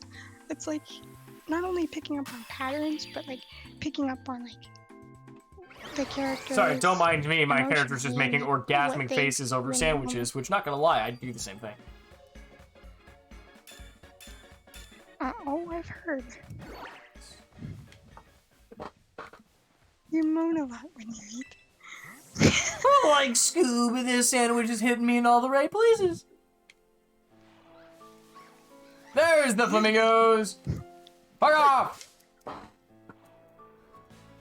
But yeah, that's why I drive you nuts with figuring Oh god, stuff I out. hate it when you do Because I that. cannot just sit still and I watch hate it when him. you do that. But you love it. You know love what? it too. I love and hate it, because one of the other things you do, it bothered the shit out of me while we were watching Mortal Instruments, but I thought it was also funny at the same time, because it's just what you do. Like, the characters will do something, and you've seen every episode before I've seen it, so you know that it's gonna happen. But they say something, and you have to make some kind of remark about it, like, yeah, you bitch, and I'm like, okay, I need to hear what they're saying, because you didn't turn subtitles on. I'm like one of the few people who actively just turns on subtitles just to bet, like, just so I can make sure I heard what I heard, right? Like, but goddamn, like, you do it so often. You're like, this bitch, and I'm like, I agree with you, but let her finish talking. Or like something would happen with the angels, and they would say something about God, and you're like, that's not how that works. And I'm like, I know, but just let them finish the monologue. I'm like, I lost half the message because your remark is louder than the fucking thing. Sometimes it'd be spot on, but other times I'm like, I need you to be quiet now. It's a good time, but goddamn. And then I just saw the links that you sent me with the Ninja Turtles. Thank you for that. I'm probably gonna have to. If they're in good enough quality, I'll have to figure out. What the actual mother of fuckery? This bitch literally just annihilated my fucking bird. Now I gotta take a turn to revive the bird. So I may then make sure he gets his effort values, you fucking whore. Apparently flamingos don't No, like they bugs. fucking don't. I'm gonna like my fucking face in a minute. No, but what was the worst instance of me? Dude, figuring it was something out where you're like, Ahsoka! God damn it. Flat out! The fucking arc with Barriss Offee, alright? I was so mad. First episode of the arc, it's this bitch. And I'm like, are you fucking kidding me? Because I didn't know. I was like, because I am a child. My brain reverts back to 5-year-old Lucas going, oh my god, what's gonna happen? And I have no idea what's going to happen. I literally shut off all forms of the brain. I do not, motherfucker. The only time I am like psychoanalytical on a movie is a horror movie, because I don't want to get scared shitless. So yeah, I lean on my film education. I'm like, all right, here's the music. It's gonna happen. It's coming up right here. Don't fucking flinch. You know it's coming. And then half the time it doesn't come. So it's just like, yeah, but like, oh my god, motherfucker. Because I remember the emotional impact it had on me when it happened, and I'm like, when it was revealed that she pulls out the 2 lightsabers, and I'm like, oh, it was this bitch. I was like, dude, I had no idea, and it took me by a complete shock, and then you're like, it's that one. It's like, oh, her? We haven't seen her in like 4 seasons. It's gotta be her. I was mad at you. I was like, motherfucker. I was like,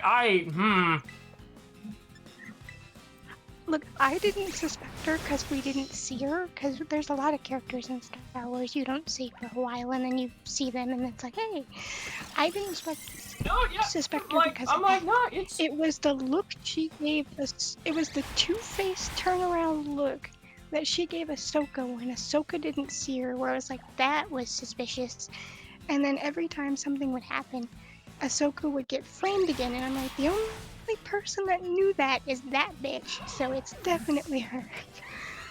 It was definitely, there were moments where I'm like, man, I'm mad at you, but also at the same time, you were the only female that calls me and goes, do you want to watch the Clone Wars? And I'm like, yeah. I remember Nick would get pissed because we'd be in the middle of a video game. I'm like, oh, sorry, Mia wants to go watch the Clone Wars. I'll catch you later. And he's like, you simp. I'm like, damn straight. And I hung up the phone and I was turning over to Discord. I'm like, let's watch the Clone Wars. I didn't mean it. Oh, no, it's all good. It's all good. Like I said, I'm like, fucking priorities, man. I'm like, girl asks to watch Star Wars. I'm not gonna say no. I can't. It's just... Quick. No, yeah, to any single female who wants to get into my pants, just ask me to watch the Clone Wars with me, with you. You got it. Done. I mean, you'll get it after the episode, but I'm like, just ask. No, but there were times when, because like we'd go long stretches without watching it, and I'm like, fuck, I really want to watch Clone Wars. And so I'm like, I got buggy with. I was worried I was bugging you because I'm like, can we? Hell please no! watch? There's no way you're gonna bug me just by asking me to watch the Clone Wars. Hi, Burb. You're doing a great job. I cannot wait for the Mandalorian season 2. Good time. I know. I can't wait either. I can't wait for the freaking Bad Batch, yo. It's coming January 4th in 3 motherfucking days. Yeah. I'm so stoked. I'm also super excited for Ahsoka. God damn it, I'm you excited. stupid ass pink bird. Fucking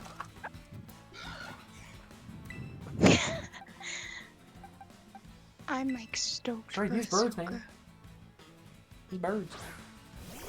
Fuck these birds. Birds.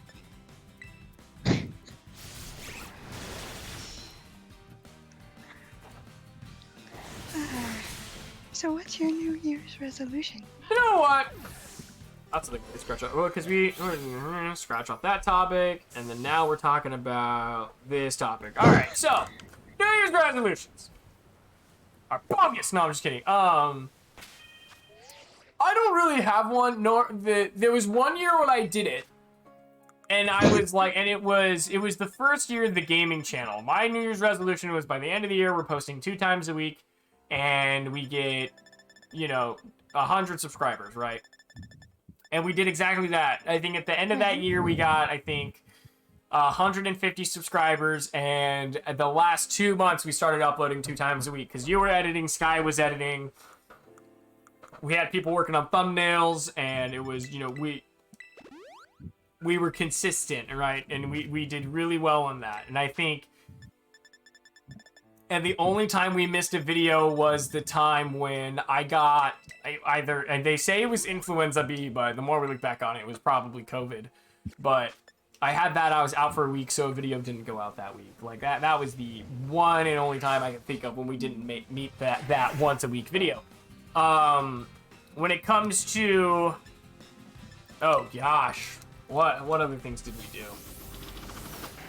I think that was the New Year's resolution, and part of, I do think you're right. I need to go back and look at like, well, what are my goals? What are the ideas that I have, the directions I want to go with everything? Because I think having an idea of like, all right, what are the goals and what can we realistically do in a year? And I think that's a good idea. I think having that moment where it's like, oh, maybe once a week I do a VFX shot, right? I do a VFX shot that I didn't know how to do, and I learned how to do it.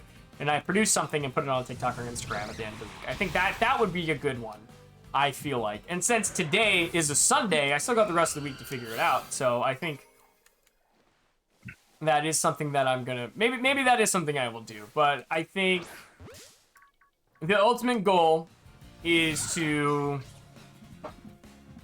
oh man, how do I put this? Because I have a 6-step life plan, right? Step 1, go to Star Celebration, cross that off. Step 2, pay my debt. Straight up, that's literally where we're at. Pay off the credit card and pay off my student loans. I'm not surprised.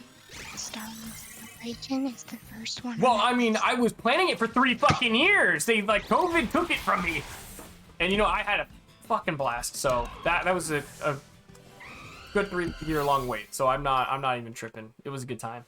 But I think, step 3 is, getting my own place. And, depending on how this studio thing works out, it's now going to become, it might turn into I move out of here and into that area, which will be really cool. Or at least, because then I can, everything's in one spot, that at the very least. But Grandma has made it very clear she does not want me to move out. She really likes the fact that I live here, so I don't know. We'll see. We'll see. She's awesome. But yeah, we'll definitely see where we're at, because I do want my own place. So step 3 is getting my own place, and then step 4 is living the dream. How do I accomplish my dreams and goals? And part of that is the Lucasfilm and all that. And part of it may be like, and the other half of it could very well be, maybe I do need to switch those steps around and, accomplish the dream and then move out. Because if I accomplish the dream, then that allows me to get the income I need to move out, right? Whereas if I move out, then I'm kind of locked in, So maybe that's something I need to take a look at and see what's up. But I don't know. Like I said, it's kind of, when it comes to goals, it's really hard. Because on the other hand, I also know that, when I make a plan, life kind of steps in, right? We have a plan of the next few projects. Well, I want to do Mando in Chief. Well, then we couldn't find the iPad. And then, well, let's go do how to play guitar. Well, then some stuff happened behind the scenes I can't talk about, but it ended up postponing the shoot, right? God forbid when we get into Dungeons & Dragons, I have no idea what we're going to run into. But, like, that's, it's definitely like, so part of me is like afraid of setting goals because I don't want to not achieve them, because the feeling of not achieving them fucking sucks, right? So I have the goal, but I don't have it on a timetable, and that's kind of where I've been stuck at. But I do think it's a good idea that I reevaluate and go, yeah, all right, you know what are at least the goals for this year? What are some small goals that we can realistically achieve within the year? That I think is a good sense of direction. Oh my god, it's throat chop. That's what he's hitting me with, you rat bastard. For me, I don't usually make a New Year's resolution because you never know what life's gonna throw at you. But I think this time around, I want to grow my YouTube channel, which I'm working my ass off at, especially now that shorts are a thing. And just, I don't know, having someone to spend the year with. Trying to, like, get over that. Like, for me, I used to be a very extroverted person. Like, I would talk to people all the time. It took 22 years of my life to say, fuck people, I'm done. I want to get over that and actually have the voice to talk to people again without feeling like if I open my mouth, I'm gonna get stepped on. Yeah. Because, like, It's a I'm tired of motherfucking it. Staraptor. Come here, bitch. I'm gonna fight you. being afraid to make friends. I'm pretty positive Staraptor gets 3 attack, if I am not mistaken. I thought you were going for No, I'm going speed. for attack now. We got the speed. Speed's good. Yeah, I think it gives attack. Staraptor. EV. Because it's either 3 attack or it's 2 speed and or 2 attack and 1 speed. No, it's straight up 3 attack. Alright, you're going down, bitch. One of these is the highest move I have. Steel Wing is the most powerful move I've got. We're gonna use that straight up. Oh, it's using Brave Bird. Oh, so you're gonna hit yourself, homie. That's fine. Steel Wing, biatch. Okay, that barely did anything. So we are going to change tactics.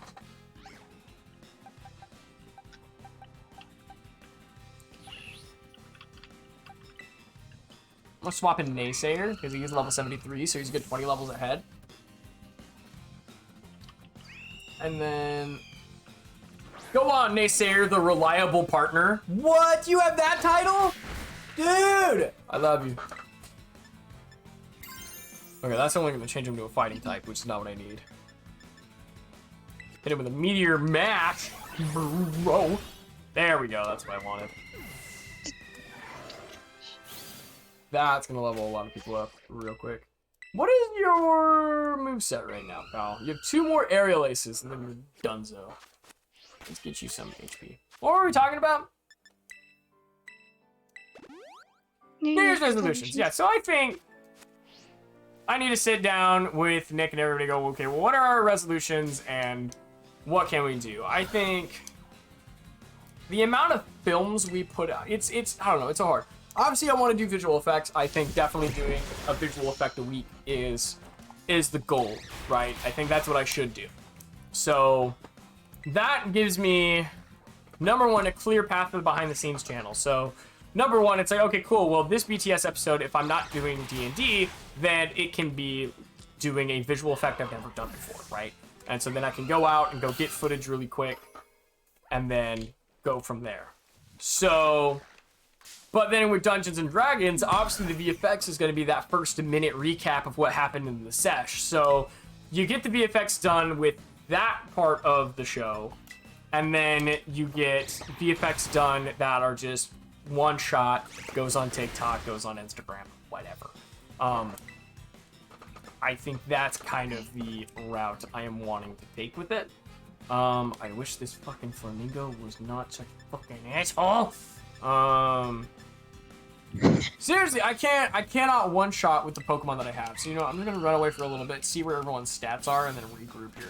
Because the problem with these bracers, it cuts your speed in half when they're holding them. So you're getting all of these boosts, but you're definitely not getting the speed. So I think I'm gonna put Lucario up front, but I'm gonna take a look at everyone and see what their stats are.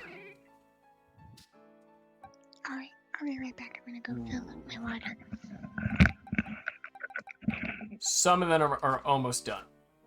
But you're good to go. So I can actually change held item. Or I can at least put away held item. Alrighty. Let's keep going, let's keep going, let's keep going. What is the marker route? We're at just about 3 hours. Okay, so if Nick doesn't hop on I might have to call him and be like, yo, hey, broski. Fuck! Oh, well, actually, Halucha might be a good one. I'm gonna look at Halucha. Halucha EV. 2 attack, perfect. Luckily, most fighting types are usually, yeah, it is, attack, because that's what they do. They punch you, so physical attack would make the most sense. Whereas flying types normally give you speed, but Staravia is very aggressive, so once it evolves into, it goes from Staravia to Staravia, it is attack. Shinx is also attack.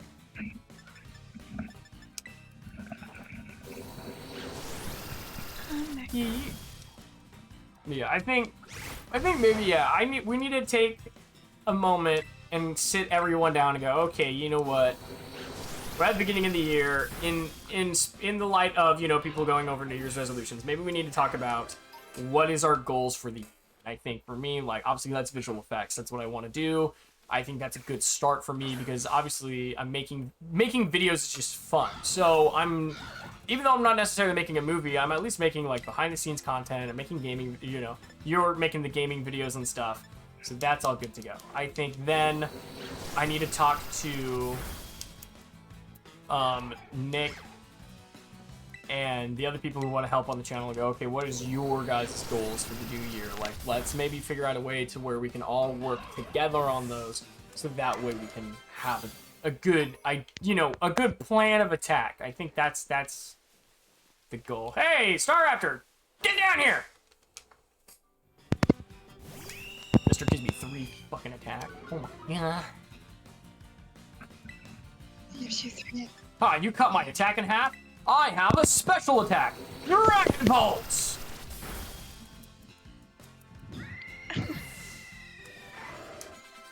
Perfect! So yeah, so we've hit the 3, in 3 minutes we hit the 3-hour mark, so we'll call Nick and be like, yo, where the hell you at, homie? Because yeah, he should have been here by now, and he's not. Because he said he was either going to get off at 6:30 or 7, and it's now 7:57. He might have gotten overtime.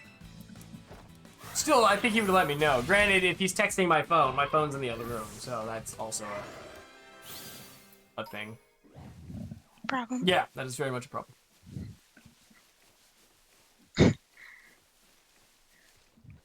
But we can at least... So what shows or movies coming up this year are you? Indiana Jones 5. I am fucking stoked, okay? Like, I don't think you realize how excited I am for Indiana Jones 5. Hold up, they're making a You haven't seen the trailer? Oh my god, we're watching the trailer after this. Oh my god. I can't. We're getting Indiana Jones, Mando Season 3, The Bad Batch. I think Ahsoka comes out this year. We're getting... Is Across the Spider-Verse happening this year? I feel like it is. I think so, yes. Yeah, so we're getting that this year. I'm stoked for that. That one's exciting too. Dude, there's so many things going on. I'm excited. And my list is short. But also, like, things can change. Like, I still haven't seen the second Avatar. I really want to go watch it.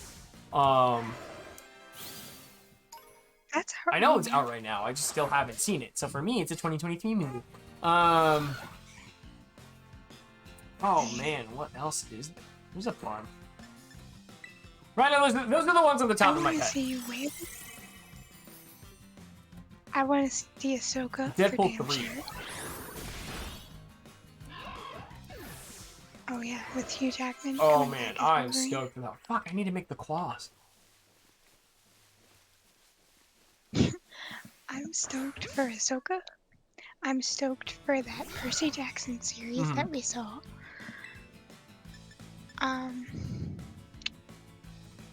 There's supposed to be a live-action Avatar: The Last Airbender coming out. Yeah, like that's a good idea. Oh well, there's an Excited. Avatar movie coming out, isn't it? Like an animated with the original cast and stuff. I think so. I heard something about that. I believe we are getting that. That one I'm kind of excited for. Oh, you know what? Transformers, The original. Primal or whatever, basically Beast Wars. Stoked for that, man. Where am I at? What am I doing? That's about it on my list. Yeah, I was gonna say, the list is not very long. I think, wait, are you... no, not yet. This one. Hi. I'd like to check your summary again, sir. Okay, so you're good. So the only one left really is Weavile, who is very close. So we can change held item. Well, not change held item, but at least put away held item. Boop.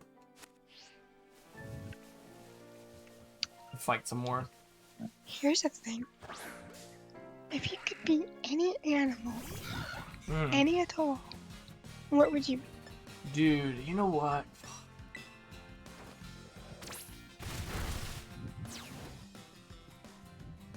I don't know. To be completely honest. It has to actually exist. Well, yeah, I know, but like, my thing is I mean, like my almost immediate response is a mouse, and then I was like, there are way more things out trying to kill me. I would say maybe. And then I was gonna go, well, a dog, and I'm like, dogs don't have that long of a lifespan, and that's usually hit or miss, you know. Because it all depends on, you know, your life depends on the owner that you get, right? Which I guess is the same for any animal. Man. Oh, maybe a cat? Because then I can just sit around and be lazy all the time. You know, I'm like, if I wanted to be a dick, I could. And like, what are you gonna do? I'm a cat. Are you gonna beat me up? No. So, I own you, bitch. So that's one option. Another thought I had was a bird, because I like the idea of riding on people's shoulders, but also, again, cats. Yeah, I don't know. It's a... Not entirely sure. I don't think I'd want to be an animal. I think I would just say no. Look at you. But that's not the I point of know, the question. but I think if I absolutely had to pick, I think cat. I could still ride on people's shoulders. Like, there are cats that are capable of doing that. I'm mostly protected because, yeah, you get all of the, either the fights I have are going to be evenly matched against other cats, or, you know, dogs at least can't climb trees, and cats are extremely dexterous and fast. And then, for the most part, yeah, I can just, you know, find a good human and then just get on their stuff. And just kidding, I would never. But cats are also really good cuddlers, so I'm just like, and that's what I like to do.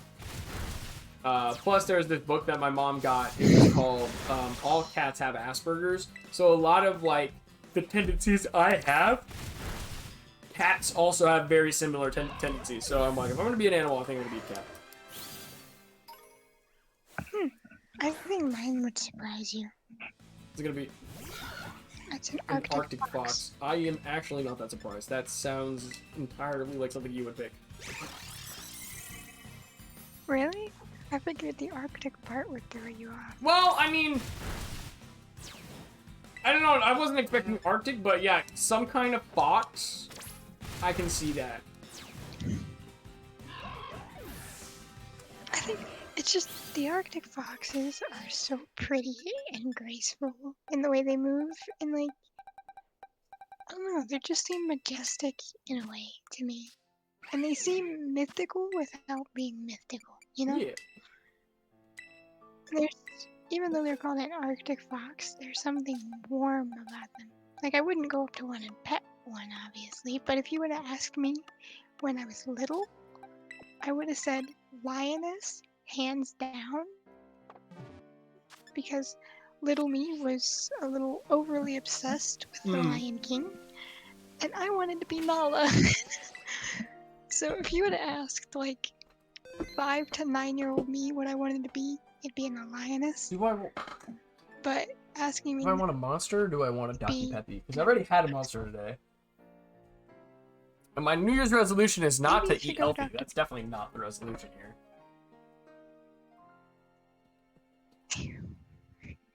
Well, you get away You with know what? it I'm gonna do while you another can. monster because you know what? I don't have work tomorrow.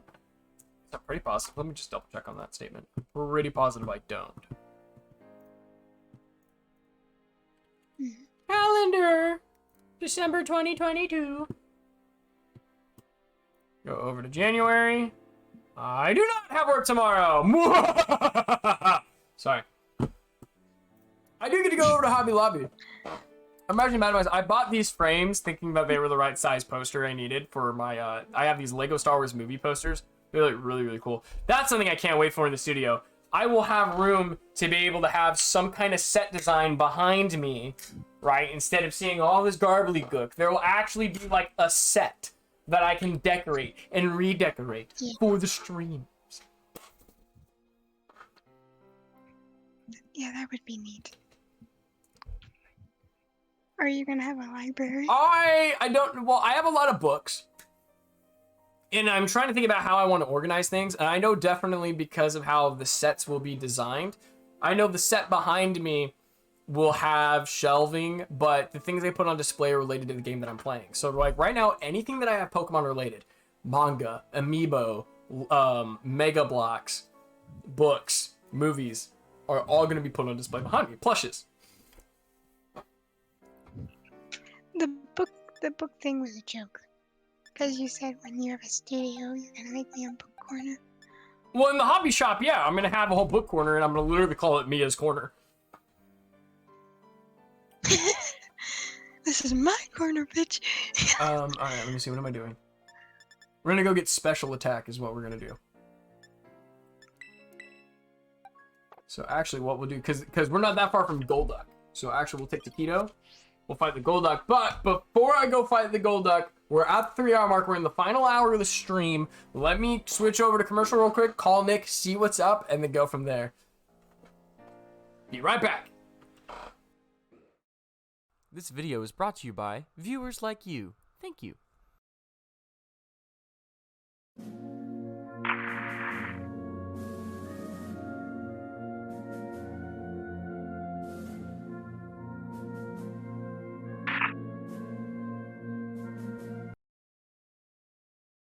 From the studio that brought you action in an orchard.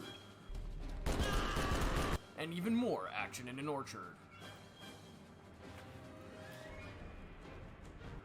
Comes a video that's all about shooting your friends in the face. Get ready for an all new kind of video that already has been done before. Do you ever wonder why we're here? Ever heard of copyright infringement? The Misadventures of Mando and Sheev. Strap into a Lego Motion that's all about talking. I don't understand. It's a freaking toy. Where are we gonna find another Mexican? The border? And Play-Doh for Guts.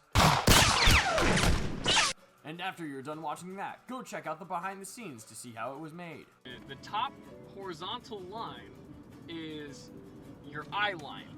And when that's done, you can support us on Patreon to watch bloopers and bonus features. How would you deliver that line if you actually fell down the stairs?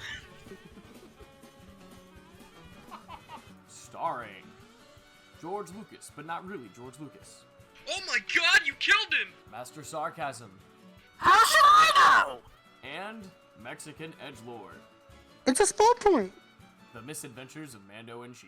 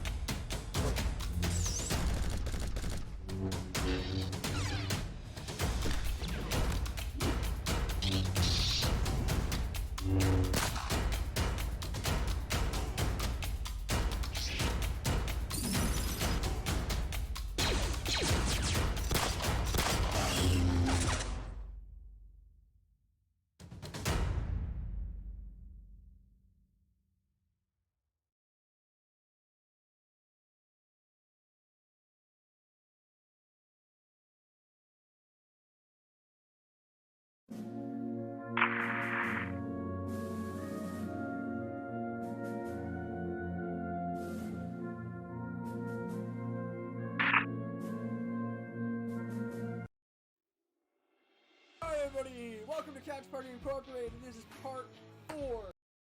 Hello and welcome to Minecraft. Rock, paper, scissors, who wants to be the killer? Hello everyone and welcome to Luke and Sky, the Minecraft guys. That's not cheating, that's using your assets. Now we just need to find 4.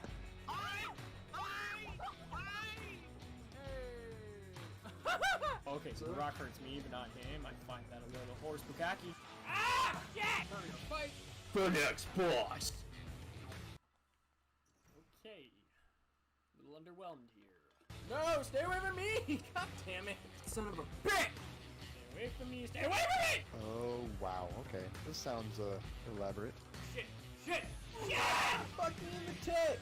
Hey guys, it's your boy Skinny Penis here, and about 30 to 45 minutes ago, I just beat the fuck out of my meat. I only hope that you'll do that.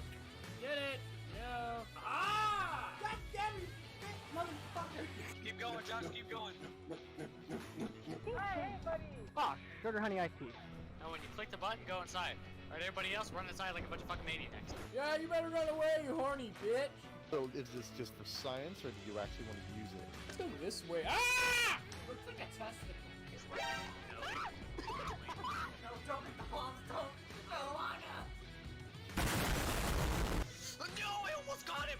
Just get one of them! Hurry up! Stop playing video games and play instruments in video games. I will use Jark Pulse, which is 20 damage. Jimmy, we're gonna find Jimmy! Oh, god damn it, you stole my kill. Alright, Rocket, come here. We're shoving this down your goddamn nose. You know who I am, because I don't. Help. Whoa, what happened? What's happening? Ah!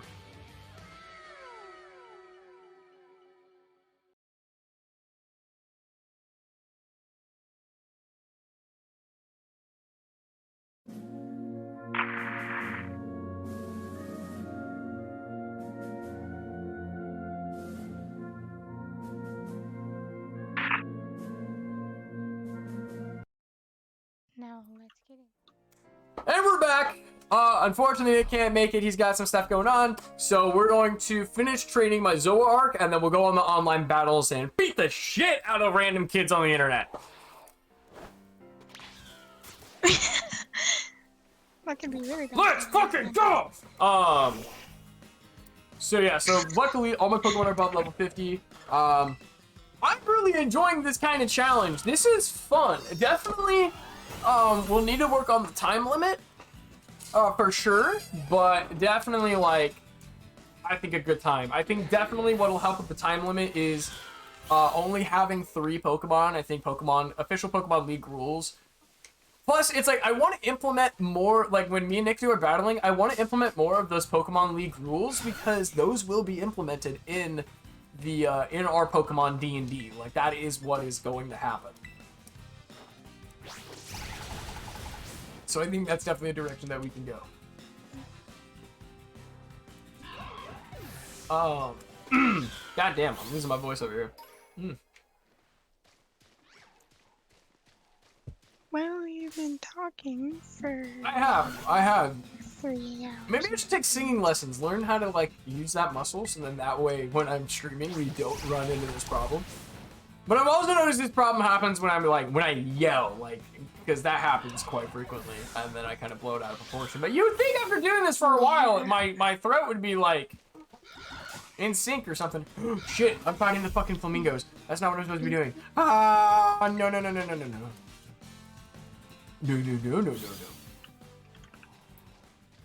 So let's actually... There's a Golduck right there. Come here, homie. Woo! But I think this is a little fun challenge. I think using the 100 chart is a good idea. And then maybe that's when we use the charts, is in there. And say, like, if we land on one, because I mean, it is 1 out of 100, right? Well, let's say if we run on something like let's say if we do it next week, right? And we have our battle and it lands on Assassin's Creed again. Maybe that's when we go, okay, we'll just choose one of the other types that we have, and we'll just go down the list and do maybe like a Hogwarts or Avatar first. I'll let Nick pick.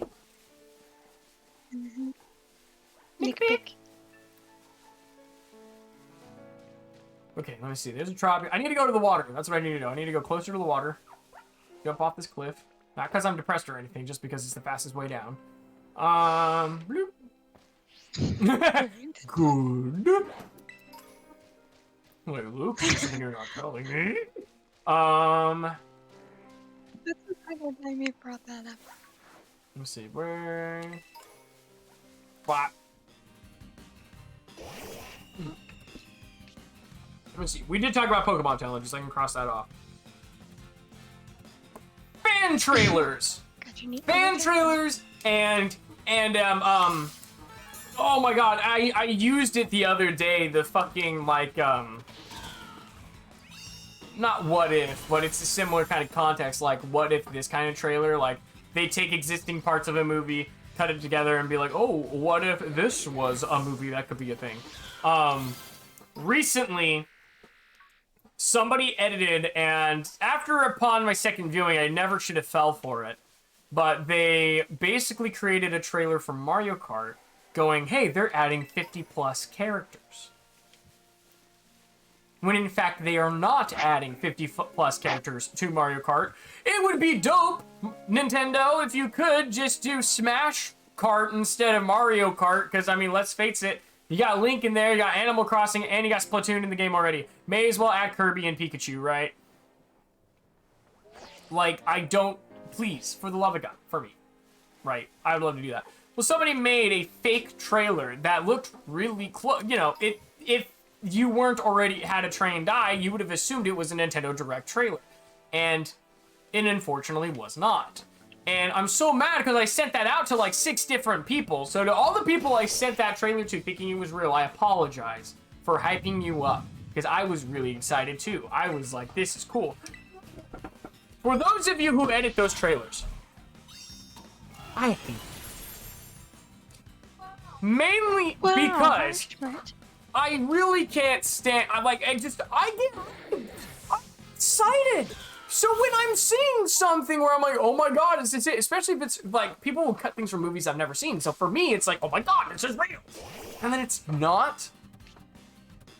Man, I want to punch you in the balls because I literally get, I hate that feeling of getting crashed, you know, getting excited and then crashing down, realizing that's not a thing. Like, it really makes me upset. Like, it really, and it is my fault, really. I shouldn't be getting that excited for something, but when it, you know, it's when it's something I care about and I'm super stoked for, yeah, I'm gonna get excited. Like, I can't help it.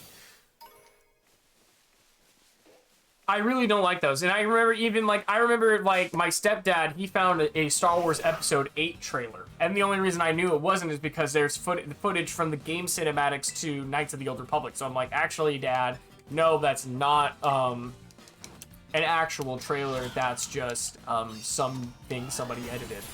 That is not the actual movie.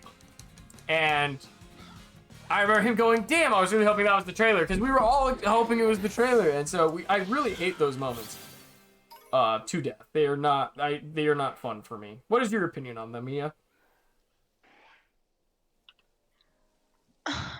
My opinion on the fan trailers? Oh, that's, I don't hate them. But there are some, because, like, obviously there's a shit ton of work put in those shows, and the people making them are really talented. But, like, there are certain times where I'm like, fuck, I wish this was real. And then other times I'm like, that was a cool trailer, but I'm glad it's not a real movie. And then, a lot of times I'm like, that's a brilliant idea. I wish someone would get on the ball and actually make this a thing. And, like, there are potential for those fan trailers to get enough momentum where someone actually goes, oh, wait a minute, that should be a thing. Let me make it a thing. And, you know, it's kind of a double-edged sword because, yeah, you get hyped for certain things, but, like, you don't want to be mad at them because the people put so much effort into them. And some of the things are like, I think what it ultimately comes down to is, like, how do you label it? Because when you label it and you post it going, oh, this is a real thing, I lose my shit because either A, you're lying, or B, you don't realize it's fake, so you think it's real, and then you create a hype train. Because I think that's what happened on TikTok. Somebody took a clip of it and going, hey, look, this is doing a thing. So that way they could get likes and get good on the algorithm, and then they can go do their own shit. But on YouTube, it's the same thing. It's like when you go Star Wars Episode 8, da-da-da-da-da, and then it's not. That's when I want to hit you. Because in the title, you should specifically be saying, this is not a real trailer, it's a fake trailer, or a fan trailer, right? But if you do not explicitly say it is a fan trailer, at that point, I'm like, no, I'm not a fan of you, and I'm going to dislike your video because you misled me. Like that, I don't like being misled. So when you... I don't think a lot of people do that. Like, a lot of people literally put, you know, Episode 8 trailer or this trailer, and it really annoys the shit out of me because, like, even, like, online blogs and articles where it's like, wow, this is like an official website that, that actually reports things. Here's the trailer, and they come to find out, no, these stills are not from a trailer. This is either Photoshop or something, and no one did research, or the person who initially made the initial post that they're now writing articles about didn't explicitly say, this is not the real thing. It bothers the hell out of me. Because on one hand, it's like, I mean, I've edited a trailer of Lord of the Rings to make it look like a comedy. I didn't do it well. I mean, I tried my best. I did get a good bunch of laughs in the class that I was a part of, but, you know, the idea was to make it look like it was a comedy. And I believe I even put in the trailer, putting in the title, turning Lord of the Rings into a comedy or something like that. Let me go pull it up and fact check myself real quick.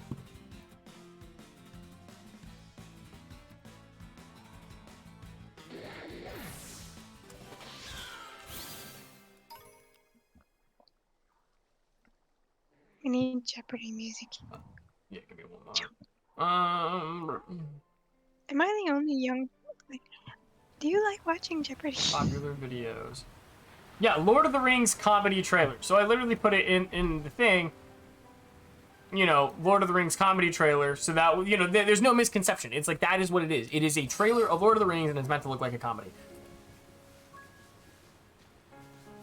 And then there's a difference between fan edits, where people will make, like, these really cool music videos to existing content. Like, there's this Marvel one where it's, like, it's in the end, and the cuts are really, really well put together, because not only do they cut between all the different moments in the cinematic universe, but they'll continue the momentum. So, like, let's say if somebody's flipping around, like Captain America's swinging his arm backward, like this, well, they'll find another cut of a different character doing a similar motion and cutting to that. So in the edit, even though there's a cut in the middle of it, there's a continuous motion you're following.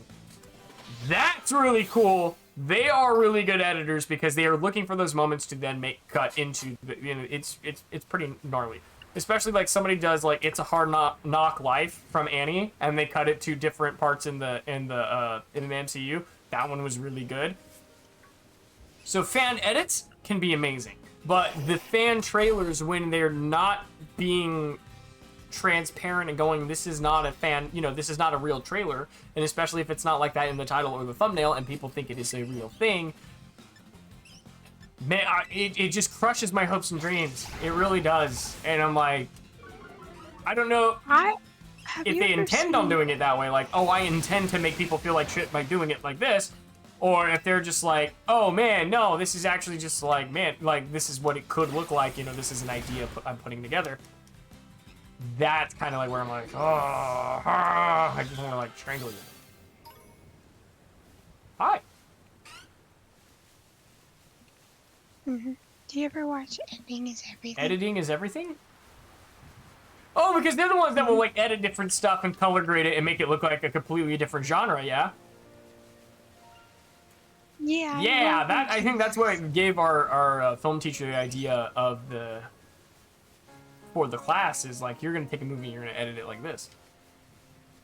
Which was really smart, because that made you really think like, well, how can you contextualize certain things, you know? Oh, there's another Golduck. Come here. Mm-hmm. Come here, Golduck.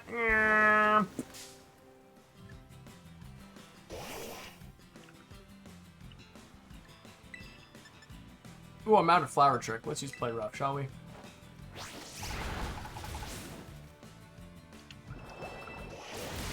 Ooh, damn, that was a violent hydro pump.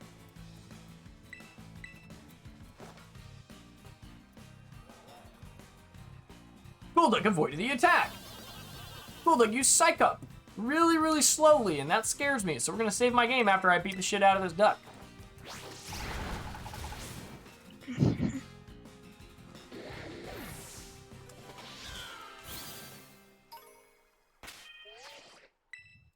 Saving game.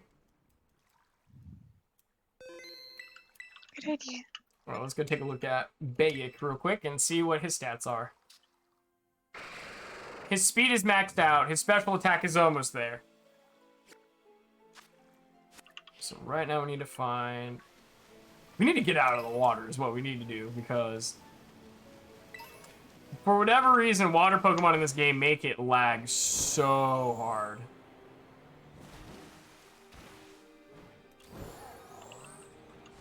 I wonder why. Probably because of water. I don't know, yeah. It may be the water physics. I'm not entirely positive on why they do it like that. Let's go ahead and make another sandwich. Because I think the only water Pokemon that respond here are literally Golduck and Slowpoke.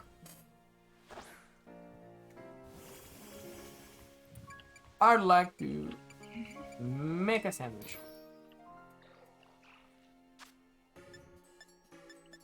Alright, and we're looking for Encounter Power Water.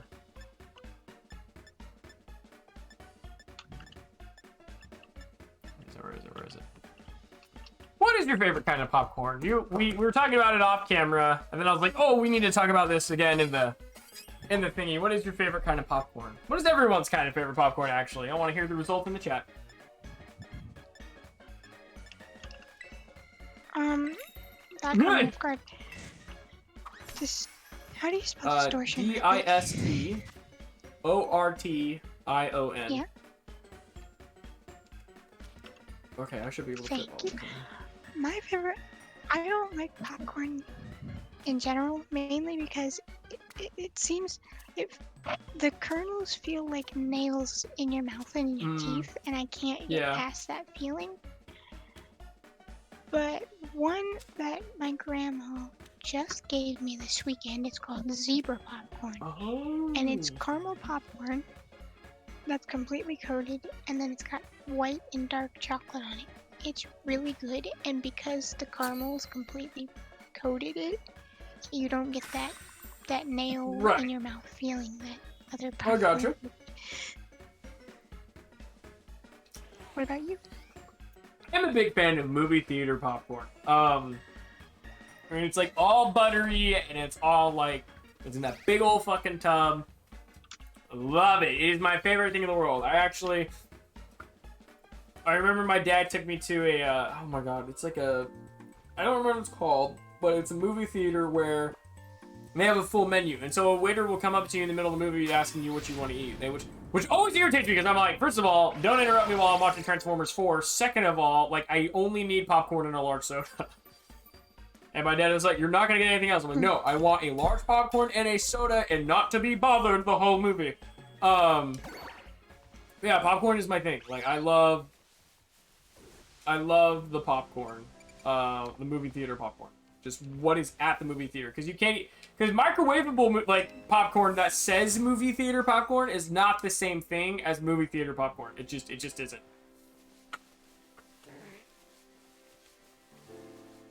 But I think that is my favorite popcorn. Although I've been wanting to try out, like, the zebra popcorn you were talking about, because I know during the holidays we get a lot of that kind of popcorn, and I was literally looking at some and I'm like, that looks delicious. And I never bought any, but I'm kind of regretting not buying any.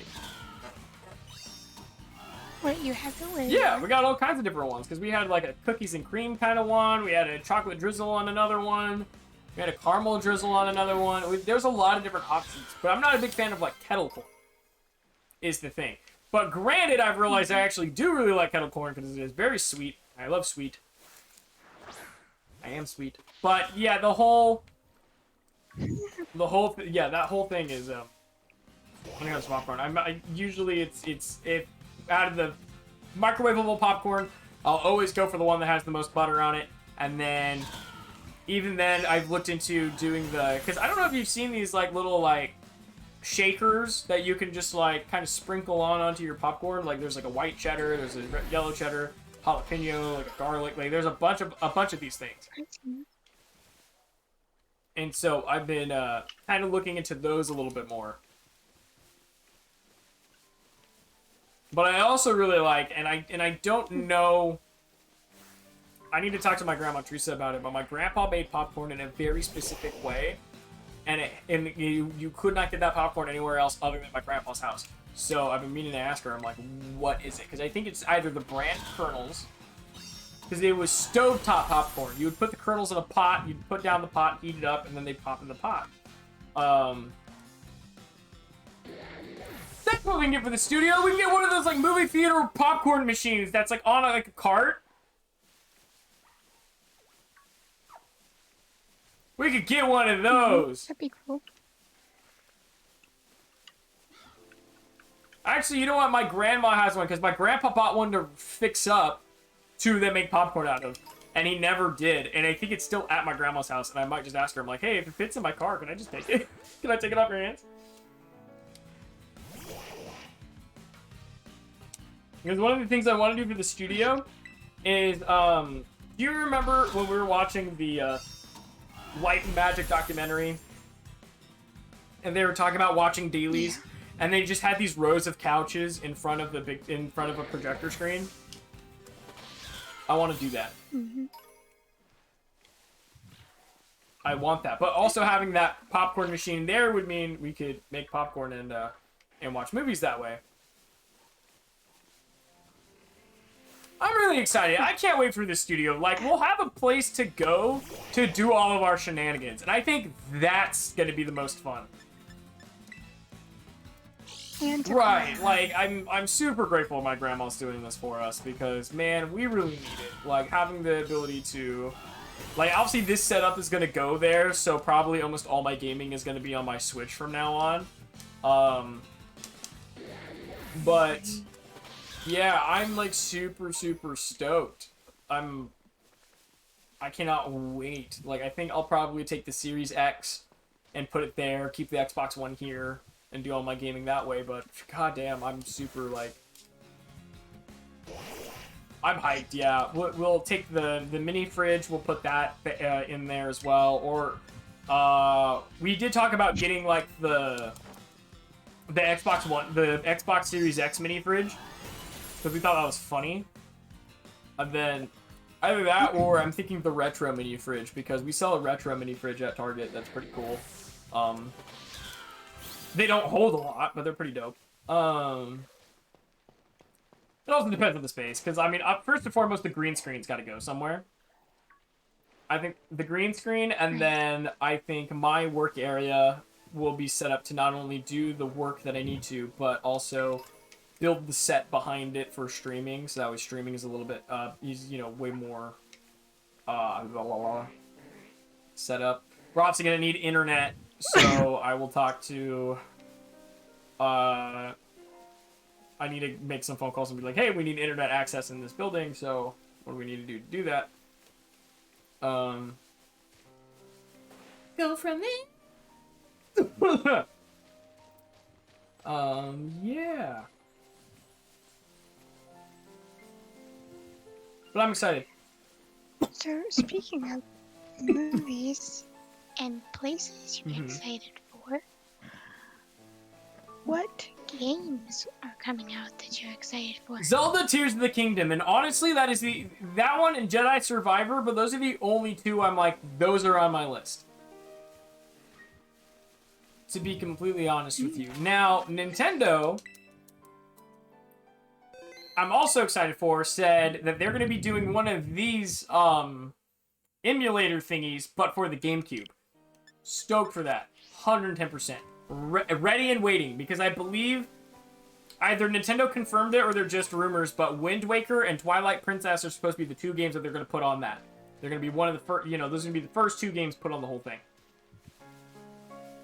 Losing my fucking mind. Cannot wait. Super excited. I am ready for that. I want to play more Zelda. Going forward, when we finally switch over to Dungeons & Dragons, more of the fantasy stuff will be happening. more fantasy gameplay. So we'll switch over from Pokemon and probably play. I really want to play Twilight Princess, to be completely honest. I think I might just go invest in getting a Wii U, getting my old copy, and replaying through Twilight Princess because that is a fun time. Are you ever gonna finish your Skyrim playthrough? Skyrim's one of those games where it's like, you'll never beat Skyrim. There's just too much to do. But I think playing some Skyrim will be a lot of fun. I haven't played that in a very long time. I know. It was like when you first started. Yeah. You know, I think Skyrim's also one of those, I don't know. It's like, I'm more like, I really want to play more Zelda. Like, I want to get back into Breath of the Wild before Tears of the Kingdom comes out, because I want to get to all the shrines. Like, you can get, like, there is a tunic for this version of Link. Like, he has his own hero's tunic. But you have to accomplish all of the shrines, which I haven't done. And part of that is because I don't Google where the shrines are. So, I'm going to probably try to figure out... I want to do it without Googling it. That's like my main thing. Oh, there's a TM over here. Any anime coming up? Any anime? Not really, to be completely honest. I'm not gonna lie, I've kind of fallen off the anime, like, stuff. I think there's ones I need to finish. I still haven't finished Fairy Tail. I still haven't finished Attack on Titan. I know Sword Art Online came out with the 3rd season, and I haven't seen any of it. Seven Deadly Sins Season 3, still haven't seen any of it. Yeah, I'm currently, like, I have fallen off the anime boat.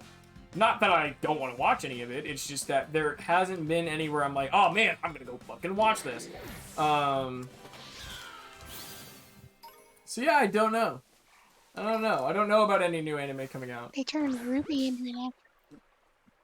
Yeah, like, I'll probably watch that one with you, but I know that's big. It's because you're a big Ruby fan, and I'm still kind of getting into it. It's very short with only 12 There's episodes. old anime I want to watch. I have volume 1 of this anime involving Wolverine, and it was really dope. And so I do want to find volume 2 and continue watching that. I think I have that in my Amazon wish list. And then I have... What's the anime called? I believe it's just called like Wolverine. Like, it's just called Wolverine, and it takes place it starts off in New York and then hops around. I think it ended on this mutant island or whatever, but it was just a Japanese anime, and I didn't know Marvel gave out the rights to that. There is another X-Men anime that was really, really good that I enjoyed watching. That's on Netflix, or at least it was. I don't know if it is still there or not. If we can find that, I'd love to binge watch that one with you.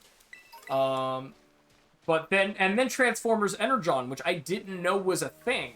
So I'm gonna watch the episodes that I bought. I'm waiting for Sky to come over so we can binge watch a bunch of Transformers, because I can guarantee you we're gonna binge watch Beast Wars before the movie. But I do want to watch Transformers Energon, because I did not realize Transformers had an anime, and I'm really stoked, because I think I've said before I'd love to see a Transformers anime, and now I finally have it. I just didn't know it already existed.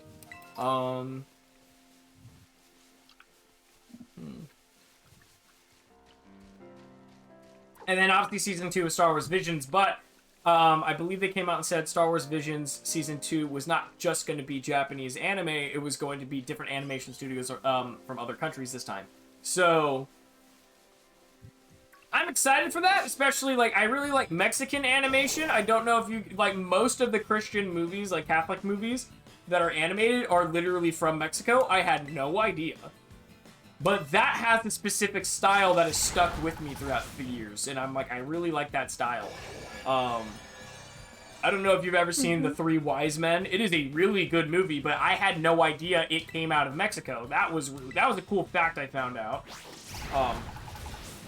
Yeah, it's a good movie. I'm like, I don't know how to explain it. I really don't, but it's good. A good movie. And then there's... But yeah, out of Japanese anime, I'm not entirely sure what I want to watch next. Partially, it's like, because the only time I really sit down and watch movies is with you, Mia, so it's just like, unless if it's something that you really want to watch, I'm probably, like, not going to throw it out there, unless if it's something maybe I've seen that you haven't. Like, have you seen all of Full Metal Alchemist? Okay, I will be more than happy to rewatch that with you, because that shit was dope. Really loved Full Metal. Okay. Gladly will rewatch that again.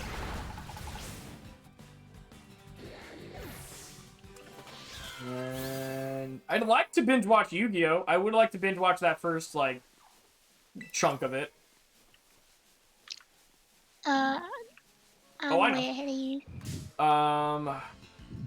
Like, I'm Dinosaur on- King. I have yet to finish Dinosaur King. Sonic X. I would love to binge watch that one with you. Wait, didn't we start watching that? I think we watched it for a little bit. We stopped for whatever reason, but I think it's because we keep hopping between different things. I don't even know. Because we haven't finished Andor. We haven't finished Ruby.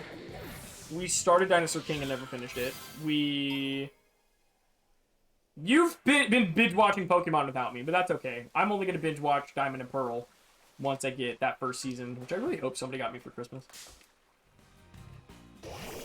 Luke, I started binge watching Pokemon before. That's we also met. true. But I'm gonna binge watch Diamond and Pearl because I will have a notebook out going, okay, where are they on the map and what Pokemon have they met in those areas, especially that are wild Pokemon.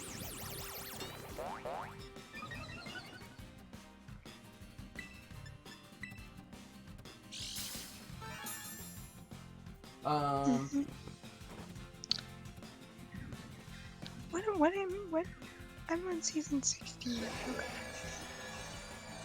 Yeah, I don't know. I've been in like now I kind of want to own all of the Pokemon anime now that it's over.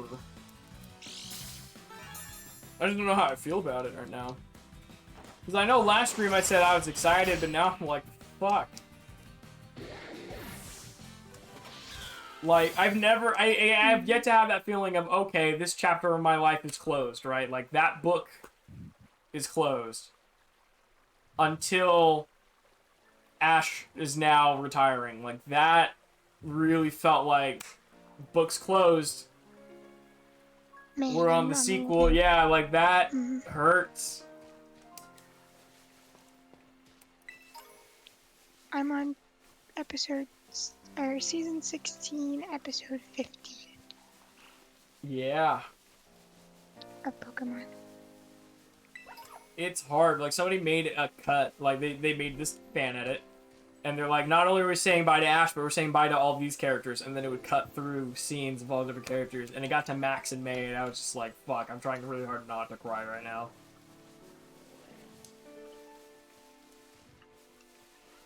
Like, that's hard. Oh, it is? Yeah, definitely. Because I think, like, I definitely love the dynamic between Brock, May, Ash, and Max. Honestly, Pokemon, hear me out. Make the next protagonist Max. Just do it. Because you know what? Pokemon is one of those things where it's like, you know what? We followed Ash for so many years, and I think one of the things about Pokemon in Ash, you meet all these characters who either want to start their journey and they're just not old enough yet, like Max. I think Max is the prime example. Or there's Pokemon trainers that already on their journey, but we don't see them ever again. And I think I would love to watch more of any of those characters and expand upon that, and then you introduce new characters through that way. So like right now you've got the protagonist right now whoever this girl is and this dude. Throw Max in there, make him part of the trio. Have Max be like the Dawn, May, or Misty in this group, because I want to see what his starter is. I want to see what Max does as a trainer. And that allows you to bring back an older version of Ash later, because now we're dealing with a 10-year-old Max instead of maybe like a 7-year-old Max. Like, I think that would be really, really cool. Right. But he'd be a lot older than 7, wouldn't he? He'd at least be 10. Well, I think that would be a. They are doing a throwback. I just think that would be a good character to follow, or the little girl, the little sister of the electric gym leader in X and Y. I think that would be a good move. I think following. Oh man, I'm trying to think. Those are the two off the top of my head, but I haven't binge watched all of it, so I really don't know too much. Hell, you know what you could do? A parallel series with Gary. We don't see Gary very often, but to watch him go from complete fucking asshole to, like, actually, like, calm and collected and go, like, yeah, maybe I was a bit of a loser and I shouldn't have treated people the way I did. That would be... You know what, that's actually... That would be a good one, I think. I would like to see Gary Oak in his own show. I think that would be fun.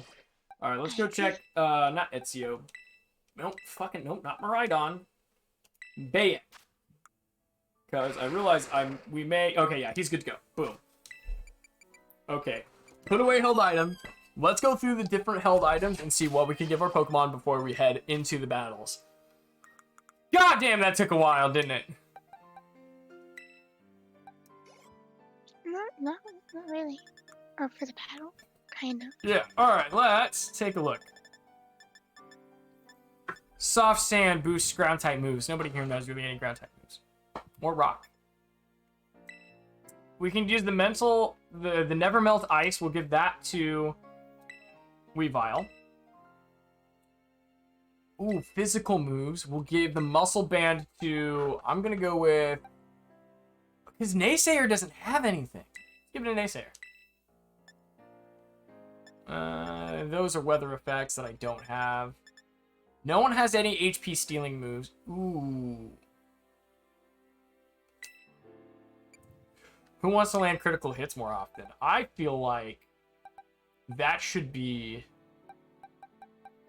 Oh, damn. Damn. Who should land more critical hits often? I feel like it oh, man. Who has the highest attack stat? Right. Highest attack or special attack, whichever one's higher. Oh, it's probably going to be fucking Taquito, but Taquito doesn't count. 161. 231 in special attack over here. 232 in attack over here. All right, we're gonna give it to my Gallade, to Kadar. Kadar gets the Razor Claw, because if he gets a critical hit, it's gonna hit really freaking hard.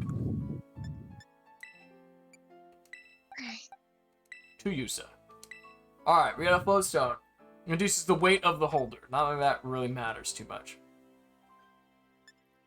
A Snowball.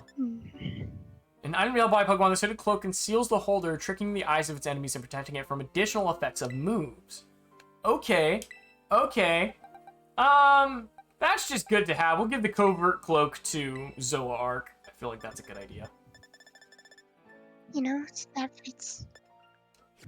You know, the Covert Cloak kind of fits the whole Assassin's Creed vibe. Exactly. Alright. Everyone's gonna go. We're gonna save the game. We're gonna go into the Poke Portal. I just spit on the floor. You know, too, that's something I would really like. Oh, I thought you were going to say, what, me spitting on you? What the fuck? I'm like, what? No, I mean, alright, yes, an Assassin's Cloak would be great. I like that idea as well. But no, please don't spit on me, that's gross. I don't know, some people find it kinky. Alright, yeah, no, we're going to say the current party. Ooh, you know what we did? Yeah. We'll do one battle because I realize Zoroark is the last person in the party. So he's not going to look like Zoroark. Ooh, what kind of music do we want to listen to? I like the gym leader music. I can't. What do you mean you can't hear it? Oh, because you're not in the stream. That's fine. The battle against Puppy is about to begin. It's not racist. I just don't know. I don't know how to say it. Okay, cool. So we can make him the last one in this. So we're gonna go Zoroark first, right? And then we want people to think he's a Lucario. Most of his Pokemon are flying type, though. Right. It's whatever. Okay. Looks like dragon flying and one. Yeah. Oh, only 3 What is Pokemon can enter. Well, motherfucker, That's why didn't? weird.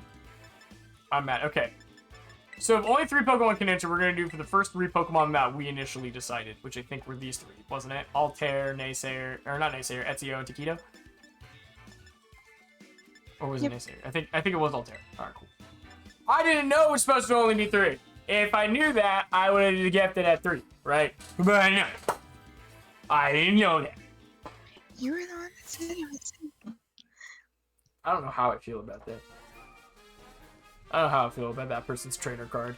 Why? Oh, of course, we're just in a fucking box, dude. Ooh, shiny dolphin. Aha! You fool! You have sent out a shiny dolphin against my grass cat. Oh, your time Yes. to make a move? I got a quick claw, so I gotta hit first. Oh, you withdrew. Eh. See, and that's another thing too. With this, you can battle Pokemon. Ooh, and you're choosing. Fuck, if I had somebody who knew Thunder right now. Okay, that did a lot of damage. Now, first of all, I don't think I have anybody who's strong against it. No, not really. Okay, that's fine. But I can use Night Slash. If I Terrasilize, I'll be a grass type, so that's not going to help me right now. So we'll just use Night Slash, and I should be faster than it. Doesn't matter, because I got a Quick Claw. Night Slash! Did you forget? Fuck! That was a crit? Oh! Yep, that's not good. Okay. Down goes Taquito. The starter has fallen. Alright, let's see. You can't send out. Fuck. Well, I could send out Ezio, but I can definitely not send out Altair, because Altair is going to be weak to the water type. Plus, it's already. Alright.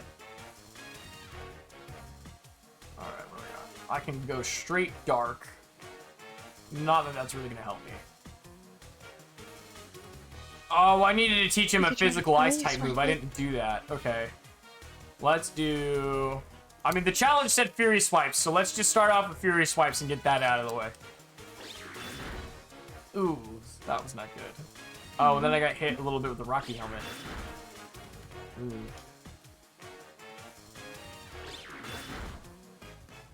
This is not helping me.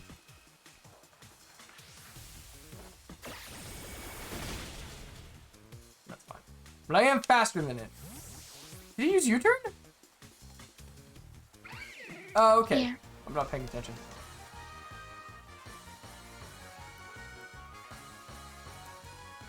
This player isn't. No, yeah, they're like, what the fuck is that? I have no idea. What in the God-givens? What the hell? Maybe it's a violet. Flip turn? That's what it used. Didn't use U-turn, it used flip turn. Oh, man. No. Oh. This is not good for me.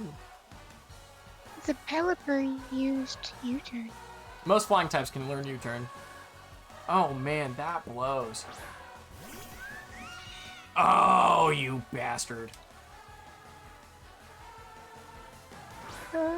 This team is anti-Talonflame, 110%. Oh, I can turn into a normal type. Oh, actually, that can save my ass.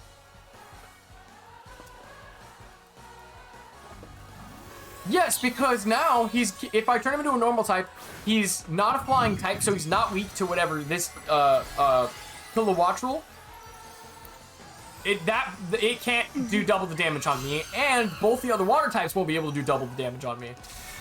So as long as Talonflame can take some hits, which it fucking can't. Did not. He team wiped. Damn.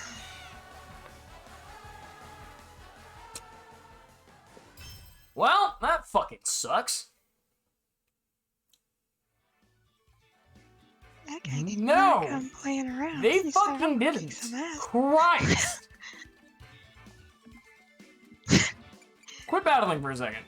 I'm gonna take a step back. First first of all, I completely forgot to teach my Weavile a physical ice type move, which is where I mistake number 1. Mistake number 2, I did not make any of my decisions based off of what Pokemon she had. That is also my fault. You can't learn Ice Fang? I humbly disagree.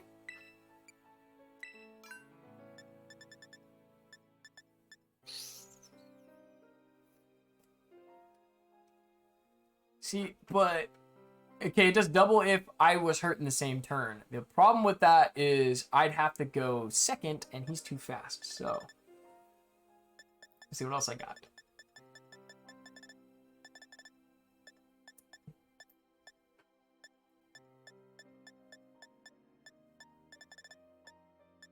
Hurricane's a special attack. Ice Spinner. User covers its feet in thin ice and twirls around, slamming into the target. This move's spinning motion also destroys the terrain. Let's get rid of Icy Wind, shall we? Alright, what else do we got? So that's numero uno.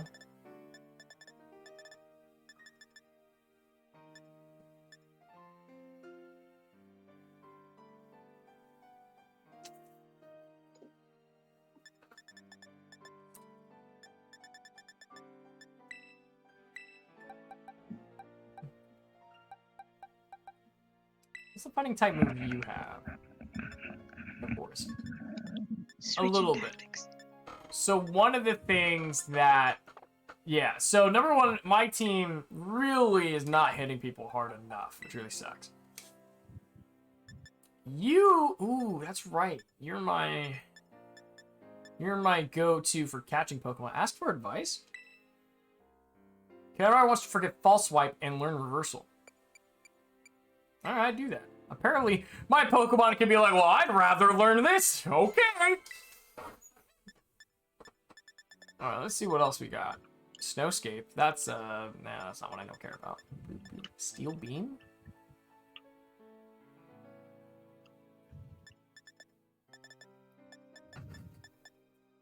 Thunderbolt. You water pose. Zen Headbutt. So yeah, so I didn't have a physical move, like Ice-type move, to teach Weavile. That was my first mistake, and then my second mistake was making decisions not based off of the other person's type, like other Pokemon that they had. So that's my fault. Should have thought about that. I also didn't know about how it was only going to be 3 Pokemon, so that's the other half of it. But all these Pokemon fit the theme of this, so we will just use these Pokemon to our advantage. Try it again. The other thing is this entire team is not built to take a hit. They are only built to move fast and hit hard. Which, let's face it, they didn't really do. But that's okay. Really. Alright, we're dealing with a Ghost type, a Water type, a Dragon Ice type. Oh, they have that fucking beetle thing. Okay.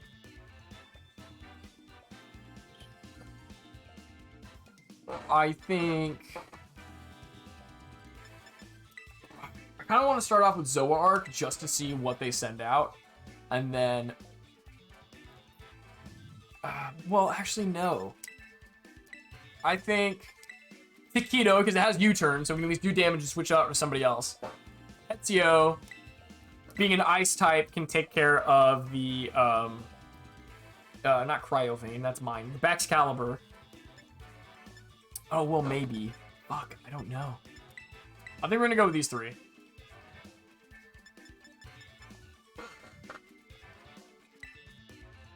Okay. Because Weavile can take care of the Primate, because it is a Ghost type. Or whatever the new version is. Oh man, this is gonna be one hell of a fight.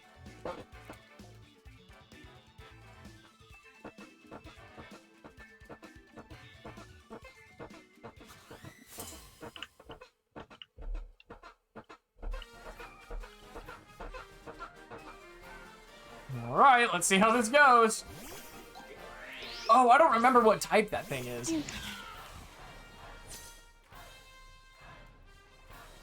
I don't have anything effective against it. Do any of my other Pokemon have anything effective against it? Apparently it's weak to Steel. So we'll hit it with a U-turn.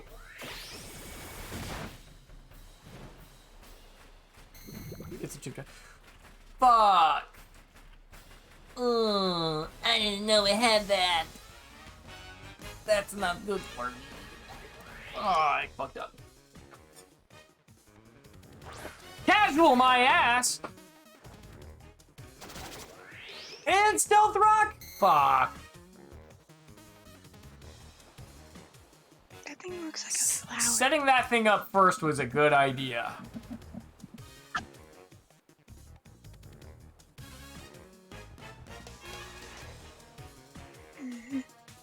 Come on. What are you thinking about doing? He may be switching out his Pokemon.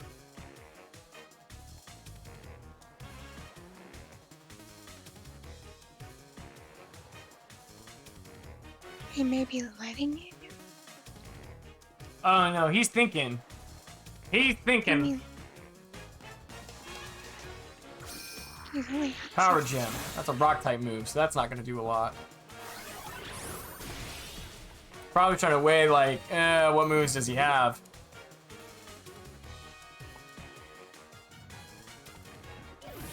I don't know how long that Toxic Spikes is gonna be there. And with that Stealth Rock, if I send out Weavile, he's kind of fucked. So I think my strategy right now is I'm just gonna let Lucario just try to do as much damage as possible until he gets knocked out, because to be completely honest, like I think we're screwed either way.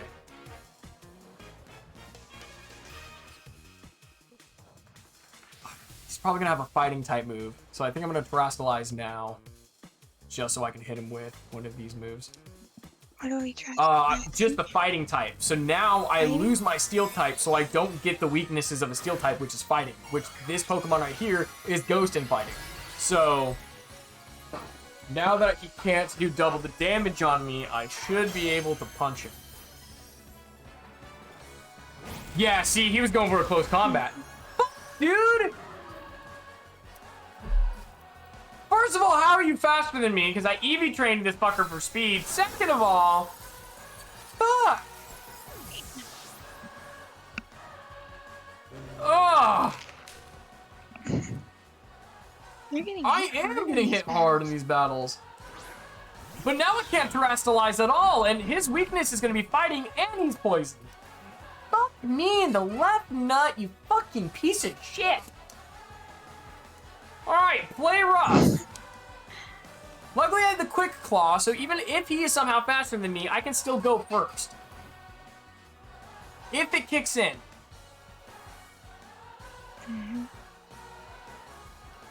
Come on. Come on. What are you gonna do, pal? You're gonna switch over to a Pokemon that's gonna negate whatever fairy type move I have? Because I guarantee if you send out that goddamn Ice Dragon, I'm gonna fucking one-shot it with my Play Rough, you piece of shit. Come on, make a move! What? Oh. I don't remember, and unfortunately its name is in Chinese right now, so I have no idea. Fuck! Damn. You yelled so loud on that when you peaked your mic. So now it's up to Ezio, who is 4 times weak to fighting! So the only way this works is if Ezio is faster and can one-shot.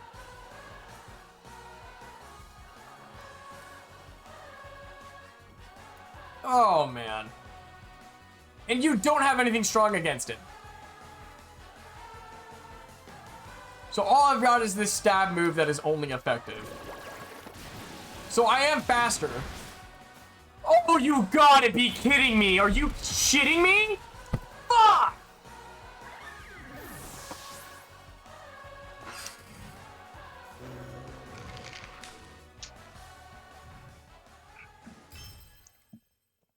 That actually tickles my butthole in the wrong way. I am so upset with that.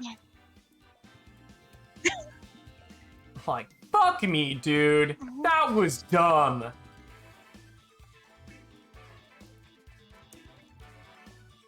Continue battling.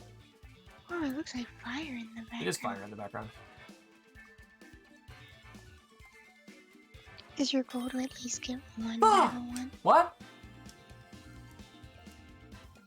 Is your goal to at least get one? I'd like to battle have one battle where I win. Okay. I got a fire type, which I think is also steel type? Question mark? He's weak to fighting, he's weak to fighting, he's weak to fighting, and he's weak to fighting. Naysayer's gonna go up front first. No. Yeah. What do I want to do? We have a person who's weak to fairy, and I don't remember what fairy is weak to, and that's gonna be a pain in the ass. No, it's weak to steel. What am I saying? Okay. We're gonna take Zoroark. We're gonna send him up first. We're gonna then go Kadar, and then Naysayer in the back. Because if I send out, we're gonna trick him, right? I don't expect Zoroark to live. I expect to trick him into using something that is in fact not helpful. But he also has a Zoroark, so I got a feeling he's gonna put him on the same team just to trick me.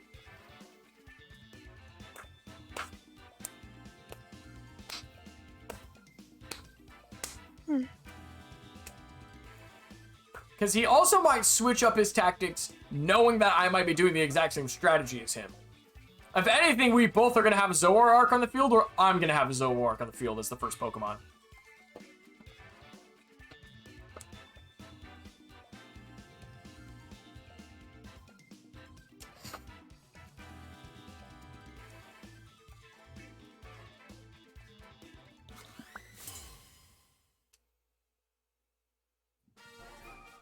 Okay, his trainer ID is like me, it's by default. Maybe he is also a filthy casual. Okay. Send out Zizor, who's sunk into the floor. Alright. Do I only have one attack? Oh my god, I really should have seen. User loses a pitch black shockwave. I can do Imprison and then Nasty Plot.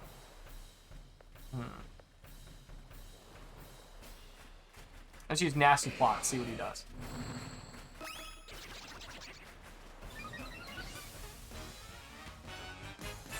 Swords Dance.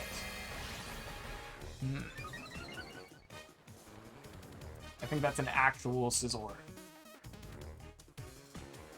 The only way I know is if I get it. Why would it not?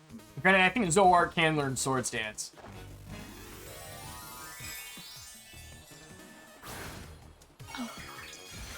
Okay, now what type are you switching to? A Steel type. Okay, I got a feeling this is a Scizor.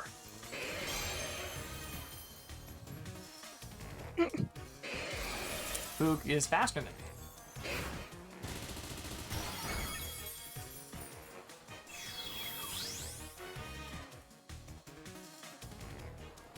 But I have a Pokemon that's stronger against a Scizor.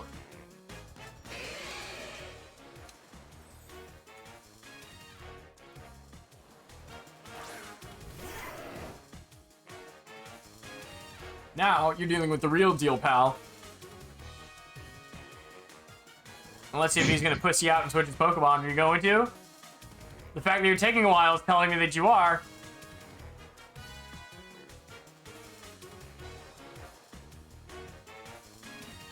Do you battle like No, this? I very rarely like battle with random people on the internet. That is not a thing I normally do. Okay. Not very effective, my fucking ass! Damn.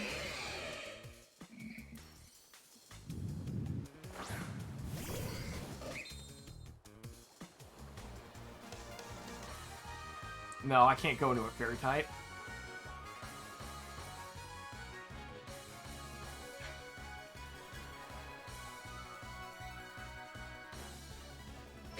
I'm gonna try to put it to sleep. Oh my god, it's so much faster than me. Fuck, I should have just hit it with the reversal. Doesn't matter because I one-shot anyway. What the fuck, dude? Chinese kids got the game on. I'm like, what the fuck am I supposed to do? It's getting one-shot at every fucking turn, and it's like, and I even trained every single one of these fuckers for speed, and you're gonna tell me that none of them are faster than these people? How are you so fucking fast? Yes, I'm gonna try one more time.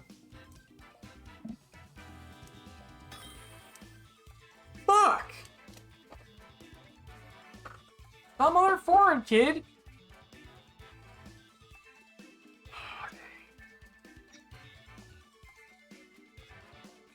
This is a more random team. What was one of your favorite ever Pokemon battles? I'm trying to figure out how I want to go about this. It's one on.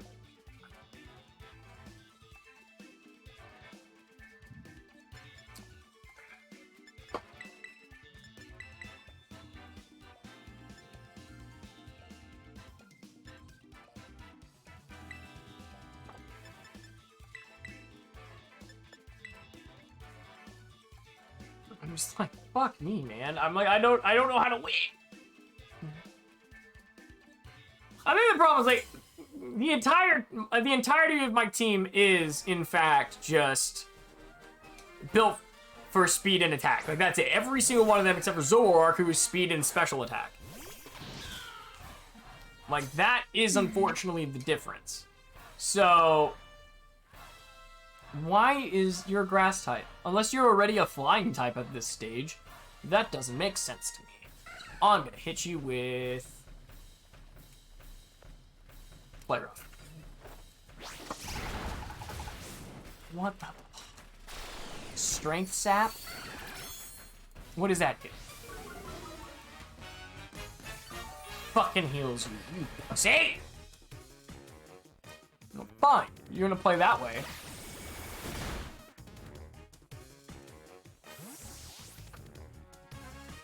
Okay, come on. Oh, I don't have Talonflame. That's fine.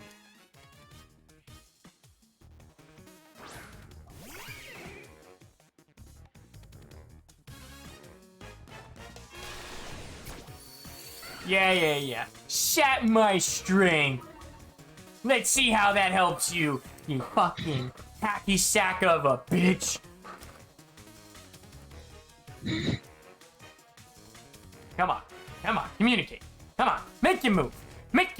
Pussy out, switch to something else. I dare ya, I double dare ya, you bitch. You're turning to New York. Oh, you're gonna terrestrialize? Okay, yeah, sure, you do that. Put on your hat so I can beat the shit out of you. Oh, you're gonna be a steel type, huh? Alright, cool. What kind of steel move do you know? Fucking flash cannon? Huh? You know, stabby, cutty, and make everybody bloody? Yeah, oh yeah. Oh, this guy said I started on 4 times week 2. Let me just switch my type around. I'm so good at the game. Sure you are. That was a smart move, but still, fuck off. You are really competitive. None of my moves are effective. Oh my god, you people make me sick. Like, do you even know a steel type move, or are you just trying to be funny? Are you gonna use Cotton Guard? Oh, HP punching bag.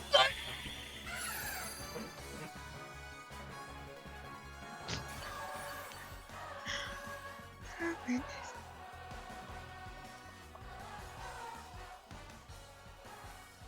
You know what? We're switching over to Naysayer, because you know what? I'm gonna hit you with a ball of aura, and I'm gonna send you into fucking Kansas! I swear to God! Are you sent out your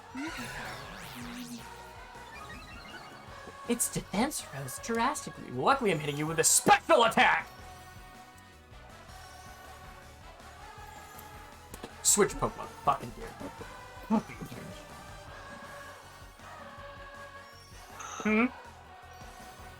Come on, pal.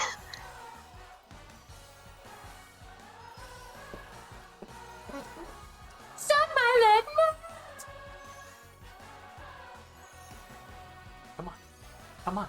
Come on. Make a move. Make a move. Why is it so hard for these people to make a move? Make a decision. You have 3 Pokemon, each one of them with 4 moves. You have 12 moves to choose from, and one of them gets a free hit if you choose to switch. Thank you. Good God. Why did you not try that?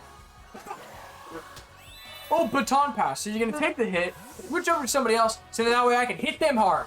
Who are we switching to?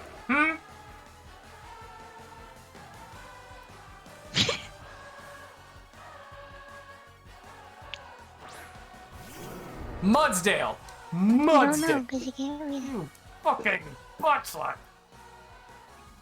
I'm gonna hit me with a ground type move, I know it. So we're gonna switch over to Chiquito. I'm not gonna give you the satisfaction. Hey, look at me. I'm gonna send out the horse. That does body press. That one shot me.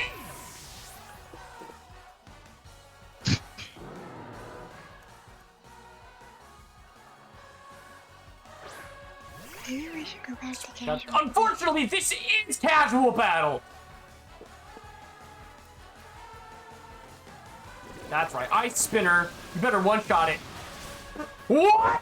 Okay.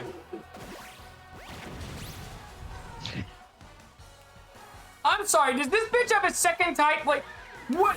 What? Are you fucking kidding me?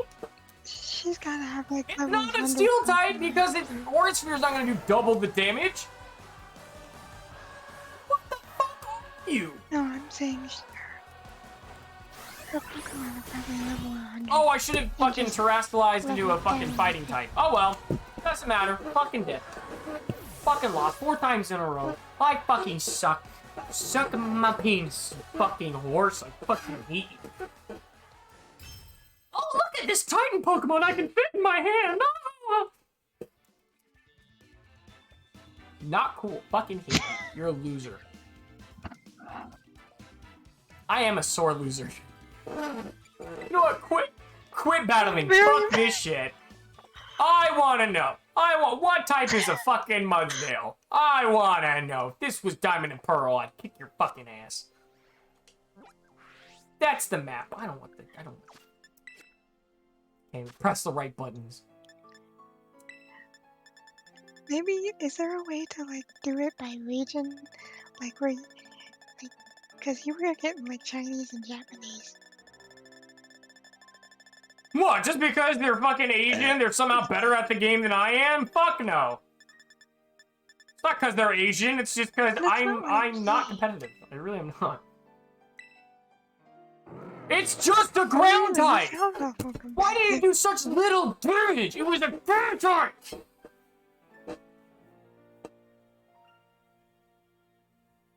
The only way I could think of that move would have done that little damage is that they must have EV trained this bitch for defense or HP specifically. Or both! But no, it had to be defense. I can guarantee it was either defense and HP, or it was defense and attack, or attack and HP. Like, that's... Oh my god, I fucking hate my life. Oh my god, I trained for how many hours just to lose 4 times? You've been training for 2? Who cares? We've reached past the 4-hour mark, actually going 18 minutes over. We will see you guys next week when we hopefully can fight Nick in our mono-type gym leader battle, and then hopefully do a quick fire with him, because you know what? Battling with friends is way more fun than battling fucking random people online. So we will see you guys next week. Go ahead and check out the YouTube channels when you can. Where's my buttons? There's the BTS channel if you want to go take a look at that. And if you want to join our Discord and get notified when we have to make changes or whatever, come join us there. And we will see you guys next week.